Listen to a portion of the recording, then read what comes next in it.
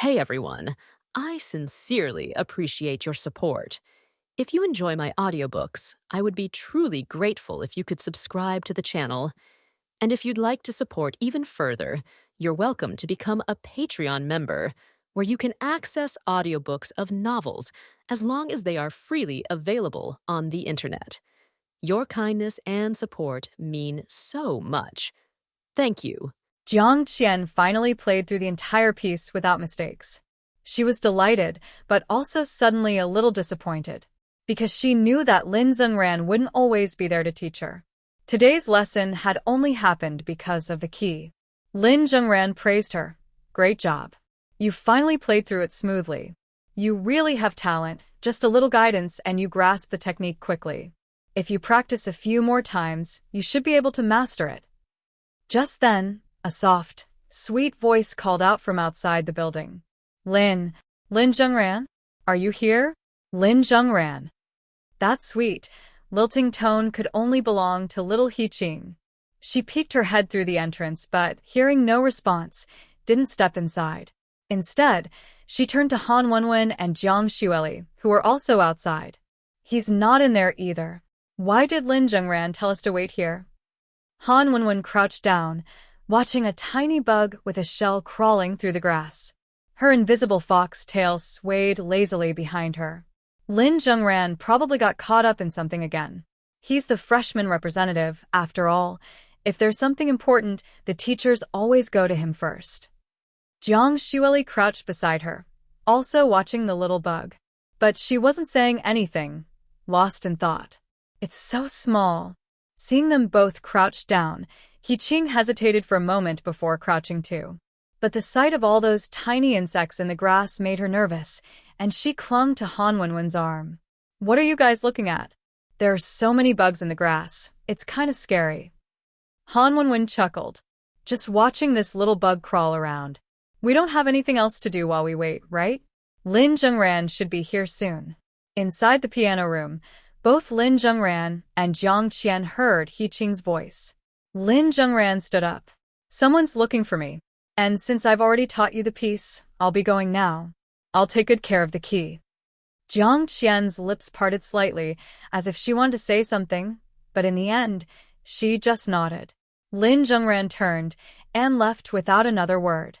Jiang Qian remained seated, waiting until he was completely gone before she slowly stood up and walked out onto the hallway. From a distance, she watched as Lin Zhengran met up with the three girls, her eyes subtly shifting. Outside the multimedia building, Lin Zhengran saw the three girls squatting by the curb. What are you guys doing? Hearing his voice, all three turned around.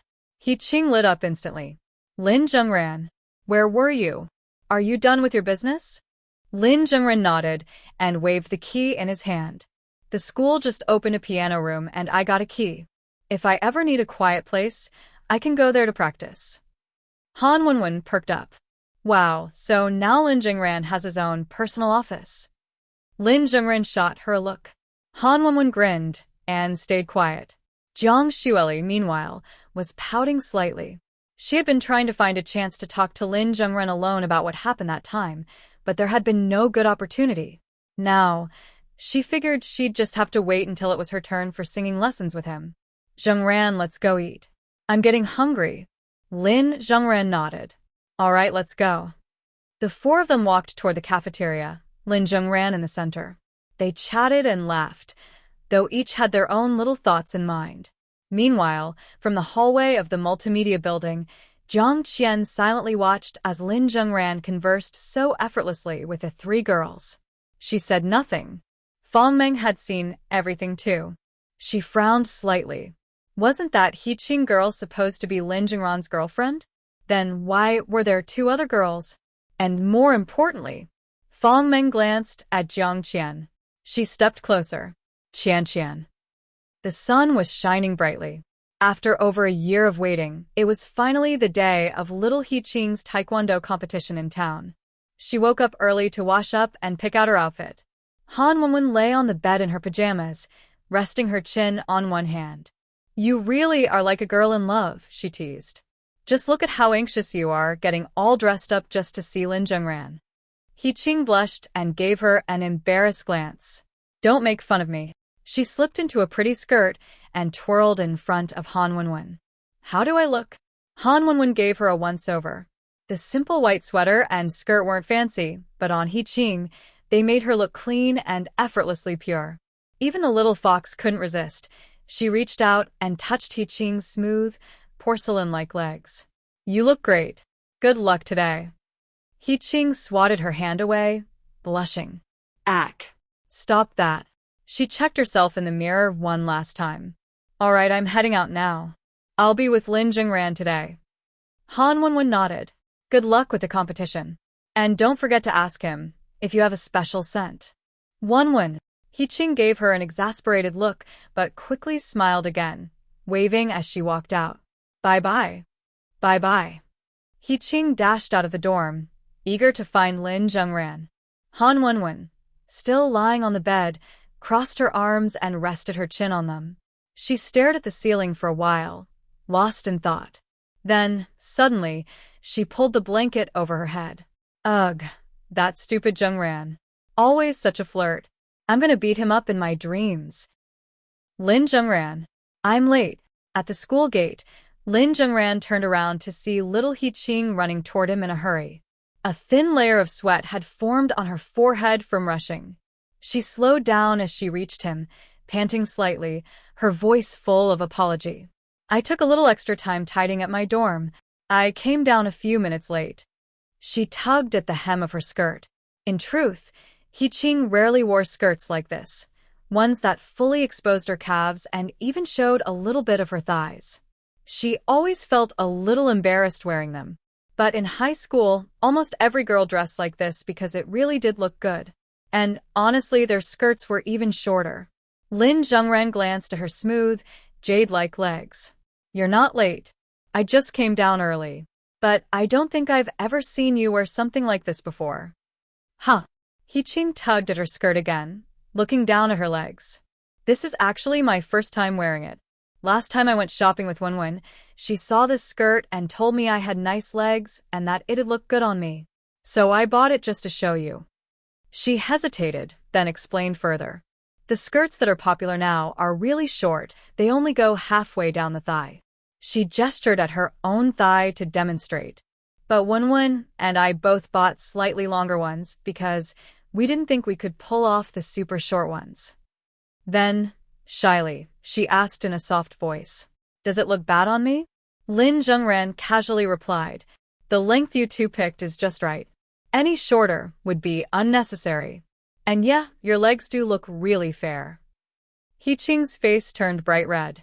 She lowered her head, unsure of what to say. Really? As long as you like it. A few minutes later, the bus arrived. Lin Zhengran and He Qing scanned their passes and boarded together. Whenever they took the bus home, He Qing always insisted on finding a two-seater in the back. Because if they sat there, Lin Zhengran would always let her sit on the inside.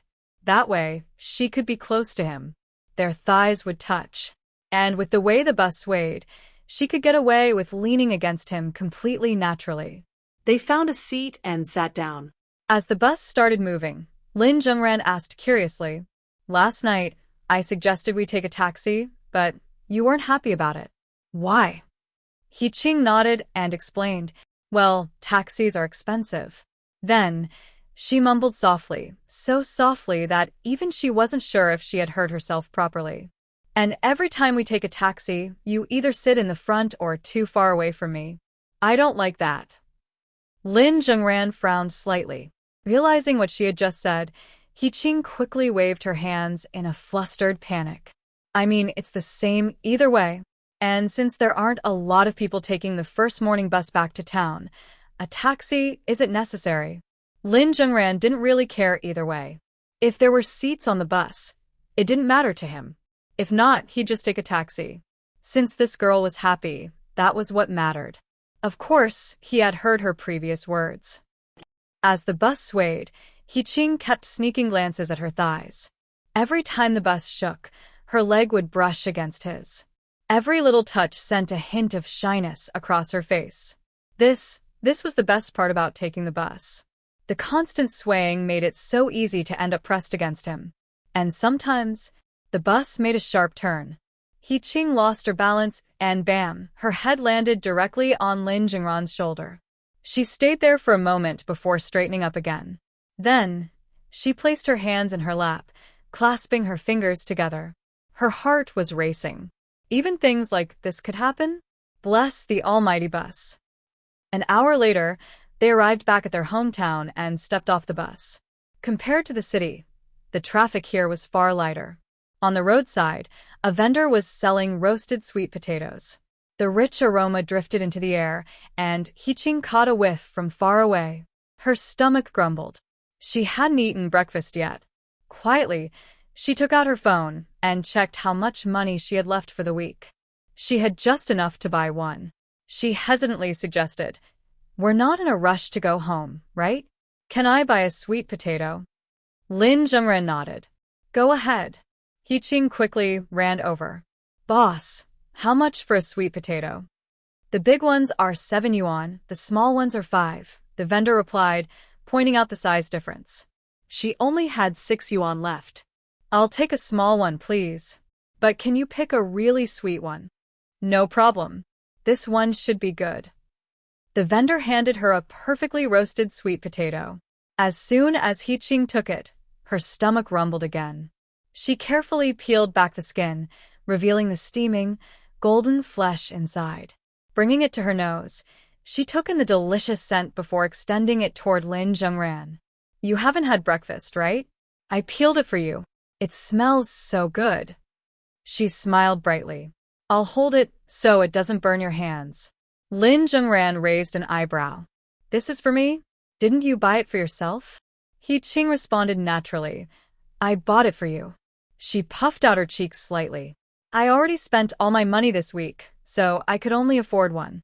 But since you didn't eat breakfast either, I figured you should have it first. I'm not craving it or anything." As she spoke, she subconsciously licked her lips. The ultimate foodie move. Lin Zhengran, he sighed and pushed the sweet potato back toward her. "You eat it. I'm not hungry. If I was, I would have bought one myself. I still have money." He-Ching blinked at him. "You're not craving it? But it smells so good." "I'm really not. It's just a sweet potato." She clutched the warm snack in her hands, still hesitating. "But it doesn't feel right eating it all by myself. How about you take one bite first? Then I'll eat the rest. That way it's fair?" Her big, expectant eyes stared at him. "Good things should go to you first. If you don't eat, I won't have an appetite either." Lin Zhengran knew how persistent she could be. Without further delay, he opened his mouth. He-Ching immediately understood and brought the sweet potato to his lips. Lin Zhengran took a small bite. He-Ching's eyes sparkled. "Is it good?" "It's good. Now you eat." Okay. Only after he had eaten did she feel justified in eating. She swallowed hard before taking a huge bite herself. The heat made her huff and puff, but she still chewed happily. It's so sweet. Do you want more?" "No, you enjoy it. And slow down. Aren't you burning your mouth?" She hummed in response, stuffing another bite into her mouth. Sometimes rules were meant to be broken. Back at Lin Zhengran's house, Lin Yingjun was watching TV on the couch. Seeing his son return with He-Ching, he greeted them casually. "You two came back together?" He-Ching, feeling a little shy, greeted politely. "Hello, uncle." Lin Zhengran glanced at his dad. "I'm taking He-Ching out for a bit. We'll be back later." "Oh, and she's staying over tonight." Lin Yingjun nodded, then paused. "Little Ching is staying over?" He-Ching froze. Her face turned red as she looked at Lin Zhengran in shock. Lin Zhengran met their questioning gazes. "What, do you want to go back to school?" "Fine, suit yourself." He-Ching stammered. I don't want to go back." Lin Zhengran casually said, "I have a double bed in my room, so we can just share it. If you're uncomfortable, we can put a blanket in the middle as a divider." After saying that, he went to his room to drop off his bag and change clothes. Little He-Ching blinked in shock, her brain short-circuiting. Her heart pounded wildly, and she felt incredibly nervous. Lin Jun, who was standing nearby, blinked as well. He trusted his son's righteous character. After all, they had grown up together and often played and napped in the same room. But still, he walked into his son's room and hesitantly asked, Ran about this. Before he could finish, Lin Zhengran explained, I was just teasing her. I'll sleep in the study tonight. His father chuckled in relief. He knew it. Stepping out of the room, he smiled at He Qing and said, Little Qing, since you're staying over, I'll find an extra blanket for you tonight. Still unaware of the truth, He Qing blushed and looked at Uncle Lin in embarrassment. Thank you, Uncle. By the time Lin Zhengran finished changing and freshening up, he saw He Qing curled up on the sofa, her face flushed red as if she was lost in some kind of fantasy about tonight. We're leaving, He Qing. She was startled by his voice and immediately stood up. Okay. After saying goodbye to Lin Jun, the two of them left the residential complex and headed straight for the town's Taekwondo center. On the way, He Qing bit her lip, unable to shake off the thought of unexpectedly staying over at his house. Seeing her dazed expression, Lin Zhengran knocked her on the head. The competition is today. What are you daydreaming about? He Qing clutched her head and stammered, and nothing. It's just... She lowered her head, staring at the ground. It's just that this is my first time spending the night at your place. Well, yeah, if you put it that way. But didn't you used to sleep in my bed all the time when we were little? This isn't the first time we've spent the night together. Hearing this, He Qing realized he was right. It wasn't their first time. But sharing a bed now felt completely different from before. Lin Zhengran reminded her, Stop thinking about pointless stuff. Focus on the Taekwondo competition. You've been preparing for so long, and the match is this afternoon. Don't let your guard down. He Qing nodded. Don't worry. After all these years of your training, there's no way I'll lose. Lin Zhengran smiled. That's the spirit. But if you do end up facing someone really strong, I'll teach you a few emergency moves. Even though they were still in town, He Qing's Taekwondo skills had already become much more professional, unlike the mix of martial arts and basic Taekwondo she learned in kindergarten and elementary school. Back then, the training had been all over the place and unstructured. It made sense. After all, the place was called the Children's Taekwondo and Martial Arts Experience Hall. They taught a bit of everything. But ever since middle school, He Qing had only been learning proper Taekwondo techniques. Many of the old, unregulated moves she had picked up before were no longer allowed. When they arrived at the Taekwondo center, the coach welcomed her warmly. He Qing, we'll be taking the bus to the town's competition hall in an hour. You can use this time to warm up. This morning, we'll meet the other competitors from different dojos, and the official matches will start in the afternoon. Got it, coach. The coach, dressed in a crisp white Taekwondo uniform, let out a deep breath. Honestly, even though you signed up here at the start of middle school, I haven't really taught you much. Most of your training came from Lin Zhengran. This place is basically just your practice ground. He Qing smiled sheepishly. It was true. Everything she knew was taught by Lin Zhengran. She had only learned a little from the coach when she was a clueless kid, but after transferring schools and coming back, all her training had come from Lin Zhengran. And it wasn't just her. The coach himself had occasionally learned from Lin Zhengran too. For the next hour, Lin Zhengran helped He Qing with some light warm-ups. Watching her, barefoot in her Taekwondo uniform, delivering powerful kicks to the sandbag, he couldn't help but admire how much she had grown over the years. An hour later, all the students boarded the bus to the town's Taekwondo competition center. The venue was massive. As Lin Zhengran, He Qing, and the others entered, they couldn't help but feel a surge of excitement. There were 5 or 6 professional competition platforms, surrounded by a wide audience area, making the place feel grand and impressive. The coach reminded everyone, the other dojos will be arriving soon. Since you all share a love for Taekwondo, feel free to make friends and exchange contacts, but remember, the main focus today is the competition. Although the coach said that, in reality, small-town tournaments like this were more about socializing. After all, finding a truly outstanding athlete in a small town was rare. As Lin Zhengran scanned the crowd, Watching coaches and competitors from different dojos arrive, his eyes suddenly landed on a familiar figure. She had long, slightly wavy hair cascading over her shoulders, a slender waist, and a pair of perfectly proportioned legs.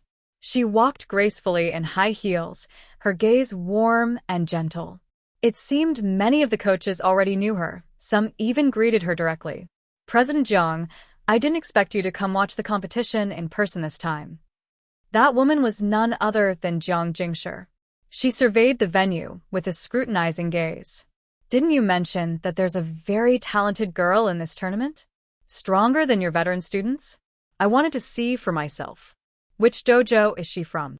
The coach pointed in Lin Zhengran's direction. "She's over there." Following the direction of his finger, Jiang Jingshi's eyes landed on a familiar young man. Their gazes met from across the room. At first, Jiang Jingshi was surprised, but then she couldn't help but smile. "Well, isn't this a coincidence?" she murmured to herself.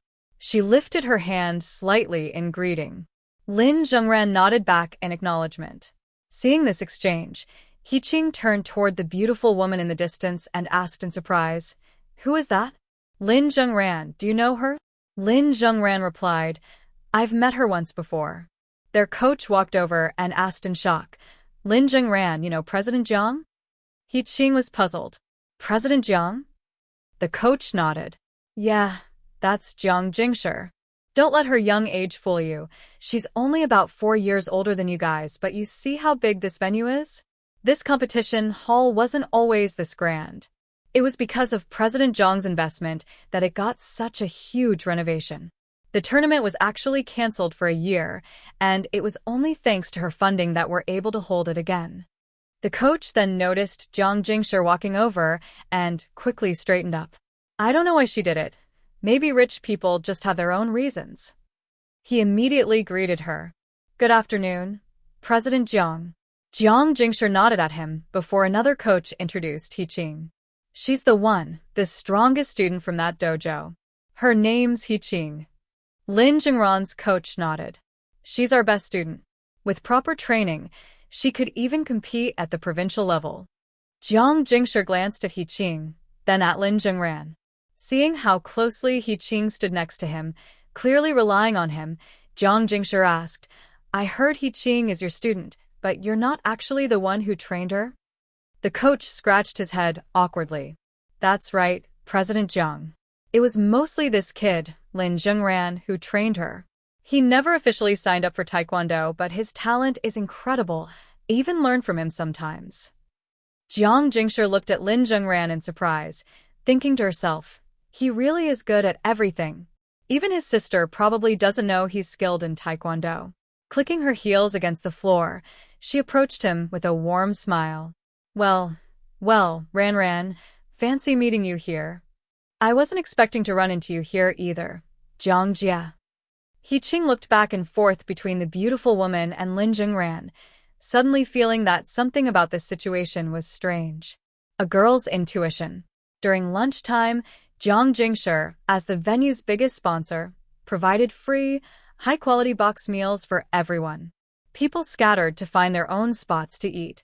Before handing out the meals, Jiang Jingshi specially came over to ask Lin Zhengran, "Ran and little Qing, do you two want to eat in my car? There's not much space here, and I have some extra dishes in my car.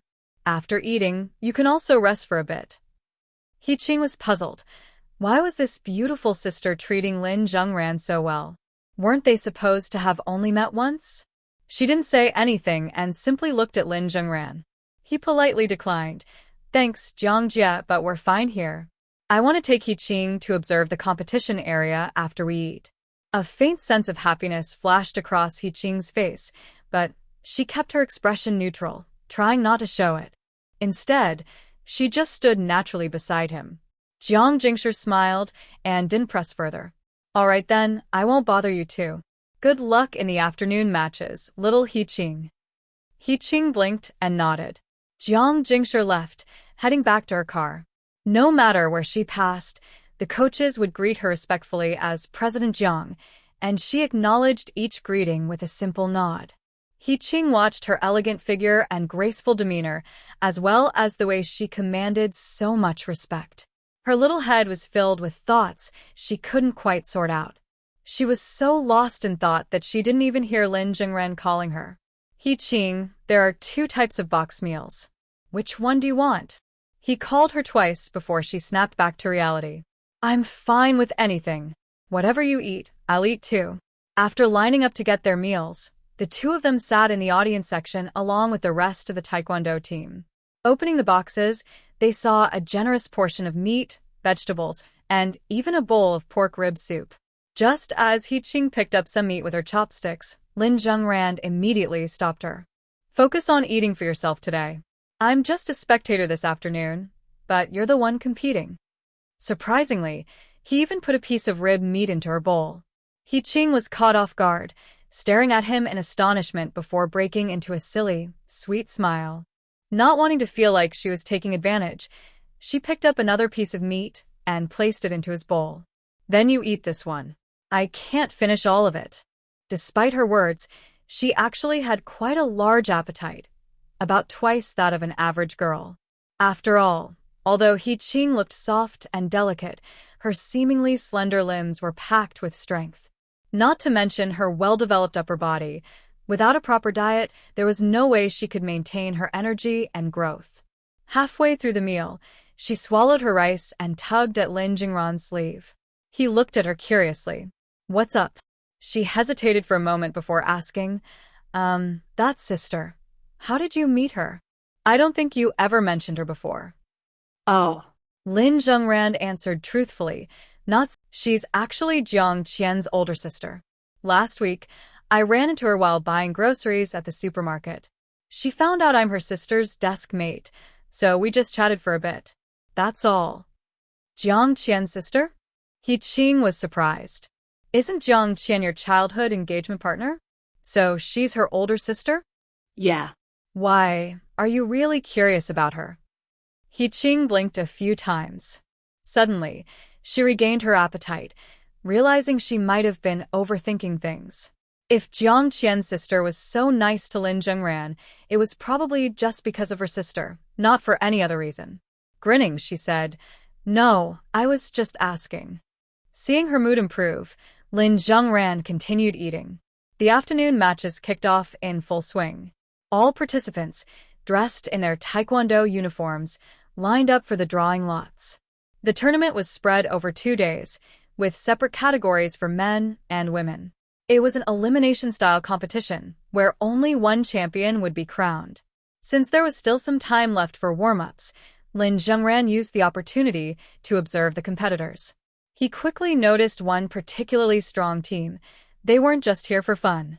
They looked like serious athletes aiming for professional competition. And at the front of that team stood Jiang Jingshi, speaking to them. Seeing his curiosity, Lin Zhengran's coach explained, That's President Zhang's personal team. They're all talented fighters with solid technique. If He Qing has any real competition today, it'll be from them. He Qing tightened her belt with confidence. Don't worry, I'm not losing to anyone. Soon, the referees began calling the contestants for the first round of eliminations. Lin Zhengran sat with the other coaches, carefully watching the fights. But as expected, He Qing, with her natural talent and years of training under Lin Zhengran, easily dominated her opponents. None of the girls could even land a proper hit on her. At the same time, Jiang Jingshi's team was also crushing their competition. Out of their 7 participants, 5 girls and 2 boys, not a single one had been eliminated. He Qing stood in the competition zone, locking eyes with the other remaining fighters. They all seemed to recognize who their true opponent was. As the afternoon matches continued, the tournament quickly narrowed down to the top 16. He Qing stretched briefly before stepping back onto the competition mat, her expression unwavering. At that moment, Jiang Jingshi, wearing high heels, walked over to Lin Zhengran. Ran, this little He Qing is really impressive, she said with a soft smile. After watching all afternoon, I'd say she's on par with my team's best fighters. Lin Zhengran greeted her and looked back at the competition area. She's strong. Her goal has always been the championship. Jiang Jingshi took a seat beside him, her elegant fragrance subtly filling the air. Unlike Han Wenwen's alluring scent, hers was comforting and calming. Her lips parted slightly as she asked, "Where did you find her?" Talented young athletes, like her, are rare in the city. And from what I heard, you're the one who trained her. Lin Zhengran never saw the need to hide things that were already public knowledge. Yeah, I taught her. But I didn't find her. We've known each other since we were little. He Qing is my childhood friend. Ever since she got into Taekwondo, I've been training her. That's all. Jiang Jingshi studied him curiously. So, you've been practicing Taekwondo since you were a kid too? Why didn't you ever officially enroll? I was never really interested in competing myself. I just know a little, that's all. Jiang Jingshi had met many people in her life. She smirked slightly. She could tell when someone was being modest. Looking toward He Qing, she mused, "You're downplaying yourself, Ran. No matter the field, an outsider can never effectively train an expert. A fighter like He Qing, who never had professional training yet reached this level, couldn't have gotten here without a coach who truly knows their stuff." She paused, then added with a subtle smile, "You really have a way of making people curious about you. My team's coaches are all professionals, yet somehow they don't seem to have outperformed you." Lin Zhengran chuckled. "Now that sounds like modesty, Jiang Jia. I'm not that skilled." Jiang Jingshi's gaze deepened as she studied him. "I hope I am being modest. After all, I've invested a lot of money into training this team. My goal was to nurture at least one athlete who could reach the top, and now." She let out a soft sigh. "3 of my fighters have already been eliminated by this little He Qing." On the stage, He Qing was panting heavily, her face drenched in sweat as her clear almond eyes looked down at her fallen opponent. Ever since she started competing against this team, she could clearly feel the difference in skill level compared to the others. These girls weren't just Taekwondo enthusiasts, they were on a whole different level. But that didn't stop He Qing from advancing round after round, defeating every opponent she faced. The girl lying on the mat stared at He Qing in shock. Apart from Lin Shui, the top fighter on her own team, she had never encountered another competitor of the same age with such a dominant gap in strength. The referee blew the whistle. He Qing wins. He Qing walked over and extended her hand to help her opponent up. "Here." The girl hesitated for a moment before accepting the hand and getting up. Then, she gave He Qing a sincere compliment. "You're really strong. To think you've never had professional training. I lost fair and square." He Qing smiled sweetly. "You're strong too." The girl gave a friendly warning. "With your skill, you'll at least take second place." "Second place?" "Because we have a girl on our team named Lin Shui." She gestured toward another competition platform where a short-haired girl had just secured her spot in the top 16. "That's her, Lin Shui. She's definitely taking first place." Following the direction of her opponent's gaze, He Qing looked at the girl in question. Then, she turned back and said confidently, "It doesn't matter who I face. I'm going to win." The girl was stunned for a moment, impressed by her confidence. She nodded in admiration. "If you really do win, you have an incredible future ahead of you." From the audience, Jiang Jingshi observed both He Qing and the men's matches. Although one of her male fighters won, it was clear that he simply hadn't faced a strong opponent yet. Skill-wise, the 2 boys in her team were nowhere near the level of the girls. They weren't even good enough for a city-level tournament, let alone a provincial one. Investing any more money in them would be a waste. Jiang Jingshi's expression turned serious. "Well, at least after this tournament, I've sorted out which competitors are worth keeping." Lin Zhengran looked at the short-haired girl. "So Lin Shui is the strongest fighter in your team, huh? She does seem to be on another level compared to the rest." She's not from this province. I recruited her from another region. Lin Shui is incredibly talented, but she has a bit of an arrogant personality. As strong as He Qing is, I don't think she can beat Lin Shui." Lin Zhengran remained silent. Jiang Jingshi raised an eyebrow. "What? "Do you think your little He Qing can win?" Lin Zhengran glanced at her, then hesitated slightly before saying, Well, since you've invested so much money into training your team, I don't want to sound biased. Jiang Jingshi laughed. Just be honest, I prefer straight talk. Lin Zhengran's eyes shone with unwavering confidence. I think He Qing is going to be the champion. And not just that, she will win.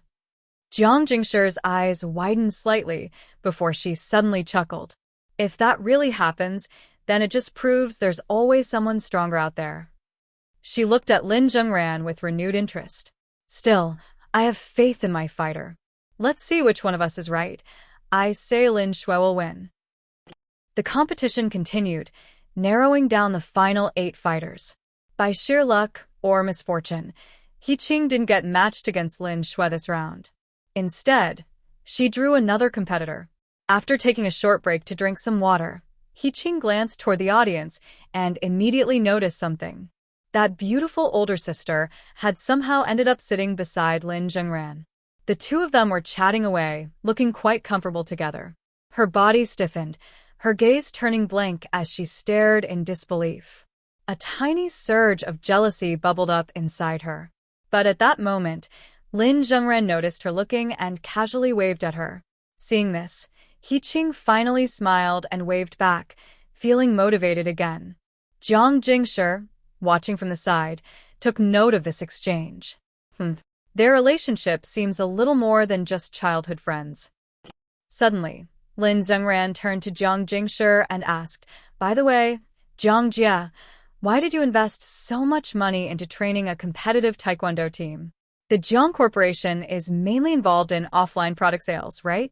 What got you so interested in taekwondo?" Jiang Jingshi smiled. "It's just a personal hobby. When I was little, I watched the Olympics and thought taekwondo was really cool. The female athletes had such elegant physiques, and I admired that. But since I had no talent for it myself, I decided to invest in people who do have talent. Of course, this isn't the only field I invest in." Lin Zhengran raised an eyebrow. "You invest in other areas too? Also in sports?" "Oh, not exactly. I also have a team of singers. In fact, I'm sponsoring a music competition next week." Lin Zhengran blinked. A music company? As far as he knew, the only major competition happening in town next week was the one Jiang Xueli was participating in. So that meant that competition is also funded by Jiang Jingshi? And she's backing a group of singers too? Jiang Jingshi noticed his thoughtful silence.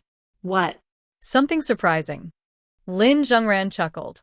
"No, nothing." She turned her attention back to the tournament. "Of course, at the end of the day, I'm still a businesswoman. While my personal interests play a role, my ultimate goal is to cultivate future stars. If I personally invest in their growth, they'll be loyal to me. That means I won't have to spend as much money hiring them for advertisements and promotional videos. It's a long-term investment." She held up a finger. "Think of it this way. I'm not just helping my family's corporation, but also my little sister's company. Nowadays, whether it's a sports star or a music artist, their value skyrockets in the digital age. With enough funding and exposure, even a random meme can make someone go viral.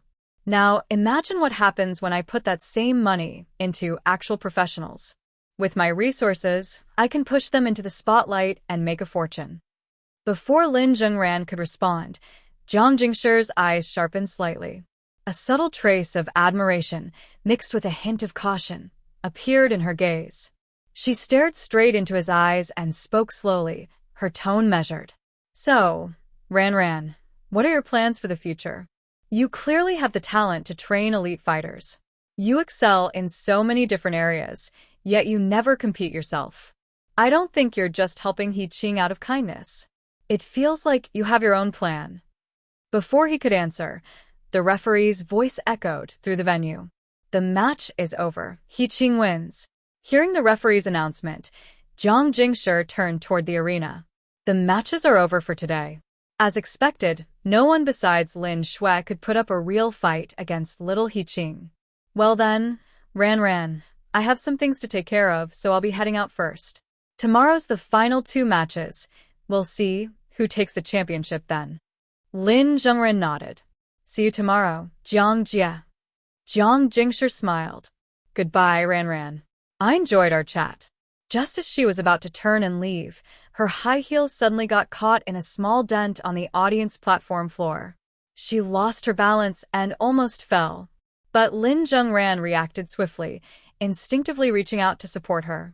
Jiang Jingshi's entire body leaned against his chest, their hands grasped together. A delicate fragrance filled the air.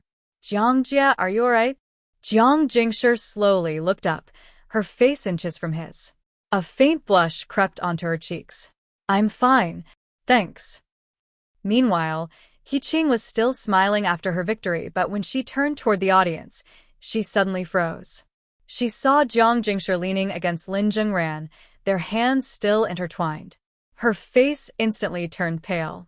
Without even taking off her protective gear properly, she rushed down from the arena. Lin Zhengran. Jiang Jingshi's near fall had caught the attention of several coaches and tournament officials who hurried over in a panic. President Jiang, are you all right? Jiang Jingshi steadied herself and glanced down at the small hole in the floor. I'm fine, but you should get this fixed. If someone else steps into it, they might actually get hurt. The venue manager nodded hastily. Yes. We'll have it repaired tonight. We sincerely apologize for the inconvenience. Jiang Jingshi wasn't angry, but as she turned back to Lin Zhengran to thank him once again, she noticed He-Ching approaching. Smirking slightly, she whispered, See you tomorrow, Ran. Just then, her phone rang. She answered it as she walked away, flanked by a few assistants, disappearing into the distance. By the time He-Ching reached Lin Zhengran, Jiang Jingshi had already left the competition hall. Still sweating from her match, He-Ching was so flustered, she could barely form a sentence. What just happened? What was that? Lin Zhengran looked at her amusedly. Why are you in such a hurry? How could I not be? I just saw. Knowing exactly what she was worried about, Lin Zhengran calmly explained, Jiang Jia almost tripped just now, so I just helped her up. That's all. He-Ching stared at him blankly. He pointed at the small dent in the ground. Right there. She glanced at the hole skeptically but still asked, Really? What else would it be? Lin Zhengran noticed sweat dripping down from her forehead, even clinging to her eyelashes. He reached out and gently wiped away the moisture from her eyes. You did great today. Let's head to the locker room so you can change and relax. Feeling the warmth of his touch, He-Ching's frustration melted away. Her cheeks flushed red, and she nodded. Then I'll go change. With that, she wiped her forehead with her wrist, her gaze lingering on him before she hurried off.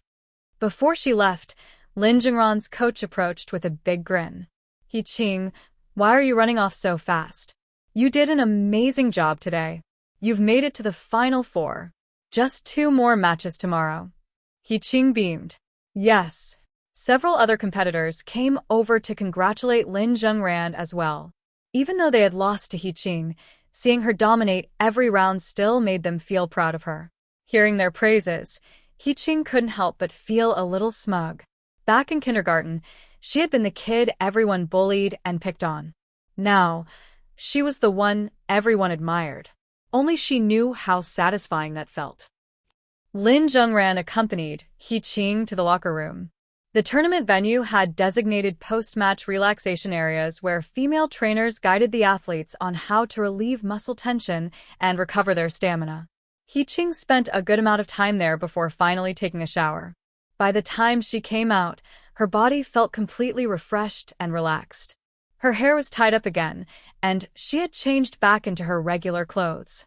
With a bright smile, she ran up to Lin Zhengran. Lin Zhengran, let's go to the car. Did you watch all my matches today? Were you satisfied? I didn't lose a single one. Lin Zhengran nodded as they walked toward the car. I was watching the whole time. You did amazing. Are you feeling sore anywhere? Nope. But one of the girls told me that tomorrow I'll be facing a really strong opponent, Lin Shui. I saw her too. The short-haired one, right? She's definitely on a different level than the others. But don't worry, get some good rest tonight, and I'll teach you a new move in the morning. Okay, she chirped, as cheerful as a little sparrow. By the time they got home, it was already evening. Lin Xiaoli and Lin Yingjun had prepared dinner in advance. As soon as they saw He Qing, Lin Xiaoli beamed. Oh, Little Qingqing and Ranran are back. I heard you guys went to a tournament today. He Qing greeted her politely. Good evening, Auntie. I did, but it's not over yet. There are still 2 matches tomorrow. You're competing again tomorrow? Lin Xiaoli adored He Qing. How did you do today? Did you win? He Qing grinned. Of course. With Lin Zhengran training me, I can't lose. Lin Xiaoli clapped her hands excitedly. That's my Qingqing. You're definitely going to win tomorrow, too. Lin Yingjun, though unfamiliar with Taekwondo, smiled at their enthusiasm. All right, let's eat. Wash your hands first, you two. The 4 of them gathered around the dinner table, eating like a family. After dinner, it was already past 7 p.m. Outside, the night sky was pitch black. In Lin Zhengran's bedroom, he carefully checked He Qing for any injuries. Satisfied that she was fine, he stood up. I'm going to the bathroom. As soon as he left, He Qing hurried to tidy up the bed, flattening the blanket, adjusting the pillows. Because tonight she was so nervous. Even more nervous than during the competition. She had been thinking about it all day. She was going to sleep in the same bed as Lin Zhengran. But when Lin Zhengran returned from the bathroom, things didn't go as she expected. He glanced at her tidying up and casually said, No need to do all that. Just lie down and get some rest. Recovery is the most important thing after a match. Then, without hesitation, he grabbed a pillow and a blanket and walked toward the door. He Qing blinked in confusion. Where are you going? Why are you taking the blanket and pillow? I just made the bed. Lin Zhengran replied matter-of-factly. I'm sleeping in the study. Of course. I'm taking my stuff. Huh. He Qing scrambled off the bed and followed him. What do you mean? Didn't you say we'd sleep in the same room? In the same bed. As he arranged his bedding in the study's single bed, he answered nonchalantly. You actually believed that? I was just messing with you. You're not a little kid anymore. Do you really think it's normal for us to share a bed now? But I used to sleep in your bed when we were little. That was during nap time. And now isn't the same as back then. I'm letting you have the big bed, so you can sleep comfortably. It's big enough for you. He turned to see her standing in the doorway, looking completely dumbfounded. What are you standing there for? go rest. I'll wake you up in the morning. A few minutes later, Lin Zhengran led her back to his bedroom, tucked her into the bed, turned off the lights, and closed the door. All right. Good night. If you need anything, just call me. I'm right next door. The door shut. Lying alone in bed, staring at the dark ceiling, He Qing suddenly felt like crying. After spending so much time with him, she didn't want to sleep alone anymore. Tossing and turning for what felt like forever, she made a decision. I'll just sneak over to find him. It wasn't too late at night. Through the window, lights from neighboring homes were still visible. After forming her little plan, little He Qing slowly sat up in bed. Just as she was about to get out, she suddenly heard Lin Xiaoli's voice from the living room. Ran, has little Qingqing lain down yet? Frightened, He Qing's body stiffened, not daring to move. Outside, Lin Zhengran was tidying up the single bed in the study when he heard his mom's curious question. From the sound of it, she had just plopped down onto the bed. She just lay down. She's probably still awake, he replied. Lin Xiaoli said. Really? Then I'll go check on her. This is her first time staying over at our place, after all. He Qing quickly heard Aunt Lin knocking on her door. Panicking, she hurriedly shrank back under the covers, anxiously tidying her blanket. Her small hands clutched the edges tightly, acting all obedient. Outside, Lin Xiaoli, dressed in her pajamas, knocked and asked, Little Qingqing? It's me, Auntie. Are you asleep? Pretending to be drowsy, He Qing still had a bit of cunning in her. If she seemed sleepy, she wouldn't have to chat too long with the adults and could sneak away later. Auntie, I'm not asleep yet. What's wrong? She asked. Oh, nothing much, just checking if you're comfortable. It's your first time staying over, after all. He Qing replied politely. I'm sleeping very well. Also, Annie, you can just come in and talk. No need to stay outside. Lin Xiaoli opened the door and poked her head in. Seeing He Qing blinking up at her, they both ended up giggling foolishly at each other. Walking over, Lin Xiaoli sat on the bed. Is it comfy, little Qing Qing? When I got back this afternoon, your uncle told me you were staying the night, and I was so surprised. Grinning widely, He Qing said, sorry for intruding, Auntie and Uncle. Next time I come over, I'll bring you guys some tasty treats. Haha, you're too cute, little Qing Qing. No need for that. Just treat this place like your own home. If you ever want to stay, just stay. Ran can always sleep in the study. In the study, Lin Zhengran shut the door, lying in bed with just a bedside lamp on, reading under the covers.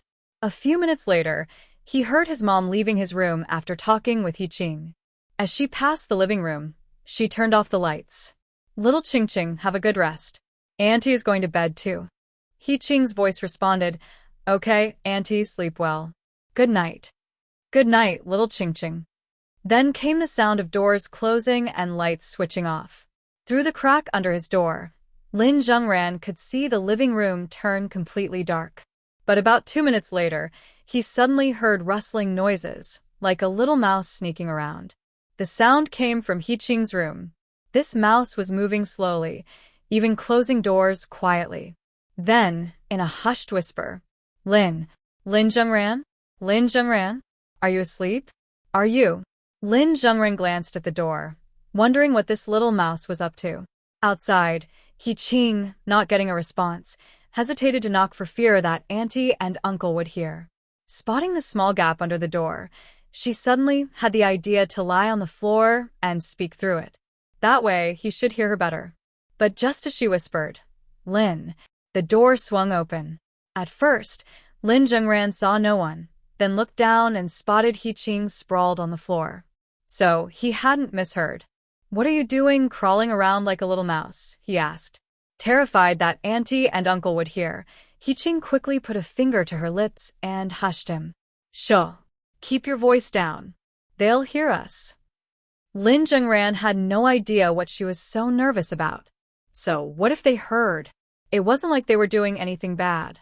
He Qing slowly got up from the floor, patting the non-existent dust off her clothes. The floor was actually quite clean since they had mopped after dinner. She anxiously glanced at Lin Zhengran, fidgeting with her fingers. Can I come in and talk? She asked. After closing the door again, Lin Zhengran sat on his bed, looking at He Qing standing in front of him. She still spoke like a guilty child explaining herself. What do you want to talk about? He asked. The room was dim, lit only by the small bedside lamp, making everything feel quiet and intimate. He Qing looked at him, but now that she was here, she didn't know what to say. I just can't fall asleep alone, she murmured. Are you scared? She shook her head. No, not scared. You're right next door, so I'm not afraid. I just can't sleep alone. She repeated herself. Lin Zhengran blinked, puzzled. So? How can you fall asleep then? Head down, she nervously twisted her thumbs together, sneaking glances at him. I don't know. I just can't sleep alone, she mumbled. Lin Zhengran was speechless. But he had a good guess what this little girl wanted. So he came up with an idea. How about you sit in my bed for a bit? See if it makes you sleepy. If it does, then go back to your room. He Qing's eyes widened, surprised by the offer. Slowly, she nodded. Okay. Lin Zhengran moved to the side and lifted the blanket near the wall. Come sit under the covers. Warm your feet up first. Hurriedly slipping off her slippers, He Qing climbed onto the bed, sitting next to him with her lower body covered by the blanket. Lin Zhengran smirked at how happy this little fool looked. Think this will make you sleepy? He asked. She eagerly nodded. It will. Ignoring her foolish excitement, Lin Zhengran continued reading, the warm light casting sharp shadows on his features. Meanwhile, He Qing felt her heart racing. Far from feeling sleepy, she was getting more and more excited. Her heart pounded wildly. Lin Zhengran, she murmured, do you think that older sister from the daytime is pretty? What do you mean? She hesitated, then asked, I mean, do you like her type more, or do you like my type more? Lin Zhengran glanced at He Qing's determined little face, realizing she had mustered a lot of courage to ask this. After thinking for a moment, he kept his eyes on the book and answered, "If you're talking about type, it's about the same. Whether it's a cool older sister or a silly little sweetheart, they're both fine to me. But if you're asking about a person right now, I like you more. You're with me all the time after all." He Qing felt like she was floating. Her eyes widened, shoulders tensed, mouth slightly open. She stared at him in disbelief. Really? Really? Why would I lie to you?" She rubbed the blanket with her little hands and whispered, "Then I'll answer too. I like you too." Lin Zhengran's hand paused mid-page flip. He turned to look at her flushed cheeks and her dazed expression. "What did you say?" Blinking once, He Qing spoke softly but clearly. "I said, I like you." A brief silence. Then, unable to contain herself, she covered her burning face with both hands, curled up, and buried her head in her knees. "I don't mean anything by it," she hurriedly explained. "It's not a confession or anything, just saying it. Like a tiny mosquito," she muttered. "I just wanted to tell you that I like you." Lin Zhengran exhaled a chuckle and set his book aside. "If I win the championship tomorrow, what wish do you want granted?" "I did say I'd grant you one." He Qing peeked up cautiously, seeing that he wasn't angry. "I thought about it," she murmured. "And?" She bit her lip. I want to hold hands with you." Their eyes met. "Is that so? All right." He Qing didn't expect him to agree so quickly. She immediately sat up. "Really?"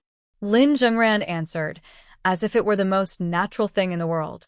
"Of course. I promise to grant you one wish, and I always keep my word. As long as it's not too much, I'll agree to anything you ask." "Huh? Anything?" Even though she was happy, He Qing suddenly felt like she had lost out on something. If she had asked for something even bolder just now, maybe he would have agreed too. "Can I change my wish?" she asked. "Of course not. You can't take back a wish. You only get one chance." Lin Zhengran rejected her outright. Seeing her flustered and looking both wronged and regretful, he patted his shoulder as a sort of compensation. At first, He Qing didn't understand. What? But then she quickly caught on, her heart racing and her face turning red. Lin Zhengran picked up his book again. "Lean on me and rest for a bit. If you just sit there like that all night, I doubt you'll ever feel sleepy. Besides, even though you didn't get hurt today, you still fought matches all afternoon. You must be exhausted. Sitting upright won't help you recover, but leaning on me might be a little more comfortable." He Qing pursed her lips. Everything happening tonight felt unreal. He was being so nice to her today. Even if it was just a dream, she wanted to get closer to him while she still could. Still, she hesitated. "I really can lean on you?" Go ahead." Tentatively, He Qing grabbed onto the sleeve of his pajama top, slowly shifting her weight until her whole upper body was resting against his shoulder. Her long hair draped down naturally, and she felt completely at ease. Feeling the solid warmth of Lin Zhengran's arm and breathing in his scent, she was overwhelmed with happiness, as if colorful bubbles were floating all around her. "Your shoulder is so comfy, feels really soft," she murmured. Lin Zhengran frowned, glancing at her. "What do you mean soft? Can't you describe things properly?" Startled, He Qing quickly sat up, afraid he'd get mad and stop letting her rest on him. "I didn't mean that. I meant it's very comfortable. Your arms are really strong. I didn't mean soft like that." Lin Zhengran ignored her nonsense and went back to reading. He Qing sighed in relief. At least he hadn't pushed her away. Feeling particularly clever, He Qing started sneakily inching her hand toward his arm, wanting to link arms with him like she had seen in TV dramas. She moved bit by bit, afraid he would notice. Of course, Lin Zhengran knew exactly what she was up to. He just didn't bother stopping her. Eventually, she successfully hooked her arm around his, grinning proudly to herself. "I'm so smart," she giggled. Then she asked, "Lin Zhengran, why do you always read?" "What else would I do?" "Well," she counted on her fingers. "Chat with women. We talk about clothes, makeup, school," and she blushed. "And dirty jokes." Han Wenwen loved talking about those. Lin Zhengran turned another page. Talk about what? Like a little drum, He-Ching shook her head vigorously. Nothing. Nothing at all. She quickly changed the subject. But I just meant, don't you ever take a break? Studying all the time must be exhausting. I feel bad for you. Lin Zhengran couldn't help but laugh. The way she looked at him, so concerned, so sincere, was ridiculous. Close your eyes and rest, he told her. Once you get sleepy, go back to your room. You have another match tomorrow. He-Ching nodded, happily snuggling against him. Her small feet rubbed against his leg under the blanket, and she shut her eyes. Tonight really felt like a dream. Lin Zhengran smelled so nice. Oh, right. I was supposed to ask if he thinks I smell nice too. I forgot. They say when two people like each other, they can smell a special scent on one another. I can smell his. I wonder if he can smell mine? To Lin Zhengran's surprise, He-Ching fell asleep almost instantly. Her breathing evened out in less than 2 minutes. She was out like a light. Looking at her sleeping face, he noticed her long eyelashes. Even though they spent all their time together and he had gotten used to her looks, there were still moments when he was struck by how sweet her face was. A kind of sweetness that even other pretty girls couldn't match. She had been exhausted. The only reason she couldn't sleep earlier was because of all the nonsense in her head. But as soon as she relaxed, she was out in an instant. Carefully, Lin Zhengran climbed out of bed. Then, in a princess carry, he lifted He-Ching into his arms and carried her back to her room. After tucking her in, he was about to leave when she murmured in her sleep. Lin Zhengran, we'll be together forever, right? He reached out and gently patted her head. Of course. Then he quietly shut the door and left. The next morning, the sun was shining. He-Ching woke up feeling well-rested. But the moment she saw her surroundings, she froze. Wait. This is Lin Zhengran's house. She shot up in bed, her mind replaying everything from last night. No way. No way. Was last night really just a dream? Outside, Lin Zhengran knocked on her door. What's with all the yelling? Get up and eat breakfast. Hearing his voice, He-Ching hurriedly called out. Lin Zhengran. Don't go. I need to ask you something. Lin Zhengran opened the door, already used to her clueless antics. What? Wearing her pajamas and blushing, He-Ching stammered. Last night, did I come find you? Lin Zhengran stared at her blankly. She stared back just as blankly. Finally, he sighed. You fell asleep, so I carried you over. Whatever weird dream you just had, forget it. Now get up. A wave of happiness washed over He-Ching. She couldn't stop smiling. Joy radiated from her face as she beamed at him. Okay, I'm getting up. Humming cheerfully, she got dressed, her inner lady of the house instincts kicking in. She neatly folded Lin Zhengran's blanket and straightened up his bed. As she worked, she sang to herself. Not a dream, it's all real. Then she skipped out of the room. Where are Uncle and Auntie? She asked. Sitting at the coffee table, eating breakfast, Lin Zhengran replied. They went out shopping. Probably won't be back until the afternoon. But we won't be here by then. We'll go straight to school. Oh, got it. After washing her hands, she sat down beside him. Turning to look at him, She wanted to say something. Lin Zhengran looked back at her. What now? Like a love-struck girl, He-Ching shyly mumbled. I want to lean on your shoulder again, like last night. Lin Zhengran continued eating. Fine. But after that, make sure you win today's match. Don't lose to that Lin Shui girl. Really? Yay. I won't lose. Grinning, He-Ching scooted her chair closer, linking her arm around his and resting her head on his shoulder. Her feet dangled off the chair, swinging back and forth. This bread is so good. Here, let me feed you, she offered sweetly. No need. I have hands. After breakfast, before even heading to the Taekwondo center, Lin Zhengran started explaining a certain technique to He-Ching at home. In reality, Taekwondo only had a limited set of moves. There were a few advanced techniques He-Ching hadn't learned yet, But Lin Zhengran knew that without sufficient practice, chasing after flashy moves was useless. It would only make her look clumsy. Despite her slender figure, He Qing's greatest advantage was her strength. She might look delicate, but this little girl was actually quite powerful. So, in his training, Lin Zhengran always emphasized making full use of her strengths. Even if she didn't master any fancy techniques, just a simple front kick, side kick, or back kick would be more than enough to take down so-called elite fighters. Lin Zhengran said, "I've always focused on helping you improve your speed and power application rather than teaching you fancy moves." But since Jiang Jie mentioned that Lin Shui is really strong, he raised a finger. "I'll teach you one more move just in case.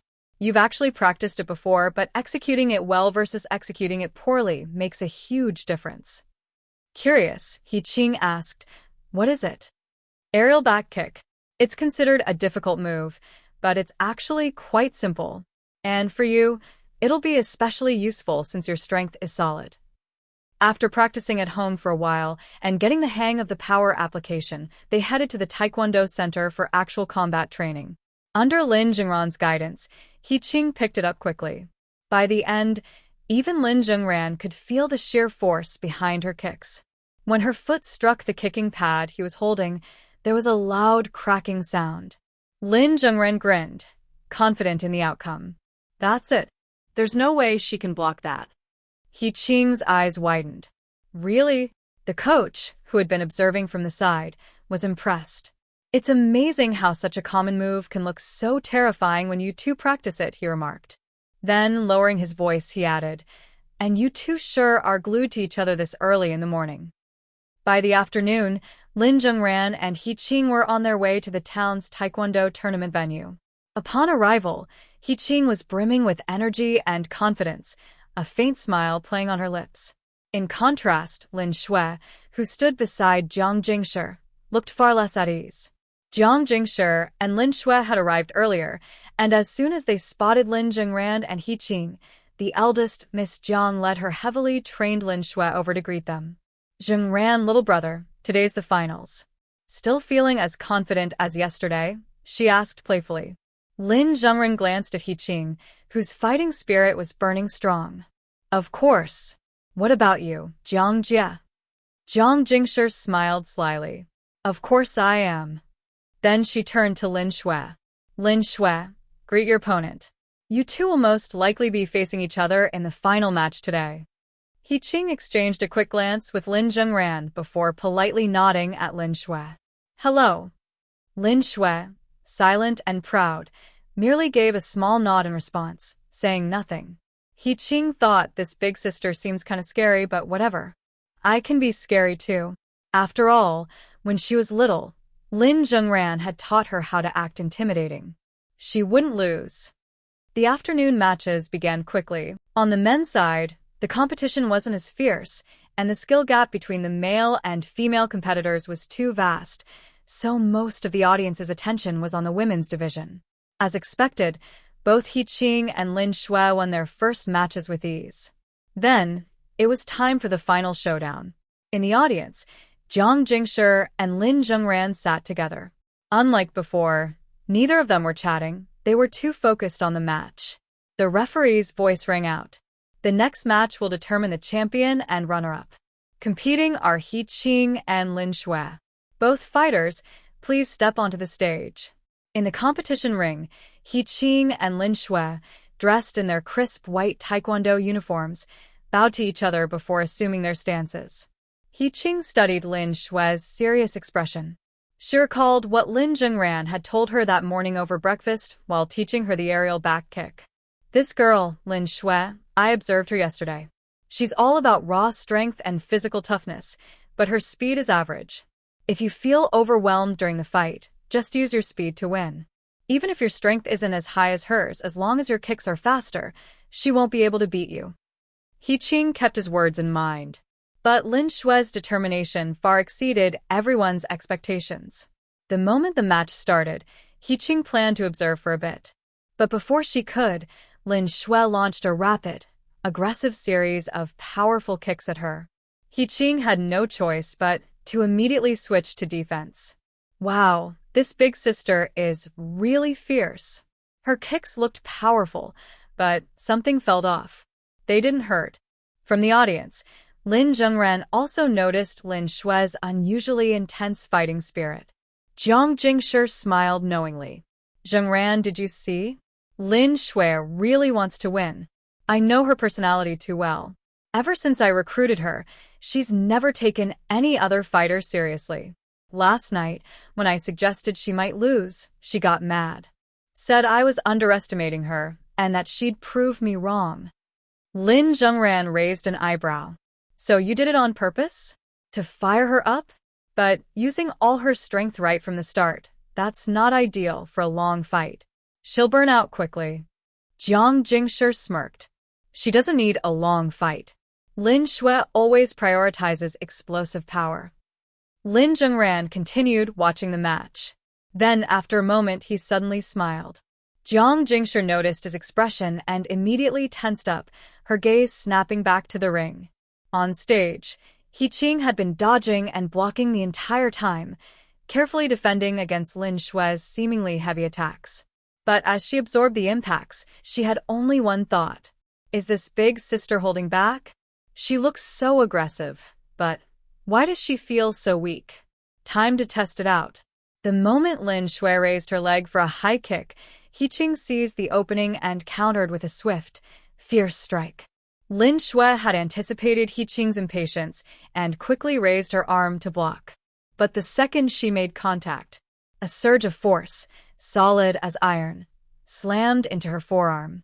Lin Xue gasped in pain, involuntarily staggering back 2 steps. Her arm went numb. She stared in disbelief at the sweet-looking girl in front of her, unable to comprehend the raw strength she had just felt. He Qing's innocent eyes sparkled as she adjusted her stance, as if silently telling her opponent, "Big sister, you can go all out. I'm in top form today. No need to hold back." Except Lin Xue really hadn't been holding back. The truth was, He Qing's body was operating at 1.5 times its usual capacity. A blissful night's sleep, combined with the pure joy of leaning on Lin Zhengran's shoulder that morning, had filled her with so much energy that she had unknowingly broken through her previous limits. Meanwhile, Lin Xue, despite being fired up, had let her emotions cloud her judgment, restricting the precision of her attacks. Not attacking anymore? He Qing thought. All right, my turn. Switching from defense to offense, she advanced with a series of rapid kicks. Lin Xue, still seething, abandoned defense entirely and met her kicks head-on. Their strikes clashed fiercely, the sheer force making spectators wince just watching.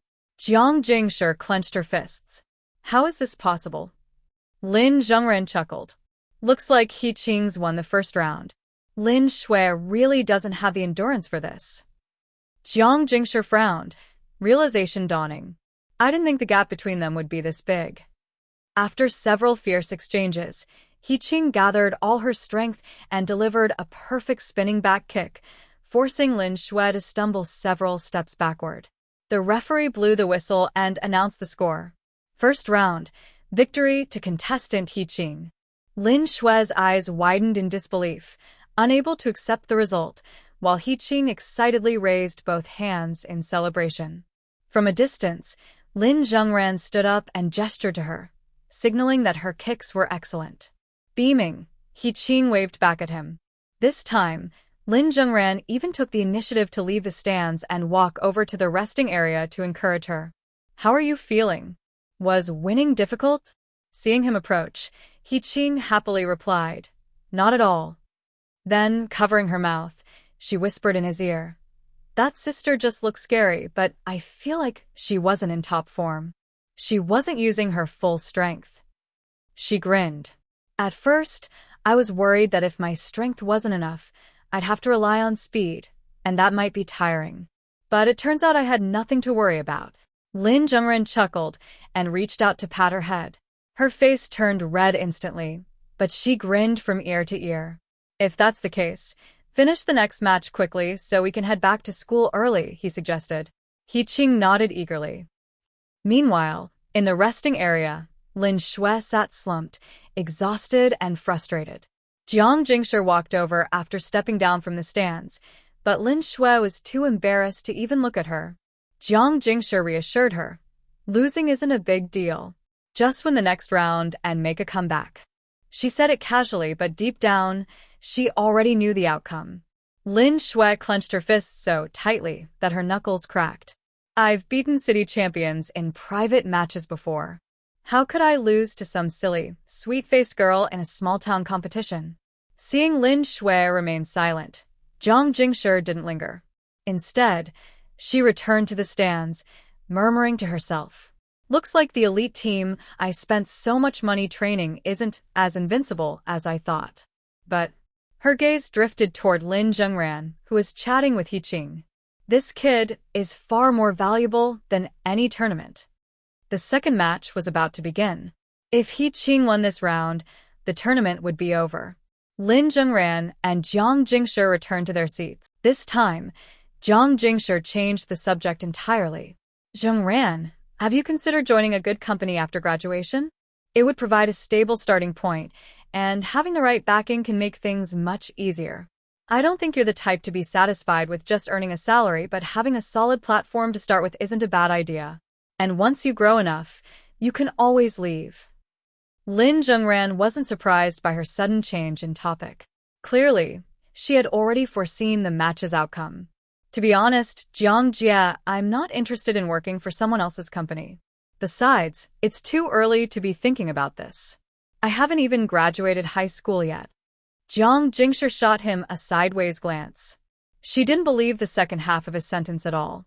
Talented people weren't bound by their age. Even if he wasn't ready now, he must already have plans. So that means you're planning to start your own business? She asked, exhaling slowly. A sense of danger crept into her instincts, a sharp intuition honed from years in business.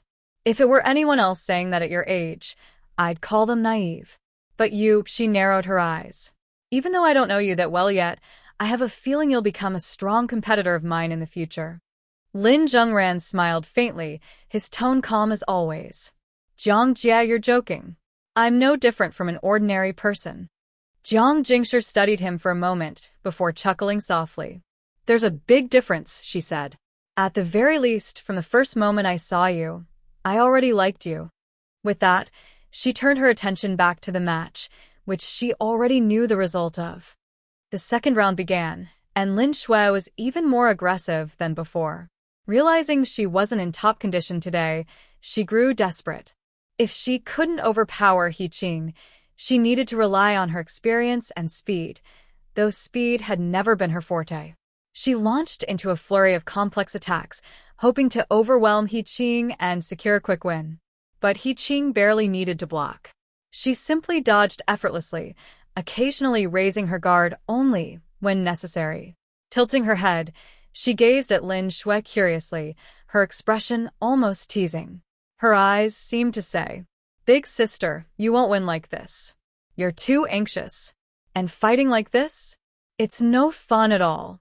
Lin Shui could see the mockery in her gaze, which only made her even angrier. She attacked even faster, but to He Qing, it felt like watching a child throw a tantrum. She really doesn't want to lose, huh? Lin Shui refused to believe she was about to lose again. She had never lost before. Desperate, she delivered a powerful horizontal kick.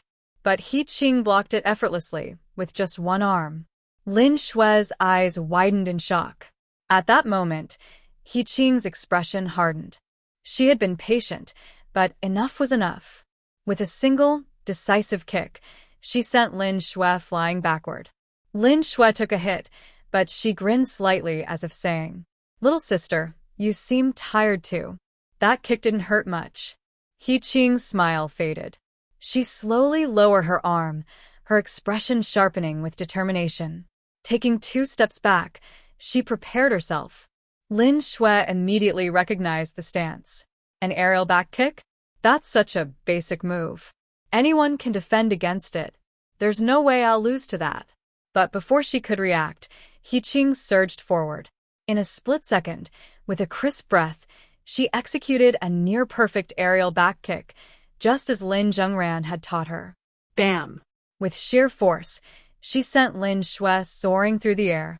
Lin Shui crashed to the ground and even slid backward by a full step's distance. Lying on the mat, her trembling eyes were filled with shock. Her hands were completely numb. She knew it was over. Staring up at the stadium ceiling, her eyes welled with tears as she slowly shut them. Even a referee was stunned by the overwhelming difference in skill. Then came the final announcement. Match over. Contestant He Qing is the champion. The other fighters from Jiang Jingshi's team were utterly dumbfounded. No one had expected Lin Shui to lose 2 rounds in a row, especially not this decisively. Meanwhile, even those who had lost earlier were cheering for He Qing's victory. He Qing, He Qing, He Qing. The crowd chanted her name in unison.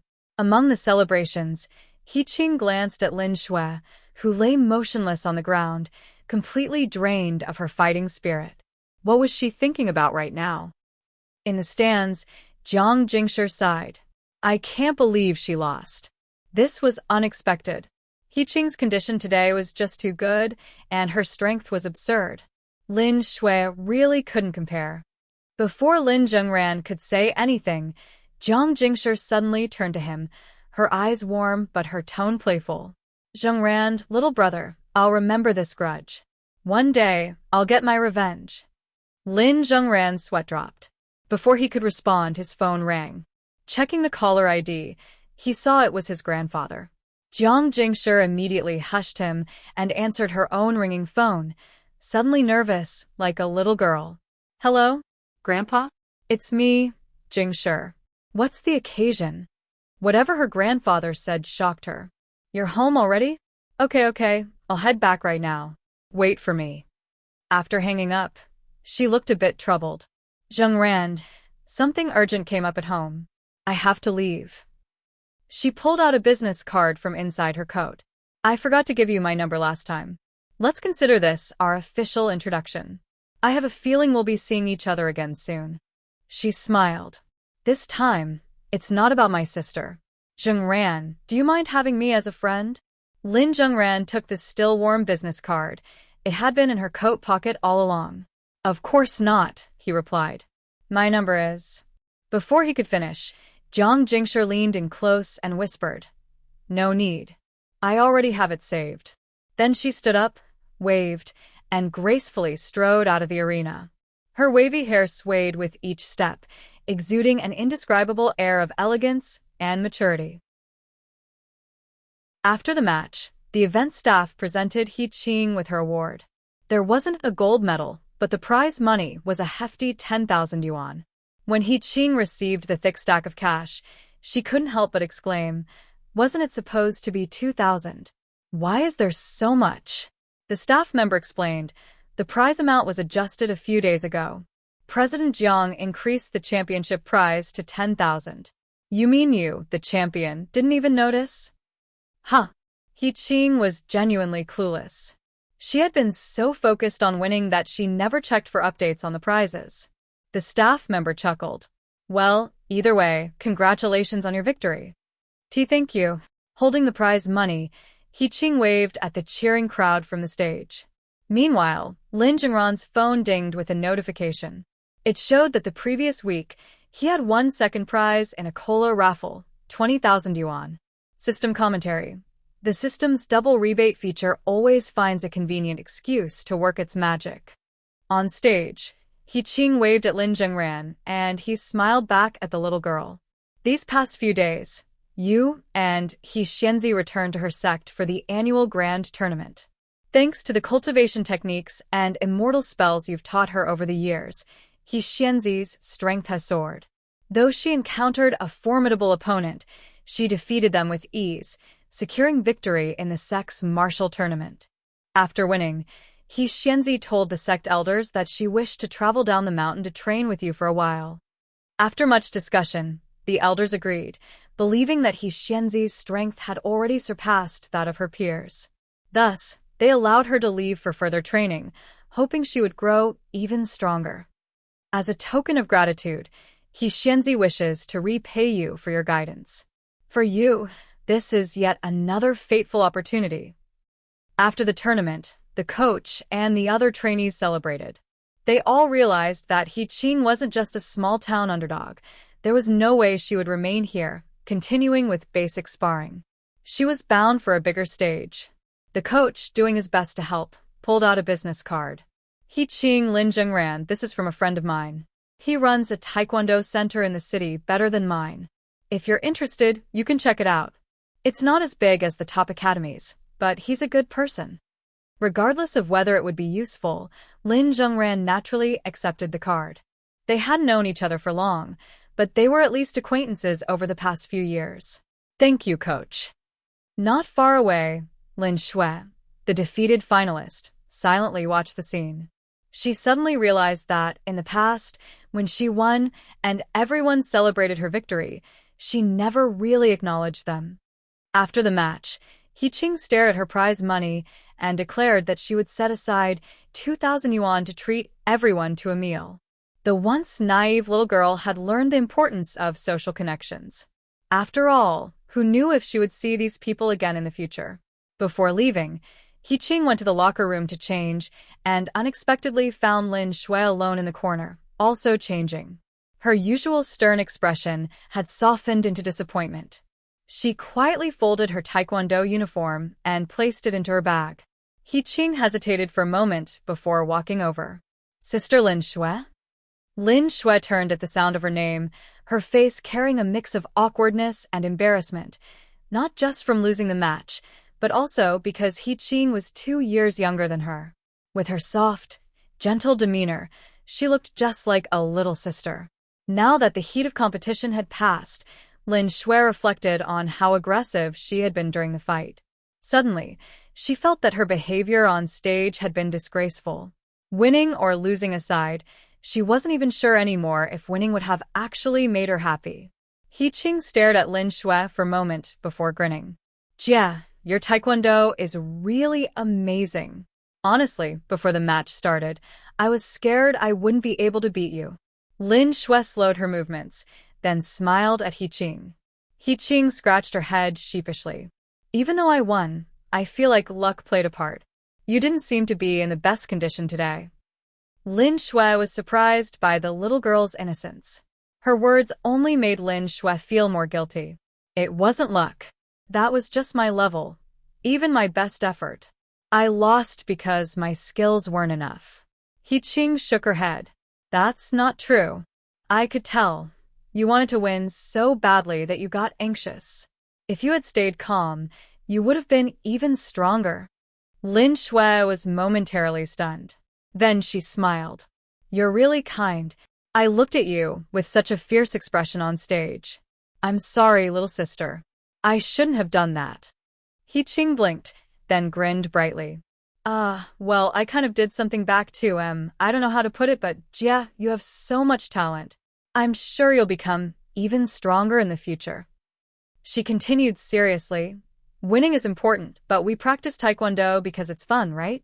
If we fight recklessly, then what's the point? It's supposed to be cool. Her eyes sparkled.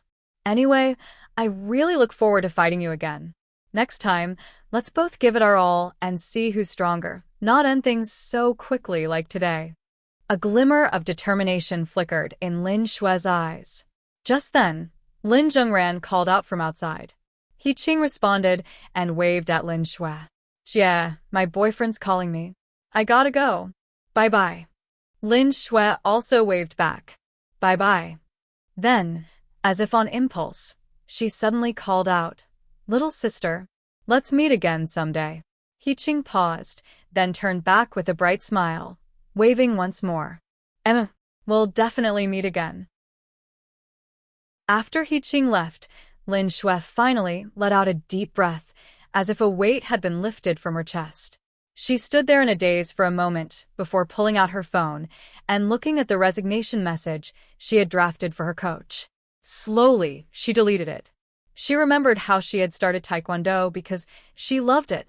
Somewhere along the way, she had lost that passion, focusing only on winning.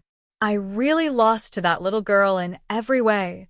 Lin Shui put her phone away, stretched lazily, then slung her bag over her shoulder and left the locker room. As she walked back to her team, her fellow trainees and the coach turned their eyes toward her. They all knew Lin Shue's proud and aloof personality, so after her loss, no one knew what to expect. Some even feared she might react badly. Someone cautiously stepped forward to comfort her. But before they could say anything, Lin Zhengran grinned, pulled out her second-place prize money, and waved it playfully.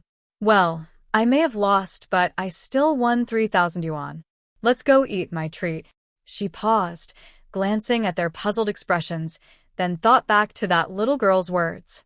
What? It's just one loss. Next time I won't lose. Her teammates exchanged glances before bursting into laughter. That's right. Next time, Sister Lin Shui will definitely win. Yeah, she's been leading us to victories all this time. The coach sighed in relief and patted her shoulder. That girl is just too strong. Losing to her isn't a failure. It just means she's on a different level. Keep training and you'll get there. Lin Shui sighed with a smile, thinking of He Qing. Yeah. Let's all work hard to surpass her together.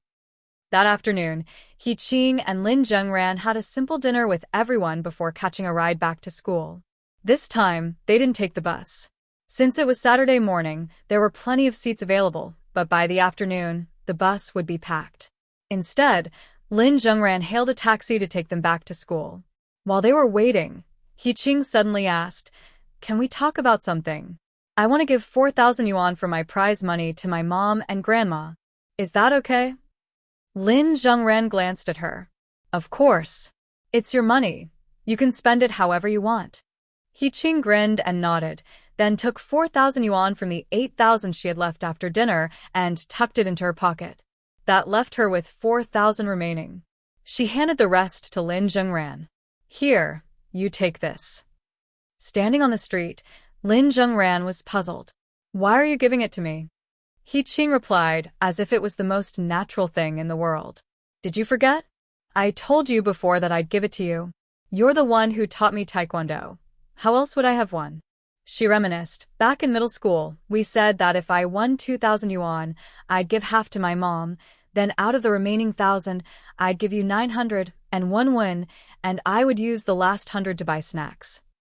Thinking about snacks, she swallowed hard before continuing. But things are different now. I'm your wire girlfriend now, right? So I'll just give it all to you. If I want to buy something later, you can just give me a little allowance. Lin Zhengran looked at her helplessly. So, now this money is mine? No way. You earned this through 2 tough matches. Keep it for yourself. He Qing didn't understand. Her clear eyes blinked at him. What do you mean? Mine and yours?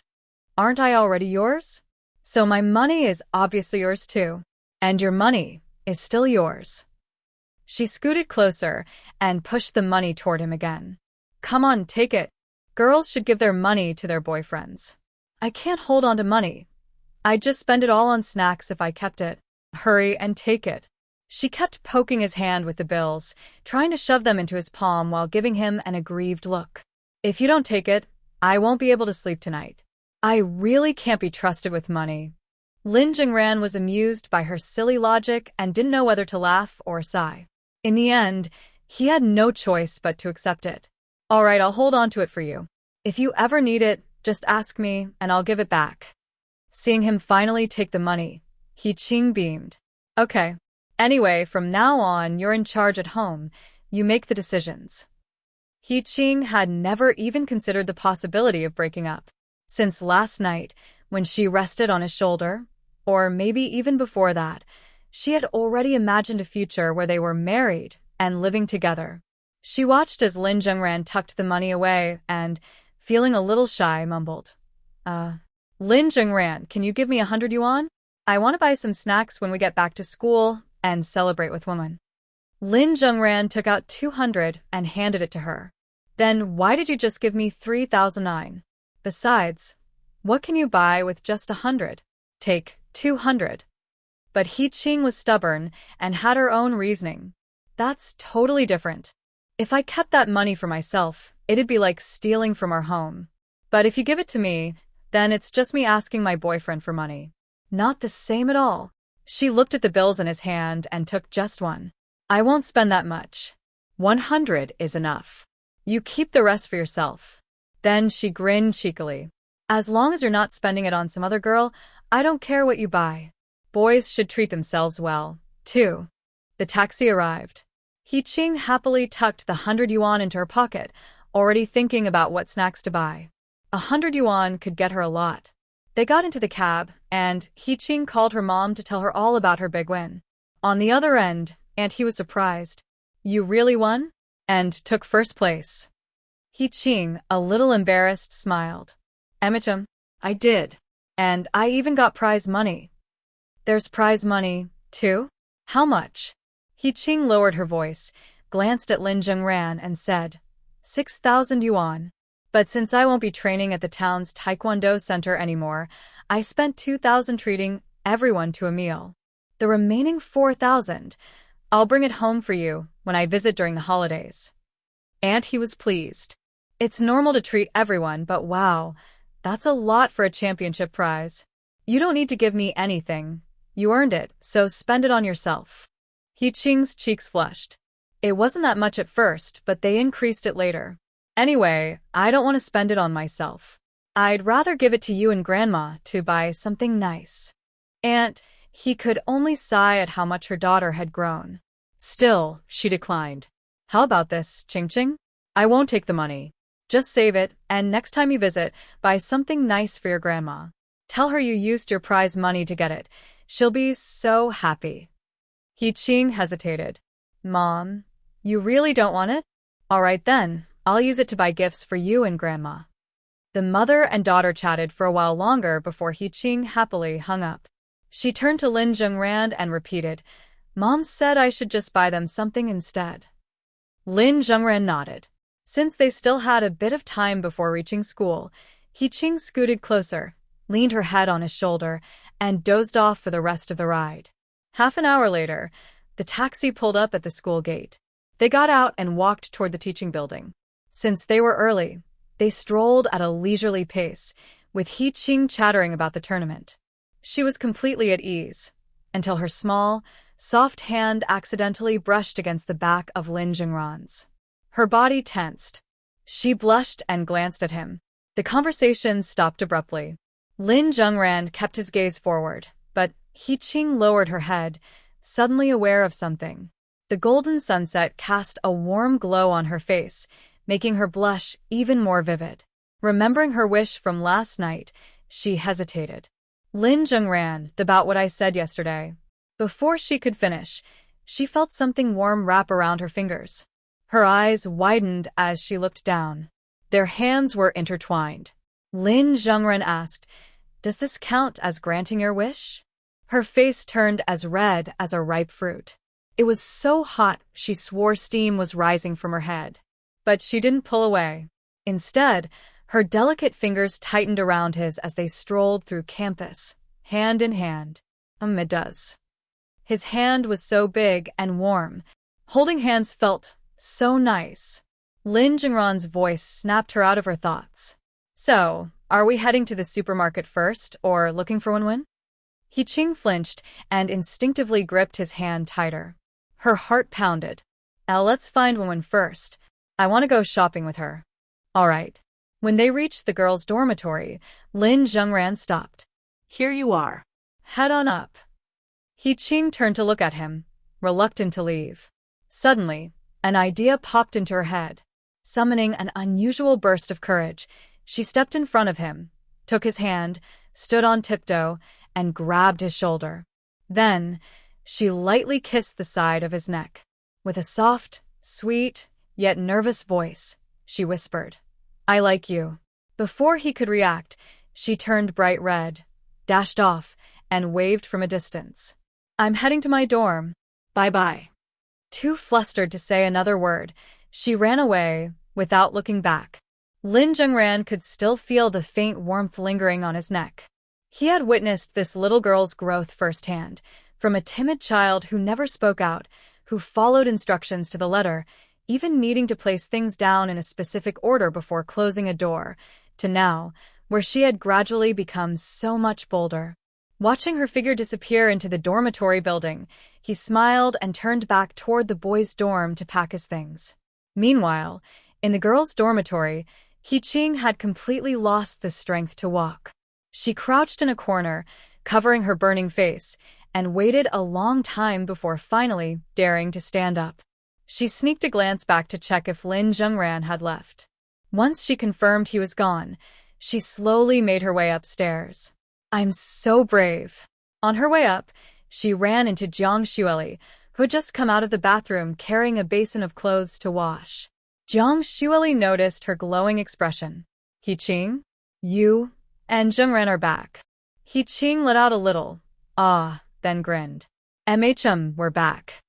Then she continued on her way, still in her dreamy daze. Jiang Xueli watched her curiously. "What's with that look?" She looked like something wonderful had just happened. Like someone in love. Wait, in love? Jiang Xueli suddenly froze, remembering that just last week, He-Ching had told her she was Lin Zhengran's girlfriend. Her brain short-circuited. The basin slipped from her hands, clattering onto the floor. She stood there like a statue about to crumble. No way. When He-Ching pushed open the dorm room door, she saw Han Wenwen lying on the bed, reading a novel. "Wenwen, I'm back." Han Wenwen immediately sat up. "Xiao Qingqing's back? Where's Lin Zhengran?" At the mere mention of her crush's name, the girl in love instinctively blushed. Lowering her head shyly, she climbed onto her bed. "He went back to his dorm after dropping me off at the entrance to the girls' dorm." Han Wenwen raised an eyebrow. "Oh, he walked you to the entrance." Then, in the blink of an eye, she teleported to He-Ching's bedside. "Spill it. What happened between you two this weekend?" He-Ching let out a tiny squeak. "Nothing happened. I just went to the tournament." "Really? Really? Really, really? Really, really? Tell me, tell me." Han Wenwen lunged at her, fingers ready to tickle. He-Ching giggled, trying to squirm away. "Wenwen, stop it. Haha, there's nothing to tell. I just won the tournament, and I came back to buy snacks with you." "Oh, and we held hands." Han Wenwen froze. "You held hands?" He-Ching shyly nodded. She had some secrets now, things she wouldn't share, like how she had also kissed him just a little while ago. Just that. Nothing else. Even so, just hearing about the hand-holding was enough to make a certain fox-eyed girl jealous. That evening, after night study, Lin Zhengran noticed something was off. Jiang Xueli looked like a ghost. Her face was pale, lifeless. When he spoke to her, she didn't even have the energy to respond. Meanwhile, Han Wenwen was clinging to He-Ching's arm. She kept sneaking glances at Lin Zhengran, but the moment he looked her way, she would whip her head around, acting all pouty and jealous. Lin Zhengran. After winning the tournament, He-Xianzi received a vast amount of sect resources. However, due to her feelings for you, she handed them all over, entrusting you with their safekeeping. He-Xianzi has confessed her true feelings. Though emotions aren't tangible objects, the spiritual energy within her unconsciously gravitates toward you. As a result, your cultivation has increased. Today, He-Xianzi's cultivation realm has advanced. Due to your contract, you will receive double cultivation points and additional rewards. From this sect tournament, you have gained +2 cultivation levels, +5 stamina, +5 strength, +7 energy. Your current spirit level, 52, Qi refinement stage. Your current attributes. Strength, 77, unlocked abilities, no strength decay, immunity to diseases. Energy, 66, at energy 60+, unlocked special ability, 7 times a night without fatigue. Stamina, 69, at stamina 70+, unlocks double endurance and triple persistence. Affinity with all things. Level 1 Beginner Affinity. You can master new skills quickly and far surpass the average person. Newly unlocked ability, 7 times a night without fatigue. From this moment onward, your household will flourish, your future children will be exceptionally healthy, and your wife's aging process will slow down depending on how often, well, you know. Lin Zhengran silently absorbed the system's notifications as he walked. Alright, putting it seriously, this new ability is actually pretty useful. That night, in a two-story villa in Zidong City, Jiang Jingshi and Jiang Qian sat quietly on the couch, barely daring to speak. A stern-looking elderly man sat in the center, his presence commanding authority, without the need for anger. Qian, he said in a deep voice, I mentioned the childhood engagement to you before. Have you met with the boy yet? The lights in the villa's living room shone brightly.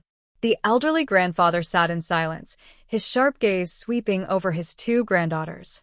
Though both remained quiet, the elder granddaughter, Jiang Jingshi, had an amused expression, while the younger one mirrored their grandfather's stern face, staring at the coffee table, lost in thought. Family resemblance. Fong Meng, the assistant, approached with a tray of tea and placed it in front of them. Grandfather, have some tea. The old man acknowledged with a grunt, nodded in thanks, and gently blew on the steaming tea. He even made polite small talk. It's been a while, Xiaoming. How are things since you and Qian started high school? Any difficulties with studies or daily life? Fong Meng thought. How could there be? She answered. No, Grandpa, everything is going well. That's good. If anything comes up, just let me know. I'll handle it right away. She then handed tea to Jiang Jingshi and Jiang Qian. Jiang Jingshi smiled at Fong Meng with a meaningful look, making her feel slightly helpless. Jiang Qian, however, neither spoke nor touched her tea. It wasn't until Fong Meng took a seat that she suddenly responded, I didn't meet him. The elderly grandfather, just about to take a sip of tea, paused and glanced at his younger granddaughter. Didn't meet? Why not? Because I wasn't interested. What? He put down his teacup. Jiang Jingshi chuckled. She knew their grandfather well. Though the Jiang family had grown immensely powerful, his authority within the household was still undisputed. After all, he was the one who made the family's first fortune. Grandpa, Qian only just started high school, and she has a lot on her plate. Besides, it's only been a month since school began. She probably just didn't have time for a childhood engagement meetup. Grandfather picked up his teacup again. But Jiang Qian countered, That's not it, sister. It's not because of my studies. Although I've been busy, that's not the reason. Mainly, Grandpa didn't bring it up before, so why should I have taken the initiative? I think not outright refusing to meet is already considered enough. Jiang Jingshi blinked at her sister. Well, that actually makes a lot of sense. Arranged childhood engagements. Who would bother meeting up unless they truly liked the person or wanted a relationship? Grandfather froze mid-sip, but had to admit that times had changed. In the past, both men and women rushed to attend arranged blind dates. Now, none of these girls were in any hurry. He exhaled. Fine. Whatever your reasons for not meeting earlier, I understand. I know the world has changed, and even a childhood engagement doesn't guarantee marriage. Then he reminded them, but I wouldn't set up my granddaughter with just anyone. I've seen the boy's photo myself, and I even looked into his background from childhood to now. While his family's finances aren't as strong as ours, he is extremely talented and has a bright future. He's a promising young man. At last, he was about to take his first sip of tea when he asked, Even if you haven't met him, you must have at least looked at his profile, right? I sent it to you a month ago. I didn't read it, Jiang Qian answered honestly. Grandfather turned his head sharply toward her. Jiang Jingshi interjected, Grandpa, maybe you should just drink that first sip of tea. Watching this back and forth is tiring. Grandfather set his cup down. Drink what? Qian, why didn't you even read the profile I sent you? Jiang Qian responded matter-of-factly, I figured I'd look at it when I actually meet him. But you didn't meet him. Exactly. So why read it? I'll check before the meeting. Grandfather. Jiang Jingshi. Still makes sense. Feeling exasperated, Grandfather turned to Fong Meng. Xiaoming, did you read it? Fong Meng was caught off guard. No, I didn't. Since Qian never checked it, I never opened it either. Then go print a copy now. We'll review it together. Oh, okay. Please wait a moment, Grandpa. Fong Meng got up and headed to the study. Meanwhile, grandfather continued speaking to his granddaughters. The main reason I came today is to settle this engagement. I've already discussed it with my old comrade. Regardless of whether you two hit it off, you at least need to meet once and see if there's any chemistry. That's not too much to ask, is it? Jiang Qian replied coldly. Just a meeting isn't unreasonable. Grandfather finally took that long-awaited first sip of tea, sweet and satisfying. In the study, Fong Meng turned on the computer, retrieved the email attachment from grandfather's inbox, and sent it to print. The printer hummed as pages of detailed personal history rolled out. Fong Meng marveled at the sheer amount of information. Wow, is the guy from a wealthy family too? Regular people don't usually have this much data. She casually picked up a page. It read, "Second grade, ranked first in town for math and Chinese, received the Model Student Award. Third grade, first in town for math, second in English, first in Chinese, and first in moral character."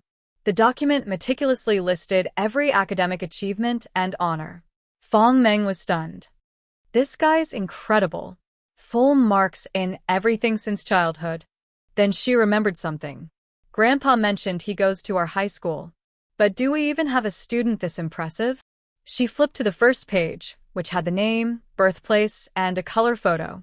Just as she was about to read the name, she muttered, "As far as I know, the top student at our school is the one Qian has been paying a lot of attention to lately, Lin Zhengran. And I remember checking his academic record before, too. Seems like he's always been first in." She paused on the final syllable. Her eyes locked onto the name and photo on the profile. Her eyes widened in disbelief. The document read, "Jiang Qian's childhood engagement partner, Lin Zhengran. Fong Meng, Lin Zhengran." The printer stopped humming. She rubbed her eyes to confirm she wasn't seeing things. No mistake. This was too much of a coincidence. Also, wasn't she supposed to be engaged to Lin Zhengran? How did he end up being Jiang Qian's fiancé instead? What the? Her exclamation was loud enough to be heard by Jiang Jingshi, who had just arrived at the door to check on the progress. She pushed open the study door. "Xiaoming, what's wrong? The documents aren't done printing yet." Fong Meng forced herself to stay calm, clutching the document as she smiled stiffly. She cleared her throat. "They're done, but, it's a bit surprising." Jiang Jingshi raised an eyebrow. "Surprising? How surprising?" She glanced at the stack of documents. "Is there a lot?" Her curiosity was piqued. "Let me take a look. I want to see what kind of person Qian's fiancé is. Here you go." Jiang Jingshi took the papers and began reading aloud. "Jiang Qian's childhood engagement partner, Lin Zhengran." She froze. Her warm, gentle eyes widened in disbelief. She looked up at Fong Meng. "Lin Zhengran. That's Zhengran." Fong Meng smiled awkwardly. "I didn't expect this either.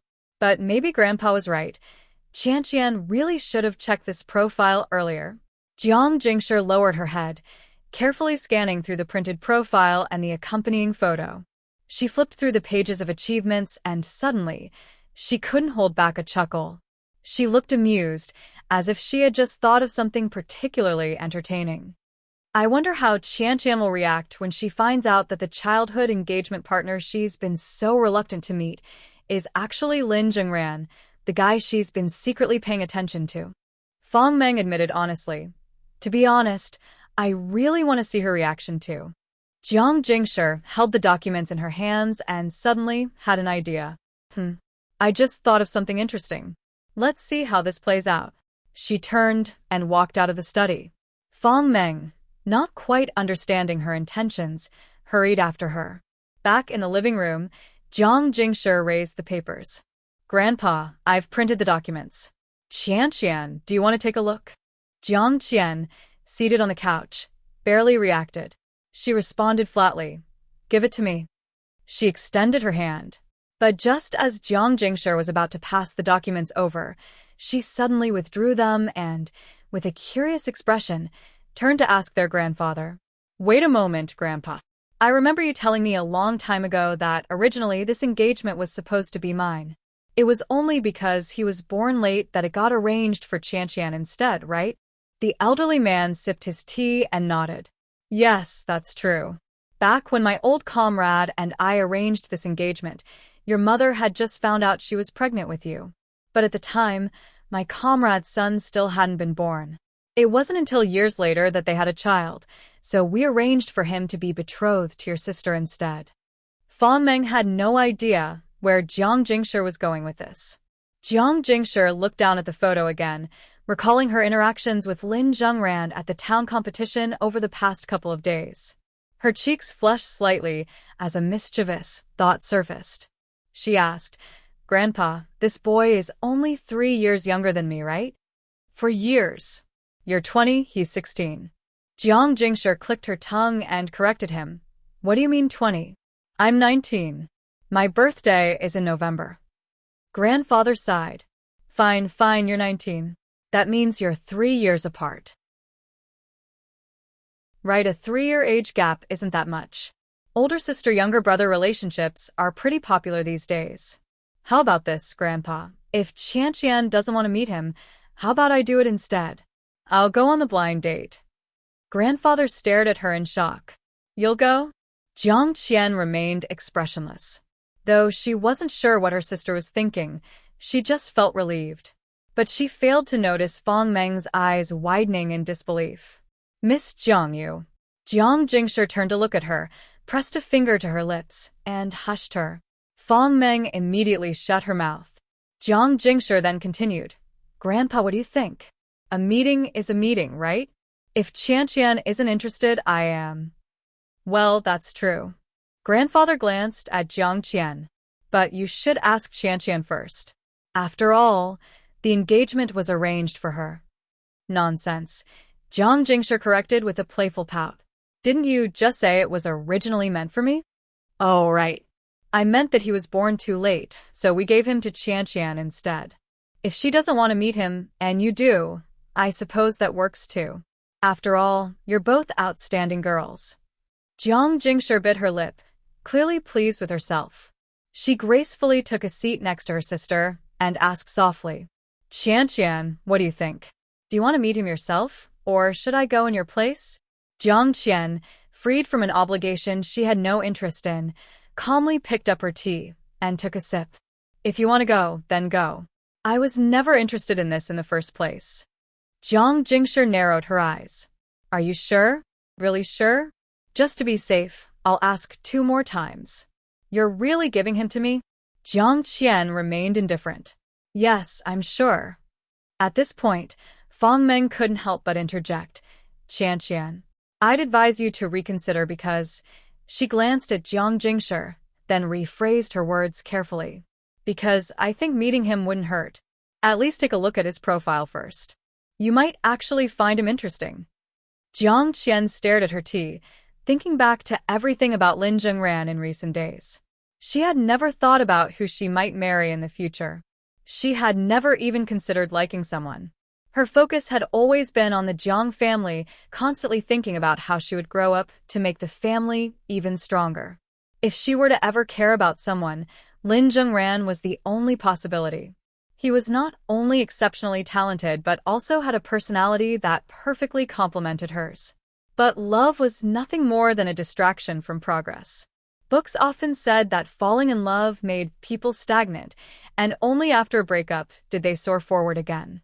She couldn't imagine herself relying on a boy, much less being in his arms. Just the thought of it felt ridiculous and dull. That was valuable study time wasted. Hugging a boy? That's the time it takes to turn a page of a book. Gone. Kissing? That's 2 pages wasted. Besides, kissing didn't even seem sanitary. Why did kissing even exist? Lips were for eating, weren't they? She knew she didn't have romantic feelings for Lin Zhengran. She was just extremely curious about why he was so strong. So, if she couldn't even like him, someone she admired yet could never surpass, then she figured she would probably never like anyone. Or marry anyone. Jiang Qian took another sip of tea. Of course, at this moment, she had no idea just how flawed her logic was. After all, People cannot understand things they have never experienced, just like how you can earn money beyond your level of knowledge. Jiang Jingshi asked once more, Qian, are you absolutely sure you're giving this boy to me? Jiang Qian nodded slowly. Yes. No matter how many times you ask, my answer won't change. I'm not interested in blind dates. Jiang Jingshi's lips curled into a smile, her gaze softening as she looked at the profile again. She recalled the moment she had her assistant investigate Lin Zhengran after their instant noodle incident. She had never expected that the boy who had once scolded her back then would turn out to be Lin Zhengran. Thanks, Qian. Though, technically, thanks isn't quite right, since he was originally mine anyway. Grandfather, having listened to their entire conversation, nodded in satisfaction. Since that's settled, then Jingshi will go instead. Either way, you're both excellent. Fang Meng glanced at Jiang Qian's utterly zen-like expression and let out a sigh. I really hope she won't regret this later. She didn't like seeing Jiang Qian let her curiosity cloud her judgment, but something told her that Jiang Qian was definitely going to regret it. Meanwhile, Jiang Jingshi folded the profile documents neatly and tucked them away, looking forward to the upcoming blind date. So, Grandpa, when's the meeting scheduled? Isn't there a holiday next week? National Day. Let's set it for the evening of the second day of the holiday. I'll also inform his grandfather. Alright, let me check my schedule. Jiang Jingshi pulled out her phone and skimmed through her upcoming plans. I have quite a few things to do this week. I'll need to finish everything up in the next couple of days, so I can free up a day for the date. And for the evening. She bit her lip in thought. Should I go for a candlelight dinner? There are actually a lot of things I'd like to talk to him about. But what should I wear for the date? She stood up. Grandpa, I'm heading to my room to pick out an outfit. This is my first blind date. After all, I have to look my best. Grandfather gave a slight nod, amused by how eager his granddaughter was. Girls really do change when they grow up. She's actually excited about a blind date. After finishing his tea, the elderly man stood up. Well, since that's settled, I'll head to my room to rest. I'll be staying here for the week. By the way, has my room been prepared? Fang Meng quickly replied, Yes, Grandpa. Everything's been taken care of in advance.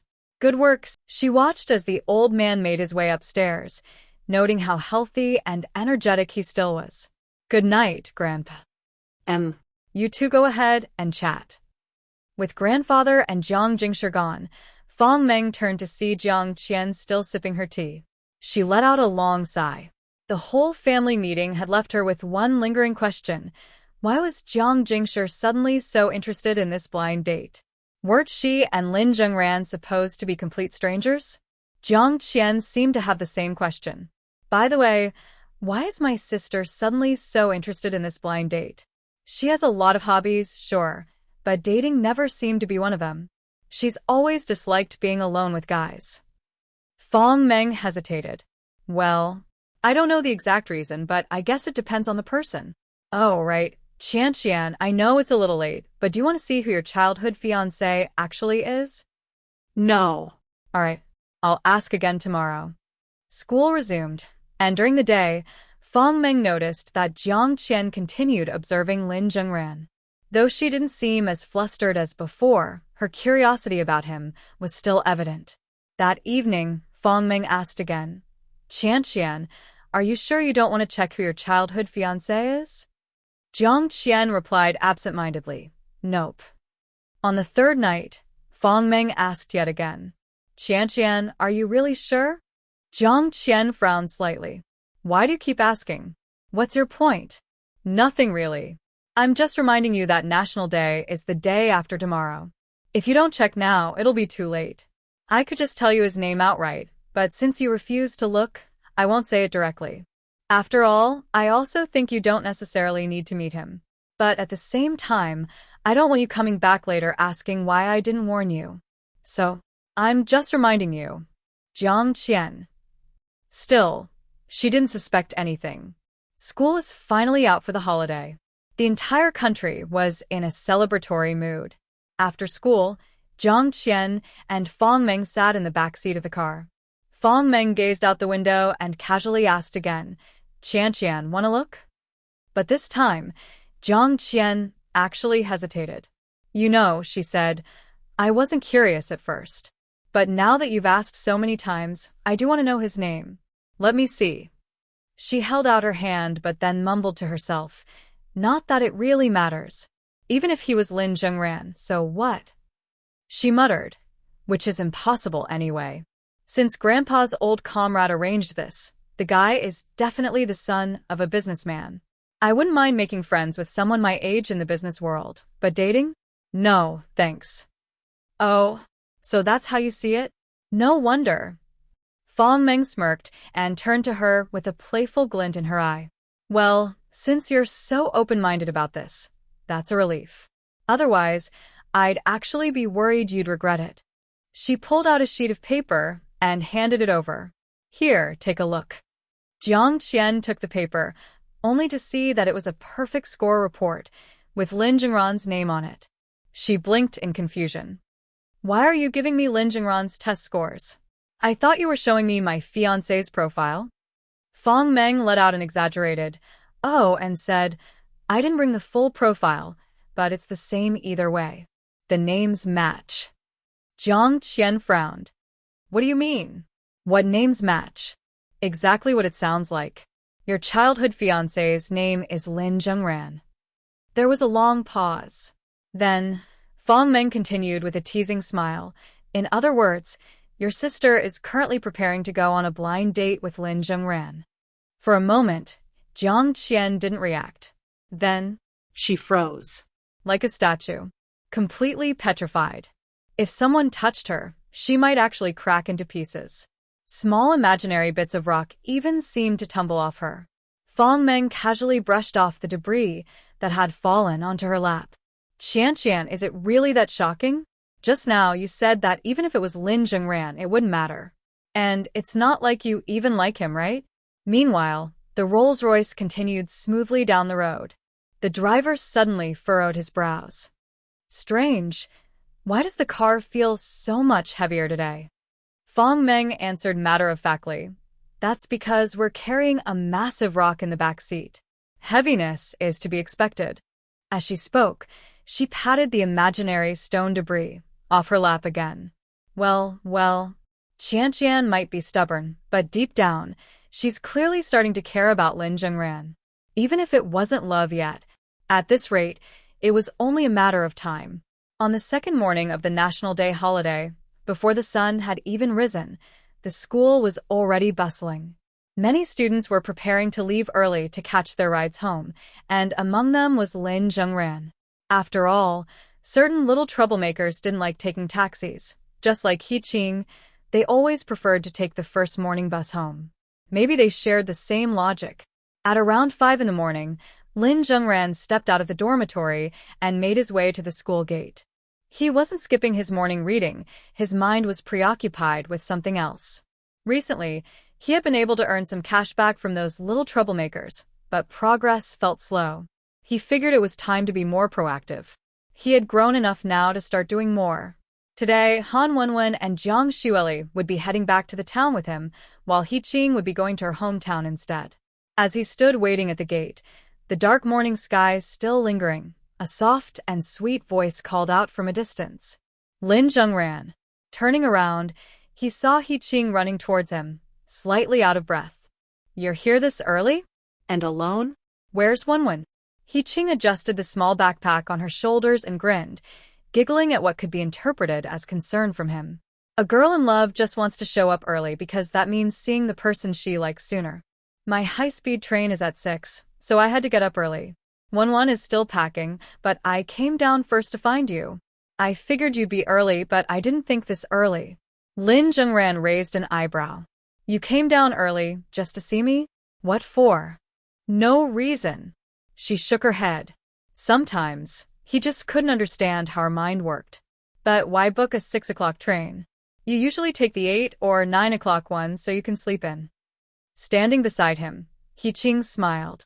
Oh, I just wanted to go home earlier today. I still need to buy gifts for my mom and grandma.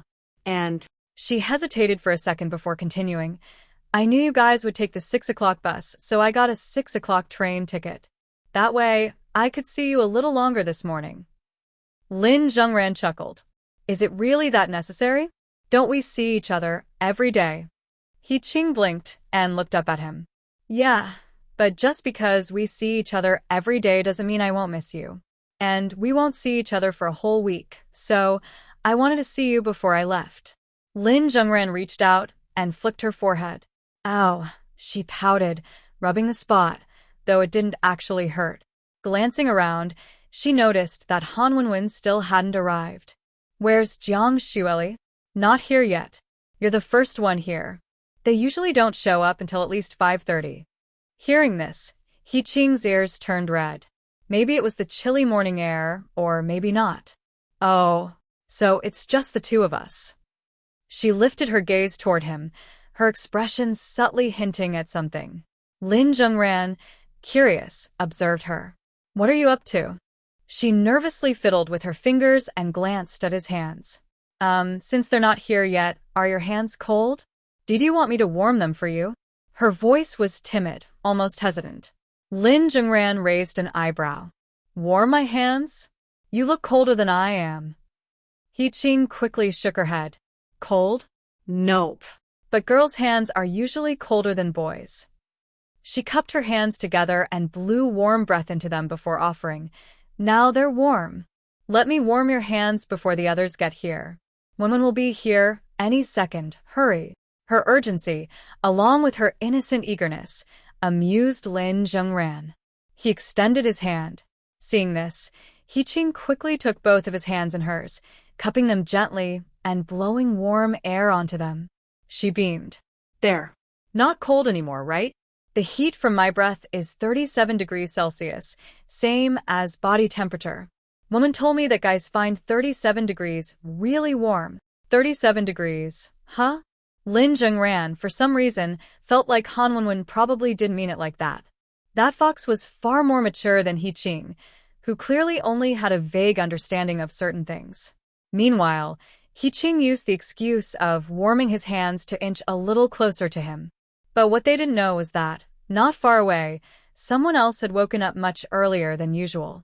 Jiang Xueli was usually awakened by her alarm at 5:30, but this morning, she had woken up half an hour earlier, and after tossing and turning in bed, unable to sleep, she simply got up. She had been preoccupied all week, so after a quick wash, she decided to head down early. Maybe someone else would show up early too.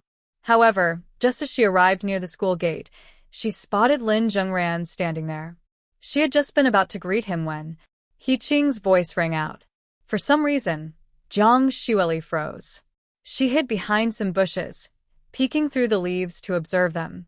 Though she was too far away to hear their conversation, she saw everything. The way He Qing talked to him, the way she moved closer.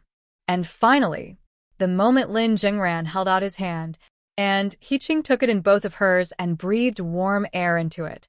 Jiang Xueli's eyes widened in shock, lips slightly parted. What are they doing? Are they holding hands? Does this mean He Qing was telling the truth before? Are they actually together? And unbeknownst to both Jiang Xueli and He Qing, they weren't the only ones watching.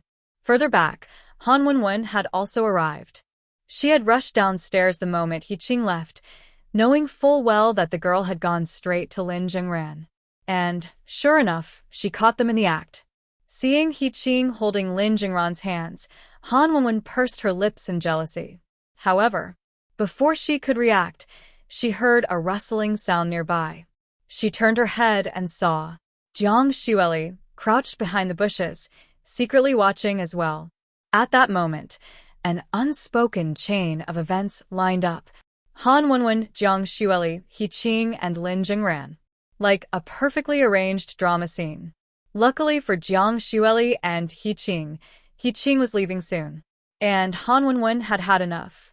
Stepping forward, she broke the tension with a deliberately cheerful voice. Xiaoqing, Lin Zhengran, why are you two in such a rush to leave the dorms so early? Especially you, Xiaoqing. You didn't even wait for me. At the sound of her voice, He Qing panicked, quickly releasing Lin Zhengran's hands. Her face turned bright red, and her hands and feet seemed to not know where to go. Jiang Xueli, hiding in the bushes, also flinched, instinctively shrinking back.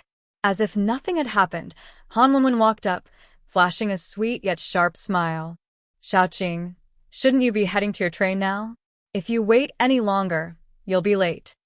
She spoke in a friendly tone. But when she looked at Lin Zhengran, she shot him a glare so sharp he could practically feel it. Little He-Ching took out her phone to check the time. Oh, right, I gotta go. She had originally planned to lean on Lin Zhengran's shoulder for a little longer while they were alone, but time had flown by faster than she expected. Whenever she was with him, time always seemed to pass in the blink of an eye. She glanced into the distance. Jiang Xueli isn't here yet? I can't wait for her then. I need to catch the high-speed train. Wenwen, if she shows up later, let her know I've left. Don't worry, little Ching-Ching. Little He-Ching waved goodbye to Lin Zhengran and Han Wenwen. Lin Zhengran, Wenwen, see you. I'm heading off. She was noticeably shy when calling Lin Zhengran's name. After speaking, she ran toward the row of taxis parked outside the school gate, giving a final wave before getting into one. Han Wenwen waved back, watching until the taxi disappeared into the distance. Then, her fox-like eyes shifted toward Lin Zhengran, pretending to be upset as she looked away. How sweet, holding hands to keep warm in the morning, huh? Lin Zhengran glanced at her. You've been here for a while, haven't you? Han Wenwen scoffed. More than just a little while. This morning has been very eventful. From the grass in the distance, Jiang Xueli slowly walked over, her expression unreadable. She didn't say anything about what had just happened, but a faint trace of disappointment flickered in her eyes. She greeted them with a forced smile. Morning, Zhengran. Lin Zhengran turned to her. Morning. Han Wenwen also looked at Jiang Xueli, then back at Lin Zhengran. The little fox was practically radiating jealousy. This week was supposed to be Jiang Xueli's turn to spend time with Lin Zhengran, yet the very first morning of the break started off like this. Seems like Zhengran will be spending quite a bit of time with Jiang Xueli this week. On the bus back to town, the three of them sat together. Suddenly, Jiang Xueli clutched her stomach in discomfort. Lin Zhengran frowned. What's wrong? Jiang Xueli shook her head with a smile. It's nothing. Probably just the cold from this morning. I'll be fine once I warm up at home. She kept smiling but avoided looking at Lin Zhengran, instead staring at the bus window, watching the scenery blur past. She couldn't shake the image of He-Ching holding Lin Zhengran's hand earlier that morning. That kind of gesture, it was obviously something couples would do. Zhengran and He-Ching. When they arrived at the bus stop, all three got off together. Despite everything, Jiang Xueli still instinctively called out, Zhengran, the competition is this week. But she hesitated mid-sentence. Lin Zhengran nodded. I know. I'll sort out my things at home first, then come find you to discuss the details. Jiang Xueli chuckled and looked at him playfully. Actually, it's not that urgent. You can take your time. The competition is still a few days away, after all. She waved at him. I'll head home first. You should go home and get your stuff sorted too, Zhengran. As she turned to leave, she winced from the pain in her stomach again, pressing a hand to her abdomen. Did I eat something bad yesterday? She wondered. I should grab some medicine for this. After watching Jiang Xueli leave, Han Wenwen turned to Lin Zhengran. Looks like I'm not the only one who needs comforting. Lily is jealous too. Having 3 girlfriends has its perks, but it also has its downsides. Lin Zhengran watched Jiang Xueli walk away. He had known this kind of situation was bound to happen sooner or later. Han Wenwen studied his face. Looks like Brother Zhengran already has a plan in mind. When they were alone, she naturally switched to using Brother Zhengran. By the way, how long will you be busy with Jiang Xueli's competition? She asked. Probably until the 6th. The singer competition lasts 2 days and should end by 6 p.m. Han Wenwen had hoped it would be sooner and pouted. Then I'll call you at 6 p.m. She poked his chest with a finger. I've had enough of watching you and He-Ching being all lovey-dovey this week.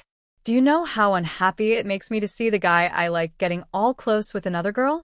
If you don't make it up to me properly, Brother Zhengran, you'll see that Even little foxes can bite. She narrowed her charming eyes at him, full of playful jealousy. Then, to vent her frustration, she leaned in and bit his arm. Of course, she didn't actually bite hard, just enough to leave some saliva on his skin. "You better make it up to me on the 6th, she huffed. "Otherwise, I'll blow up your phone with calls until you come." Lin Zhengran wiped his arm with her sleeve. "Got it. I'll come find you at 6 p.m.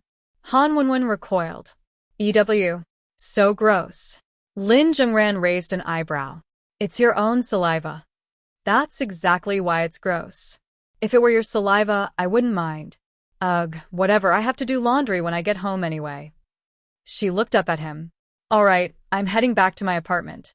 Don't forget, 6 p.m. on the 6th. Take care on the way back." Han Wenwen waved at him and left. As she walked, she started plotting. 6 days is way too long to wait. Right now, Zhengran only had 3 girlfriends. What if he got another one? Or even 2 more? How long would she have to wait then? She had to figure something out. Zhengran had to spend more time with her. Meanwhile, Zhang Xueli's stomachache worsened as she walked home. She had to stop and squat down for a while because of the pain. With no other choice, she headed straight to a nearby clinic. She registered at the front desk and was soon seen by a female doctor wearing a white coat. Name? Zhang Xueli. Age? 16. What's bothering you? Stomach pain. It started this morning and keeps getting worse. Stretch out your hand. Zhang Xueli sat down and extended her hand while the doctor briefly checked her pulse. Zhang Xueli hesitated. "Doctor, do you know what's wrong with me?" The doctor nodded. You're pregnant." Zhang Xueli froze. "Huh? Pregnant? No way." The doctor handed a medical file to a woman who had entered before her. "Your test results confirm you're pregnant. You should go to the hospital for a full checkup." The woman took the file and nodded. "Thank you, doctor. I'll go today." After she left, the doctor turned back to Zhang Xueli. "Now, where were you hurting again?" Zhang Xueli let out a long breath, wiping the sweat from her forehead. "That scared me to death." No, I said my stomach hurts, doctor. It started this morning." "Have you had this pain before?" No. "Are you on your period today?" Yeah, I think so. Do you usually get cramps?" "Sometimes, but not that bad." "Have you ever been sexually active?" "Sexual?" No. "Absolutely not." Zhang Xueli frantically waved her hands. "I haven't even held a guy's hand. I swear." The doctor gave her an amused look. "Judging by how flustered you are, I believe you. By the way, have you been upset about something today? Stress can make cramps worse." Upset. She immediately thought of the morning's events. "Yeah, I guess so." The doctor nodded. "It's just menstrual cramps. I'll give you some medicine, it should help. Try to keep your mood light and drink warm water." Next patient. Zhang Xueli sighed in relief. At least it's nothing serious. But still, how is she supposed to be in a good mood after seeing them hold hands? That big idiot. He confessed to me first. He should be my boyfriend. And now he's supposed to come over to practice singing with me later. How am I supposed to focus while dealing with cramps? Zhang Xueli returned home with the medicine she had bought. Her parents weren't off for the National Day holiday, so, as usual, she was home alone. She saw the note and some pocket money her mom had left on the coffee table. As always, she set her bag down and was about to take a shower first thing after getting home. After all, Lin Zhengran was coming over soon. But the pain in her abdomen made it hard to even think about bathing. She hesitated in front of the bathroom door, staring at her reflection in the mirror. In the end, her willpower won over the discomfort. "I should still take a shower. I'll smell nicer and look better afterward. Every moment alone with him is precious. Besides, it's just period cramps. A bath shouldn't make it worse." She comforted herself, warming up a kettle of water and taking the Yuanhu pain relief pills prescribed by the doctor. Then, she finally headed to the bathroom. She took off her coat, removed the hair ties from her twin ponytails, and let her long hair cascade over her shoulders. Barefoot, she walked into the bathroom, let the hot water run for a moment, and then closed the door. The doctor had told her to keep a positive mindset and not dwell on unhappy thoughts. But how could she help it? As she bathed, all she could think about was He Qing holding Lin Zhengran's hands that morning, blowing warm breath onto his palms. She frowned. Zhengran, big idiot. Another wave of pain hit her, making her crouch down to clutch her abdomen.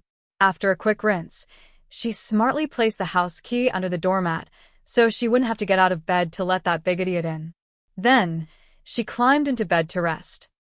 Meanwhile, Lin Zhengran had nothing pressing to do after returning home. He showered, had breakfast, and double-checked the competition's date and location to ensure there were no changes. Once everything was confirmed, he headed to Jiang Xueli's house. When he arrived, he knocked on the door. No answer. Jiang Xueli, curled up in bed, heard the knocking and called Lin Zhengran. When he picked up, she explained, "Hey, Zhengran? The key's under the doormat. Let yourself in." Under the doormat? Aren't you home? Why'd you put it there? I've got a stomachache and don't feel like getting up. But she didn't want him to leave. I'll be fine after a bit. I can still practice singing. Stomachache. Lin Zhengran found the key, unlocked the door, and stepped inside.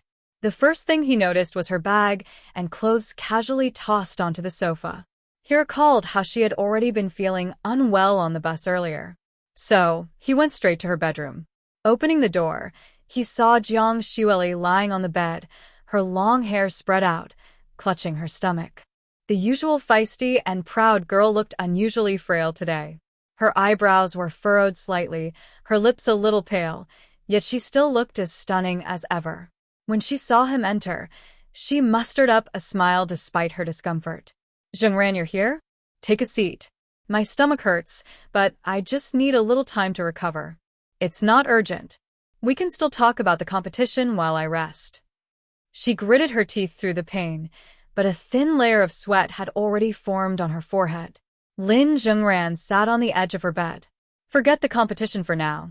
What's going on with you? Did you see a doctor?" Jiang Xueli, despite acting tough, was just like any other girl. Whenever the guy she liked showed concern for her, it made her feel instantly better.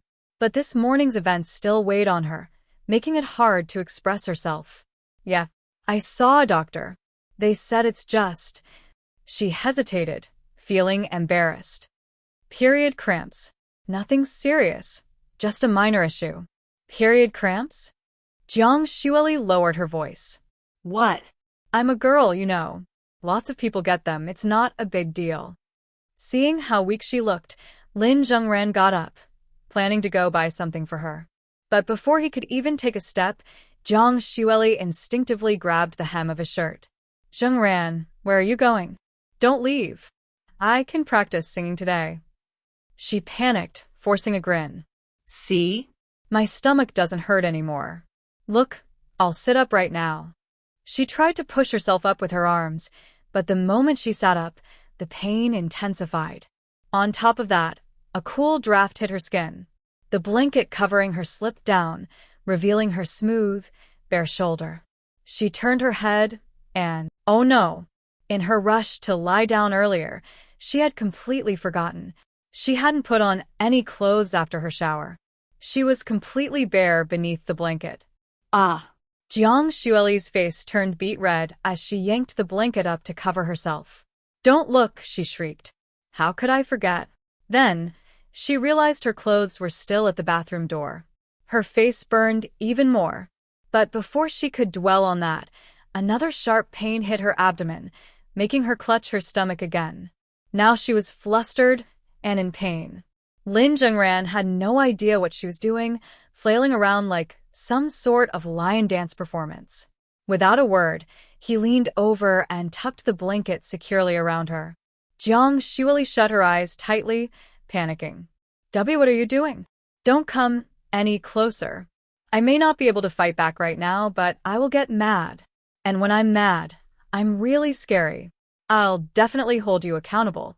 Lin Zhengran flicked her forehead. "Shut up." She winced from the light pain, finally calming down. He sighed. "Why are you acting so weird while feeling unwell? Just lie down and rest." Have you eaten? She peeked at him from under the blanket. No. I wasn't in the mood to eat. And why'd you flick my forehead? Lin Zhengran sighed again. Did you at least take your medicine? Painkillers? Yeah, I did. Unbelievable. You took medicine but didn't eat? You do know that an empty stomach makes cramps worse, right? And taking painkillers on an empty stomach? Really smart move. Now lie down properly. Jiang Xueli, intimidated by his stern tone, didn't dare talk back. She obediently curled up under the blanket. Lin Zhengran stood up. I'm going to buy you some warm food. Stay in bed and wait for me. Oh. Just as he reached the door, Jiang Xueli anxiously called out. Zhengran, you're not going to leave me behind, are you? Lin Zhengran turned back. What do you think? When have I ever abandoned you? If I wanted to leave, I wouldn't make up an excuse. I'd just say so directly. Now stay put. With that, he stepped out of the room, checked the fridge. Nothing useful, then headed out. Jiang Xueli lay in bed, blankly staring at the door. She listened to him leave, repeating his words in her mind. I believe he won't abandon me, but then why did I see him and He Qing being so close this morning? Lin Zhengran went to the store, buying brown sugar, red dates, and lemons. Then he stopped by a food stall to get millet porridge and steamed buns. When he returned, he checked on her first. Still hurting. Jiang Xueli saw him and immediately felt better. She nodded slightly. A little. What did you buy? You'll see in a bit. Lin Zhengran closed the bedroom door behind him and headed to the kitchen. Even though he hadn't dated in his past life, he had read way too many random books.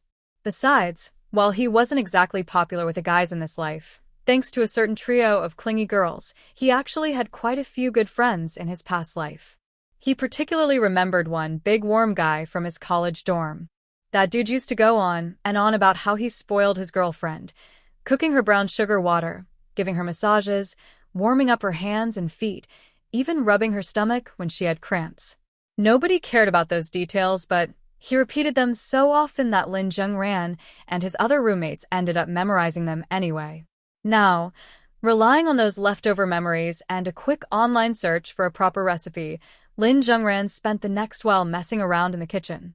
Eventually, he successfully made a fresh pot of brown sugar water. He took a sip himself, tasted decent.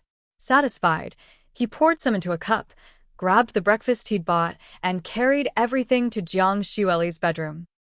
Jiang Xueli looked up as he walked in, spotting the cup in his hand. She had heard him doing something outside earlier, but she hadn't expected this. Brown sugar water? You bought it.